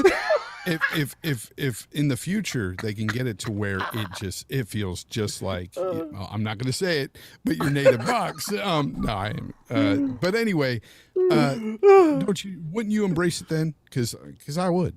I'd embrace it. Embrace your native box. Embrace your native box, bro. Yeah, nothing wrong with that. Box. I don't know, man. I don't know, man. It depends. It depends. I mean, hopefully this happens when. I'm incapable of playing video games. At that point, I wouldn't care. All right, so let me ask you this. Too old to play. I don't know why people are so against it like that. Like, let me ask. Even if it played the same. Let me ask you this, kid. And maybe the way you run your household is how you run. But I'm just curious. You got kids, right? Putting too much in it. Like, how do they consume? Or is it a situation where it's like, you know what? You gonna play this console? No, what it is. Like, how are they consuming games? I love my kids, and my kids can be weird sometimes. I got mad at my son, right? Why? What did you do? We were playing like Fall Guys on, and he's playing on the Xbox One living room, right? And I'm like, bro, dude, I was like, just play it on the Series S. Just keep getting disconnected. Just play on the Series S. Go ahead, you can have it. Go ahead and play it there. And I was like, trust me, it's faster. He didn't care. No, I would play on the Xbox One, but why? And so right now in the living room is literally two stacked on top of it. The Xbox One S is on the bottom, the Series S is on top. He'll turn on the Series S to play like I got him to play Halo Infinite because I was like, dude, the controls are mad delayed on Xbox One. It just feels different. I don't know if it's because it's 30 frames or something like that, but I was like, it feels way too different. And so he'll play on that, but to play like something like Roblox or freaking Fall Guys and stuff we were playing, can you turn on the Xbox One for me? I was like, it plays the same game. Like, that generation don't care about that, man. So, I'm telling you. So I'm at a point when they update this thing, because I have a Samsung TV in the living room. I was like, okay, well maybe I'll get rid of the boxes or whatever, and hook them on to, because we all got Game Pass and whatnot, and maybe, but I don't know if they'll even embrace that yet. I'm not sure. It depends. Like right now, they consume console and laptop. That's how they game. No, fair enough. It's very interesting to chart. I want to get Attic real quick, and then we get the King. Attic, I don't know if he's back. I think he stepped away. Attic, you back? Yeah, I'm here. Okay, cool. Yeah, man. Like, this article. Like, where do you think about the future? Is this the winning strategy, so to speak? I mean, I don't know. I do think that's the future eventually, and I think you'll start seeing remnants of it. I don't know if it'll be like in full blown force in 10 years. But sooner or later they're going to get rid of the consoles entirely, and I think Microsoft is kind of setting themselves up for that kind of world. But I wouldn't put Sony out. Like I feel like if anything, Sony has shown that they can roll with the punches. Adaptability. They showed adaptability this generation. PS3, they didn't show that type of adaptability. Yeah, the fact that they made a partnership with Microsoft in general shows that. That's because they're conforming. They're slowly changing. It's not just you're right. It's about adaptability, but it's about conforming to what's going on in the industry. I mean, it's plain to see what Sony's doing. They're playing catch up. So yeah, they could. Anyway, no, fair enough. Good but that's the same thing, though. If they have to adapt to it, they're acknowledging that that's where it's going. Exactly. Right. No, I feel you. King, the floor is yours. You've been hearing all the bars you've been wanting to hear, smiling from ear to ear. Future consoles not existing. Where are you at with this article once again? We got mods on this? We got mods. He talked about his kids. Yeah. You just ain't get me. I ain't get me. Yeah. Well, get your because you really, bring up the real, you like Barry Bonds. Okay, cool. You understand? Yeah. I'm like Alex Rodriguez. Continue. This is kind of crazy that everybody is coming around to embracing exactly what I've been saying for a long time. The first one out the game is probably PlayStation, because the blows is just going to keep coming. Pause. It's going to be absolutely ridiculous when the tweet goes out. But see, I ain't saying that's happening with the PlayStation 6 era. Now, I think there will be a PlayStation 6. You don't. Yeah. Thank you. Not I don't think there'll be a PS7. Like how it's supposed to go. I don't think there'll be a PS7, but I do think there'll be a PS6. Let me ask you a question. Fonz, how long does this generation last? Oh, at least 8 years. 8 years, right? At least, yeah. So then you do believe that we're 2 years behind because, constraints and lack of silicon. Kind of, yeah. The pandemic, So we're like behind. So it could be extended for a little 2 more years, probably. Yeah, it could be. A 10-year. Could be a 10-year thing. I see right? where you go. 10 years from now, they I see what you're saying. They're working on me. an app. And I want to cry. He led the witness. Yeah, exactly. Yes, this is what I do. I'm a good lawyer. But I honestly feel, and I think it's both of them. But like Jez was saying, I think Microsoft sees the value in the localized hardware just because of their streaming. That's the only thing. PlayStation won't need that if their main commodity is the single player games that these guys are going buck bananas for, right? You guys are going crazy for the bangers, right? So bangers, right? So give me an exclusive, Fonz. And it's not, they're not going crazy for the hardware because the hardware is being outsold by little man, right? So for 2 weeks. Hey, it's about the bangers, right? Yeah. So everybody talk about if God of War launches this year. So if God of War, imagine if God of War launched everywhere, then Jim will get the numbers that he actually wants. I just see Microsoft, like, Jez said, like all you guys said, is in a whole different game. They're playing a whole different game from the other from the so-called competition that's playing catch up to you guys eloquently saying that they're playing catch up anyway to Microsoft leading in a whole different area. And if you're playing catch up, it's going to get to a point where you can't catch up and you have to switch gears and go. And you said adaptability, right, Cog? Mm-hmm. So what happens when you say, you know what, we got to cut the dead weight and we can go with what's profitable? I believe that their game division is hugely profitable. I believe that their service plan that they're building together right now will be hugely, immensely profitable. If it's on Netflix or if it's on Amazon, hey, who knows? But it will be someplace. I just feel that this article eloquence and illustrates all the stuff that I've been saying for so long. And I do appreciate you guys taking the time out to indulge my wild fantasies. Yeah, look, man, I got much to add to it. Native box, pause. Yeah, look, all I will say is this generation, Microsoft has definitely positioned themselves from the hardware standpoint, future-proofing, from the networking standpoint, obviously the Azure backbone, the infrastructure, them getting that everywhere, that's critical to their business model. And I do think that there is a disconnect with the hardcore gamer and where the industry is going. And look, a lot of these companies, they do the analytics. I thought Jez made some fantastic points about, who are the actual leaders as far as the revenue and stuff like that. And you're seeing the Tencents out there, and being the position they are without hardware, right? Now, we're still a ways away, in my opinion. But to King's point, yes, I do understand this generation may go long. We're talking about technologies that, like FSR 2 and all this other stuff that can extend the generation and make things great. My prediction is probably we will get a console generation refresh at some point. I feel that they looked at those analytics and said, okay, yep, there's a market for people who still want native hardware at the highest fidelity on a local level. Mm-hmm. The cool thing about what Microsoft's doing, I will say this, is that even though Game Pass and the streaming is their future, I like that they have a model that's flexible enough to still include local hardware, to still include the ability to not alienate someone. Because I think the mistake that Stadia made is they jumped too far ahead and said, no, this is it.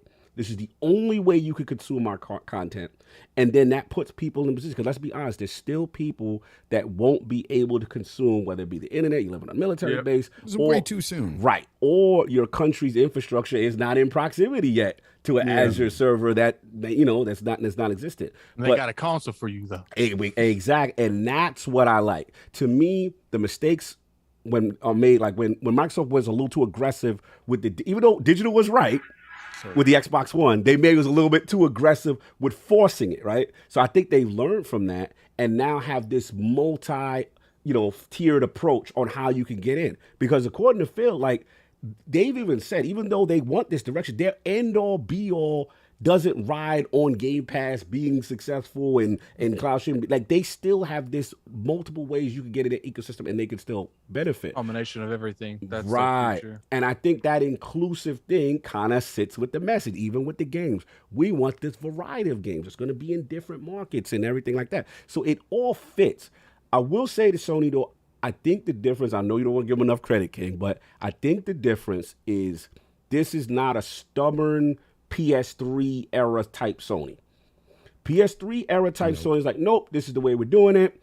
$600 console, get down, lay down, and whatever. And I think the fact that they're like, wait a minute, we can make a somewhat of a competitor to Game Pass, whether it be the PS Premium and we have our different tiers. We can somewhat, we're not going to do day and date initially, but maybe we dip our toe in with these multiplayer, these live service games, and some games will be day and date, right? Then we see in the PC implement, a lot of people weren't ready for that. They fought us on ILP. We've said multiple times it's happening. Shout out to Randall Thor, Jez Corden, some amazing teammate, you know, who got killed on here saying, yo, these games are going to come. God of War, all that stuff, and people fought. And I think that's what's going on here. There's a lot of, I don't want to say antiquated thing, but of the old way of doing things is the only way to be successful. And I think we are seeing a change in the guard. The last point I said, which KidSmove and Madz brought out, is I think, bro, we the minority. We are the hardest of the hardcore. But unfortunately, if you look at the top 10 MPD, look at the top 10 games played, a lot of the time, even if the games we like, I think Elden Ring may be the exception this year that has consistently stayed where it's at. It's generally not the games that the hardcore are playing. Yep. It's not. It's the Roblox, the Minecrafts, you know what I'm saying? The CODs, the Fortnites, you know what I'm saying? Like, those are the games that us, you know, we see the Fall Guys up in there. And that's what I think we have to be cognizant of. And I think that's where Jez also made a fantastic point where it hurts to say, but console is niche. Like, it does seem weird to even say that, right? I think we're in an inflection point, and we have to really be cognizant of what's happening around us. And I'm not one of them old dudes where it's just like, I'm just going to keep throwing out the crowd, like never. It could happen. We just got to see if the technology advances to where it's at. The thing is, what you said about like there being different ways of doing things. I mean, this is a point Phil always mentions in his high level interviews with like the mainstream media. He talks about Xbox having a plurality of business models. He talks about having a plurality of business models for developers. Yes. Not every game needs to be Fortnite to be successful. And critically, not every developer wants to make Fortnite. You know, and Square Enix, like, very famously tried to force Crystal Dynamics to make them a service game. And then they had to concede. Crystal Dynamics they weren't set up for it. They were basically given this project and told, okay, make this Destiny somehow. And they didn't have the DNA to do it. Anthem, another example. Anthem. Good point. Exactly. And what's funny is the biggest L's we've seen in the industry come from forced creativity. Yeah, Jeff. Exactly. So, you know, and we've seen indie developers make millions and millions of dollars, you know, not billions of dollars, but they've made millions of dollars, and they've had a lot of success building businesses that are just, you know, smaller. It's just the social media encourages like binary thinking, where it's like everything has to be one way. It has to be the other way. But it's just not how reality works. In reality, there's always going to be developers who are sort of our age who want to make games that people our age want to play. True. You know, and then there'll be big publishers who they'll chase the trends and they'll try and make every game battle royale, while they try desperately to attach that younger audience who, frankly, have less money to spend than we do. So while they went all in trying to cater to these trends, a lot of these companies like EA, they went balls to the wall chasing trends, ignoring their core audience. Facts. And now they're having to course correct again and be like, oh, here's a Dead Space remake. Please don't hate us. So it's this sort of binary thinking, which is like a trap, you know. It's like, well, all the kids, they all play Fortnite and Roblox now. That's all they want to play, which means, you know, we can't have AAA single player games anymore. But that is just not right. You know, if there's people there who want to make a AAA single player game, and there's enough people, there's still an audience to make those games, they'll still get made. Yes. You know. Yes. And it's just the industry's evolving to accommodate different kinds of audiences. In like, you know, it's the industry's maturing and it's changing, and some people, you know, they fear change, and they can only think in like one way is right way and every other that was me. That was me. Yeah, I was there too. I was just like, how are they gonna survive? I mean, look at vinyl. You know, look at vinyl records. Vinyl records are now outselling CDs because there's enough people who are our age and older who are nostalgic for that shit. And you've got companies like Limited Run Games who are making collector's editions for direct digital games because there's enough of an audience there, and they're happy to not be $1 billion corporation. They're just passionate about this and they want to do it and make some money as well. There doesn't have to be one way or the highway, you know. Fair enough. Mods and Attic, and then we wrap up. Yeah, I just wanted to add something because it's always nice to listen to clever people and something. I just that made me to realize something. The technology that Microsoft actually offers is kind of very cool for developers as well.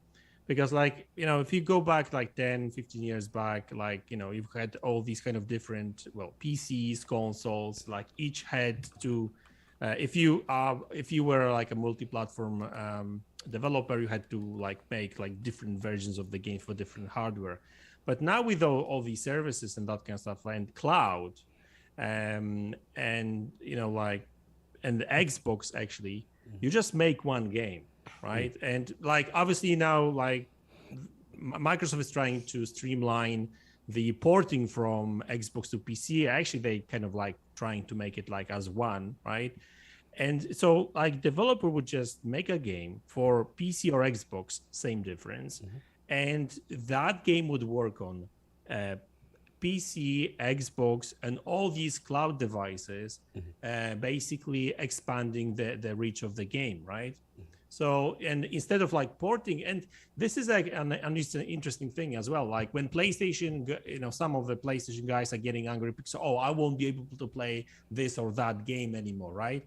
Well, not really, because I'm sure you've got a laptop. You've got a mobile device. Careful, Mods. They don't like that talk. They want it only on a console, and they don't want no one else having that game. You know the rules. I don't care. The fact of the matter is that I can't play it. I can't because play it on your Samsung TV, play it on your laptop. You actually, all you need for game streaming, all you need a $300 laptop and a controller. You probably will be able to actually use a PlayStation controller with it, right?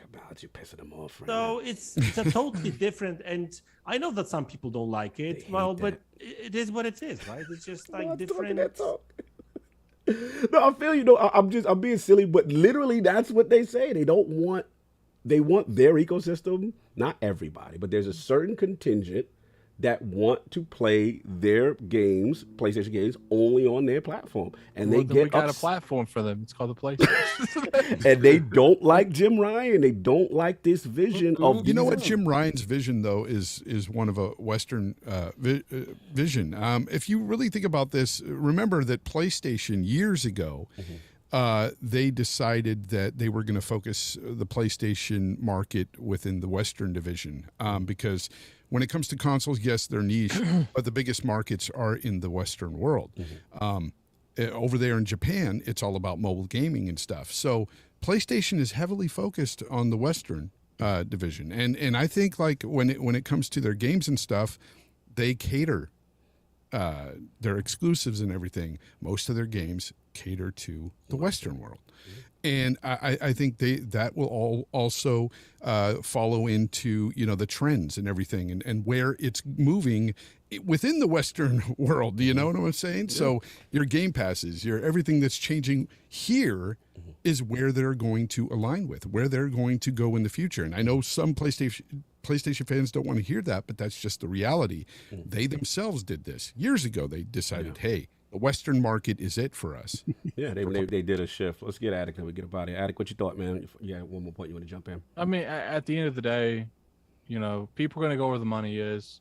A lot of people try to do the Fortnite thing. The problem when you try to make Roblox, Fortnite stuff, you try to get that real money, is you don't have a product worth that real money. You're trying to force the product. And I feel like that's when you see the Anthems, you see all these studios, the Marvel, the Marvel Avengers games. Like, people want the Destiny, the GTA 5 money, but they don't want to put in that Bungie and Rockstar work. Right. and that's why you see a lot of companies fail in certain aspects because they're trying to shortcut their way into that kind of money when it doesn't work like that. Right. There's a reason these studios are able to do what they do is because they put a lot of work defining their craft, finding out what works, what doesn't work. And that's why I'm kind of glad that the market's kind of correcting itself, where you've seen the Dead Space remakes, because EA could have easily went back to the drawing board and said, all right, let's try it again. But they're like, oh God, we messed up on Anthem. All right, you go back and make that Dragon Age. Yeah, we need that. We need that Mass Effect 2. Get that to them. They'll leave us alone. Dead Space, I know we shut that studio down. Have them remake it. That'll keep us off of us. It's just like, I do agree that the casual market runs, and it's ran the market for generations. But I appreciate that places like EA and stuff, they've seen them chasing that bag has hurt their company more than helping it. Not every company can come out with a Minecraft, with a Fortnite, with a Roblox. Or a successful battle royale. And you see these companies that have tried that for all of our Xbox One generation. Keep in mind, some of these people, almost every publisher tried to throw out that give me money game. You had Square Enix do it with the Marvel Avengers. You had Anthem with BioWare. And so EA, Square Enix, Ubisoft tried like 9 of them. Yeah, catch it. People try to catch a wave. There's no doubt. And so but now you're starting to see Ubisoft, talking about doing. They did the Phoenix Rising game. That was not standard to their type of games. They're talking about bringing, what's it called? Game with the green goggles. Splinter Cell. They're talking about bringing Splinter Cell back. You see EA revisiting Dead Space. You see EA revisiting Dragon Age.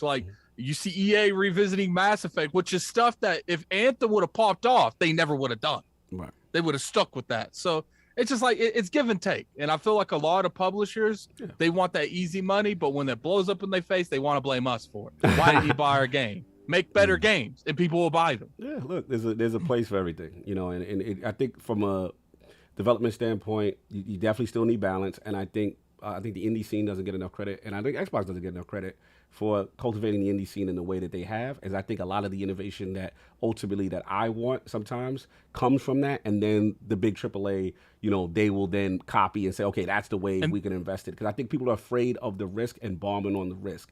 So, and then you can look at it from a standpoint that services like Game Pass make it easier to continue making those classic games, because because they're pretty much monetizing all of the games. They're not just trying to do one at a time. Obviously, you got the CETs trying to do the cosmetic, and I think they'll try to monetize a lot of live services going to Game Pass. But you got games like Avowed, which to my knowledge doesn't have any type of microtransactions. Fable, which my knowledge, obviously we don't know too much about these games, but as of right now, they haven't really said that they have any type of microtransactions. They're making the games that everyone wants, but they're putting in a subscription service to constantly get that revenue, knowing they're still going to sell on PC, knowing they're still going to make deals with like Epic to get them on there exclusively. They're still going to make enough money to justify the PC versions, but the subscription is going to justify continuously to making diverse content, to making different type of genre content that you wouldn't have necessarily seen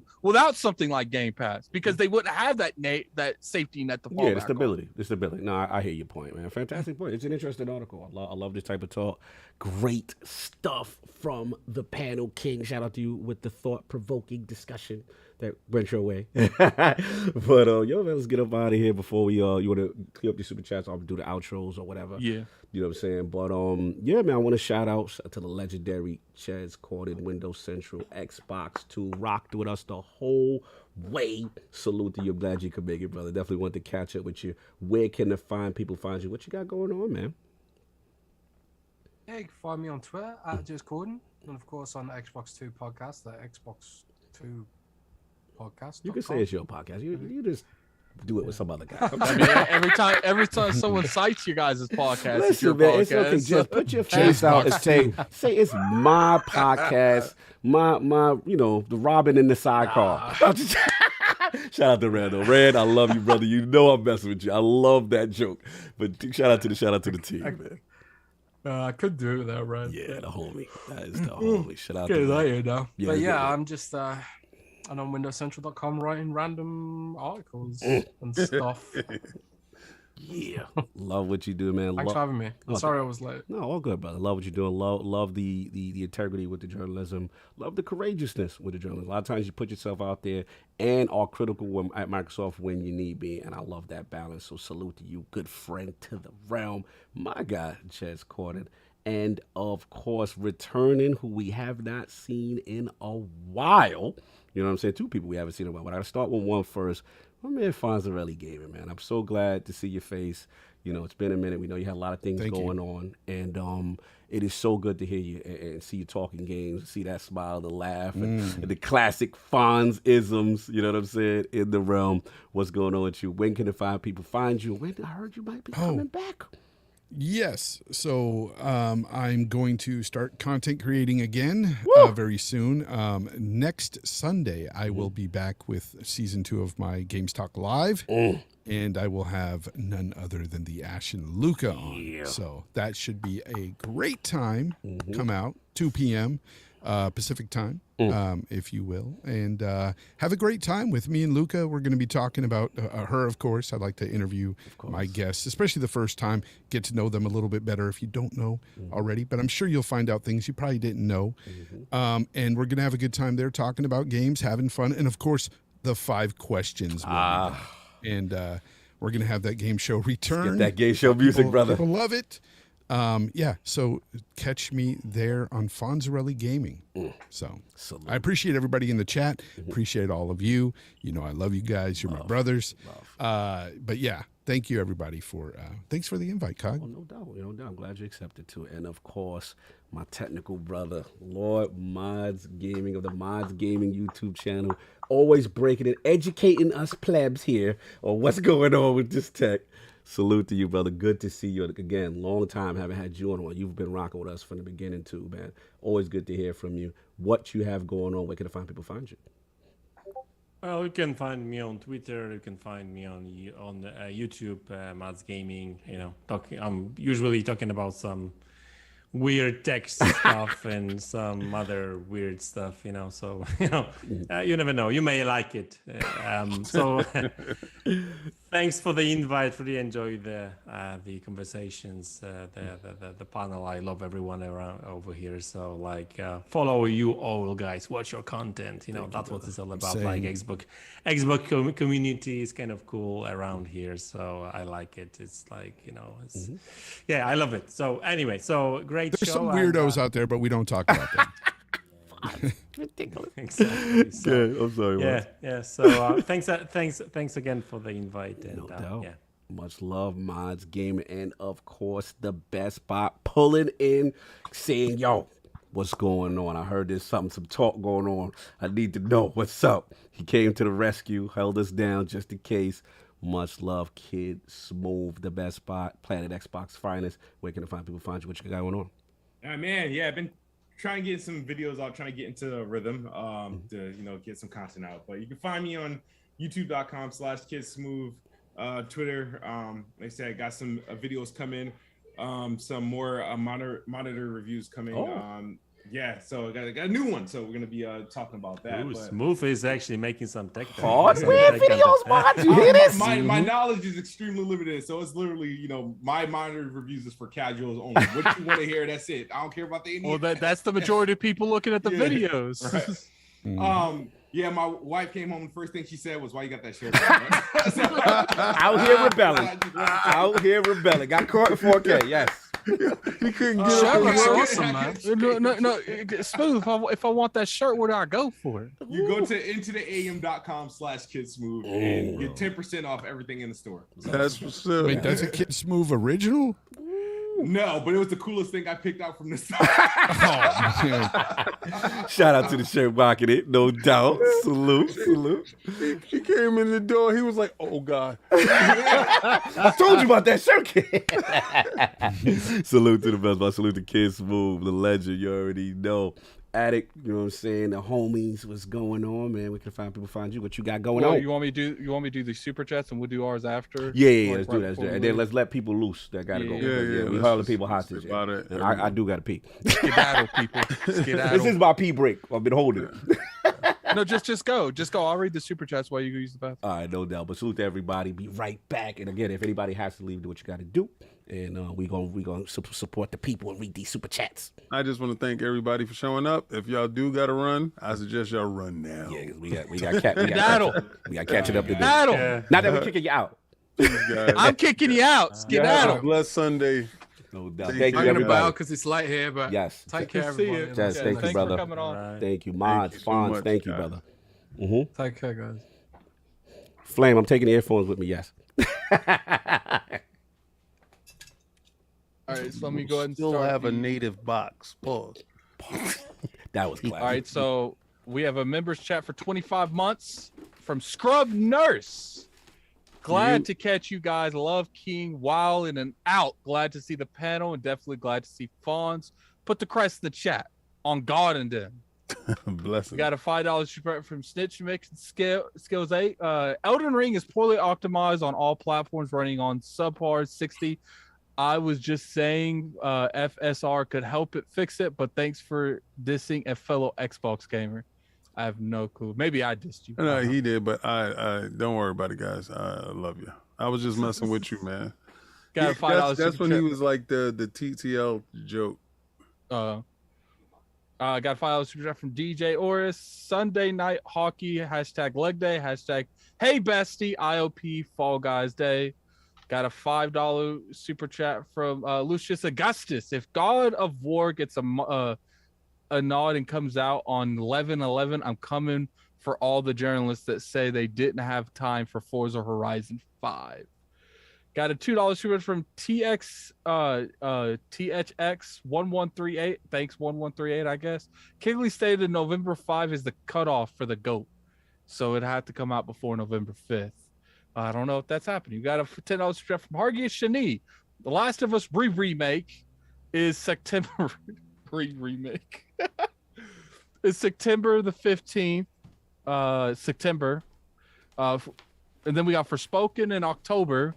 COD October 28th. November works for Ragnarok, but would Sony risk releasing it past the Keeley cutoff? Don't they need big games for next year? That is interesting. Would he willingly sacrifice a? Because here's the thing: if they release God of War past the threshold for this year, first off, it's got the fact that it was at the beginning of the year rather than the late of the year or the middle of the year, and they got to compete with Breath of the Wild too. So I kind of feel like they're going to try to push it before that cutoff date because they love those games. Breath of the Wild too. You get what I'm saying. It's probably I don't. I think that comes out. All I'm saying is would they be willing to potentially sacrifice the game of the year icon when they could easily get it this year? If they fought for it. I don't know if they beat Elden Ring. I don't think they would. But we got a $5 super chat from Don Otaku. What really matters is how God of War gonna get bodied by Pentiment. If it tries to launch in November, on God and them. On God and them? On Pentiment? Damn! They gonna put Pentiment on this day. Yo, they gonna put the day and they gonna move Pentiment on top of the day. The exact same person. $5 super chat from Don Otaku.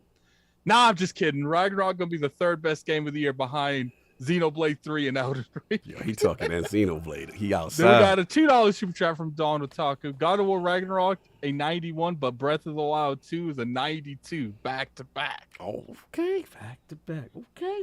Got a $5 super from J1. Greetings to all. I like Xbox strategy of getting more people in Game Pass with a diverse section, such as games like Narsicaa and Benedict Fox. Yeah, Benedict Fox was fire. Yeah. That whatchamacallit game, that Blade game. Naraka Blade Point. Yeah, man. I was playing that. Yeah. That's fun. I played it before though. PC. Then we got a $5 super chat from Dog to Taco. 10 years from now, if 5G and Starlink is everywhere, you can get stable internet everywhere in the world. Cloud gaming will completely take over local. Yep, 5 years, and that's the end of your PlayStation 6.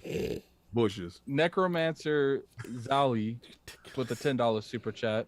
Great show, guys. Thanks for the episode expertise and entertainment that having everyone in one show makes. It provides everyone great information and fun. Keep pushing that powder. Welcome back. Powder. Go to advancedgg.com. Go get that code Iron Lord on the checkout. Keep in mind, I didn't read the super chats we read on what's his name? The journalist that was here. Tom Dan. Henderson. I didn't read his because we read those. Yeah, we read those. Mm-hmm. All right, then we got a $10 super chat from Necromancer. No, I just read that. We got a $5 super chat from Don Otaku, and that's not even talking about the improvements Azura will make in that time. Look at where XCloud was 2 years ago till now. Definitely Then improved. we got a $20 super chat from Hargi Shanique. He pointed out tech will make it on consoles isn't needed. He's right. The TV will be good enough to run games natively. Mobile console won't matter. For hardcore PC, for general, it will be the TV enhanced by XCloud. I agree. Sooner or later, those kind of programs are going to replace it. Because sooner or later, they're going to be able to tackle the one for one thing, the latency. $5 super chat from Gaming Forte. Hello there from your favorite GameStop manager. Thanks for the extremely long podcast. My day's almost over, and as always, hey Boo Boo. Hey King. Hey Forte. He's back. Then we got a $5 super chat from Flame. Sorry, Don, but Triangle Strategy, Elden Ring, Xenoblade 3, then God of War Ragnarok. Bend your knee to the real game of the year. I will say Triangle Strategy is a really, really good game. I will say that. It's a really good game. Then we got a $2 super chat from Lord Metro. A Link to the Past is the best Zelda game, period. I don't know, man. I'll have to probably give that to Ocarina of Time still. To this day. Well, to this day. Well, it's over, just like the PlayStation. You're ridiculous. Anyway, look, man, fantastic show. Shout out to everybody that pulled up. Attic, what you got going on, man? You had a fantastic thing with Obsidian's senior narrative. And so definitely, if you guys haven't watched it, it's on the channel. It's my last week's Attic show. I did get a couple DMs, so I will be separating those two. Okay. I got to do different artwork because I need a new logo. So keep in mind on look for that. I will be live streaming Cuphead when it comes out on the 30th. It'll probably be on this channel. When is 30th is Thursday. Supposedly the same day as State of Play. You said Cuphead when it gets released. You said about the DLC? The DLC. Yeah. Oh, okay. The DLC. Also, I will be finishing the Quarry. I don't know if it will be with my girl or not because I got to get that game done. I can't keep waiting on people's schedule to sync up. I got to get that game done. But I appreciate. I don't know if I think at this point I'm so close. I might as well just finish streaming it. I might just finish it tomorrow, streaming it. But I appreciate everyone coming through. We had up to I think it was almost 900 people in here today. We have 469 likes. Let's go ahead. We still got 590 people in here. Tell me we can't get that above 500 before the end of the show, man. Let's get that up above 500 before the end of the show. And King will do backflips in his house. I never did a backflip in my whole life. No, speaking of which, King, I'm sorry. No, I was gonna say we do have a couple things coming here in the future. I know that we've been saying we'll do live streams, but here's the thing you guys don't realize. All of us have crazy schedules, and it's almost impossible to find a designated day that works best for everyone. We won't have a show next week, but I am going to talk to King and see if he wants to do some live stream for you guys next week. Maybe we'll do some kind of community day. I don't know, but I'm not promising anything because pretty much me and King will be the only ones in town. Everyone else is out of town. So we might do my birthday weekend. I'm out of town. Okay. Then no, we ain't doing nothing. I'll be indisposed for the whole weekend. You be indisposed. Disposed. Native box. Unless I do something with the community. Unless I do something with the community, we'll probably not be doing that next week. But we could do something. This is what I was gonna tell you. We could pre-record whatever we gonna do. We'll talk about it. We had ideas. But we gonna get y'all something. Even if it's down to me and Attic, with our elbows. You know how we do, man. I didn't go talk. We attack these rough, hard games in these streets. Really, he do, and I'll be in the background cheering them on with the pom poms. But we outside. So that's my guy. We outside. That's ridiculous. Okay, but I appreciate it for coming through. Yeah, salute, King. Where can the fine people find you? What you got going on, sir? Okay, so apparently people don't know they can find me on Xbox with King David OTW like it is on my Twitter. So if you see my Twitter, right, that's the same exact thing, King David OTW, and it doesn't mean on the way, it means of the world. So stop telling me, yo, King, you're on the way. Stop, it's not funny. On my PlayStation, whenever I do decide to log in and fix it with these guys, yo, first of all, why I call PlayStation at 2 o'clock in the afternoon, they said call us back at regular business. I was mad as hell because I was trying to, log into my PlayStation, which they have banned me from, to be honest with you. I don't know what. Yeah, right. But my name is Xbox 360 Lover who won over there. So shout out to your boy. And I will never give out my Switch social security number. That's never gonna happen. LordsOfGaming.net. Please go there. There's a new article up. I just finished watching Solves too. Yeah, Lord's Minute. Yeah, I watched Lord's Minute with Solves. That was pretty good. That was pretty dope. But I can see how they segment goes along. It's ridiculous. But tune into mine. we talk about Obi-Wan and the series and the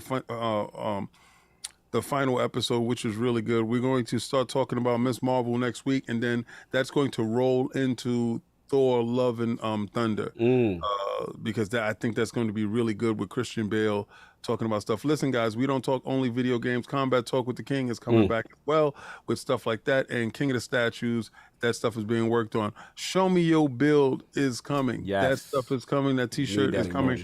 We're going to be doing a whole lot more new T-shirts, and we're going to be working on our tiers. I want to engage with the community at a different level, as far as these games go. I was playing Fall Guys the other day, and it was pretty good. Madz said something about Fallout 76. Cog said some other stuff about renting servers. So how dope would it be if we can get a game that we can rent the server and we can have 100 of people there, and we can play, PUBG or whatever the hell else we want to play with the Lords or whatever. I think that'd be really dope, and I think you guys will really appreciate that, because I really appreciate it with you guys. So we can bond with you guys on a deeper gamer level. Remember, guys, it's not where you play, it's how you play, and please play clean, with your friends, because they're gamers. Even though I joke about these PlayStation guys and I joke around, I'm a PlayStation guy, I'm an owner, right? But it's all jokes. It's all lighthearted jokes, but I do mean that there's no PlayStation 6 coming. Said Cog, a croc with a crown emote win. No. Yes. That's that. Yo, I'm going to do that. It's gonna be Crocs. It's gonna be Killer Croc, and it's gonna be dope. I'm gonna have a Thank you. I appreciate that. No. Anyway, let me hit graphic guard up right now. Show Me Your Bill coming soon. Yeah, But man, look, we can't kill a Croc. You're ridiculous. Anyway, look, salute to the realm, everybody that pulled up. A lot of fun. Like I said, next week, as Addict said, Lords will be off. We figured out what we will give you guys. I know I will be in Chicago, and I know Saab is still on vacation. You know what I mean? So, but we will figure out to give you something. But I appreciate everybody coming through. Hit that like, man. A lot of good content. Again, salute to everybody that you saw up in here. Subscribe to the channels. Support what they're doing as well. Fonz, Jez, Madz, Kid, everybody, man. Salute. But that's all I got. Addict, you got anything else before we get up out of here? No, that's about all. Outriders Tuesday. See you there. No doubt. Everybody, enjoy your weekend. Have a good one. We're up out of here. Peace. Watch out. Don't blow up your fingers with them firecrackers.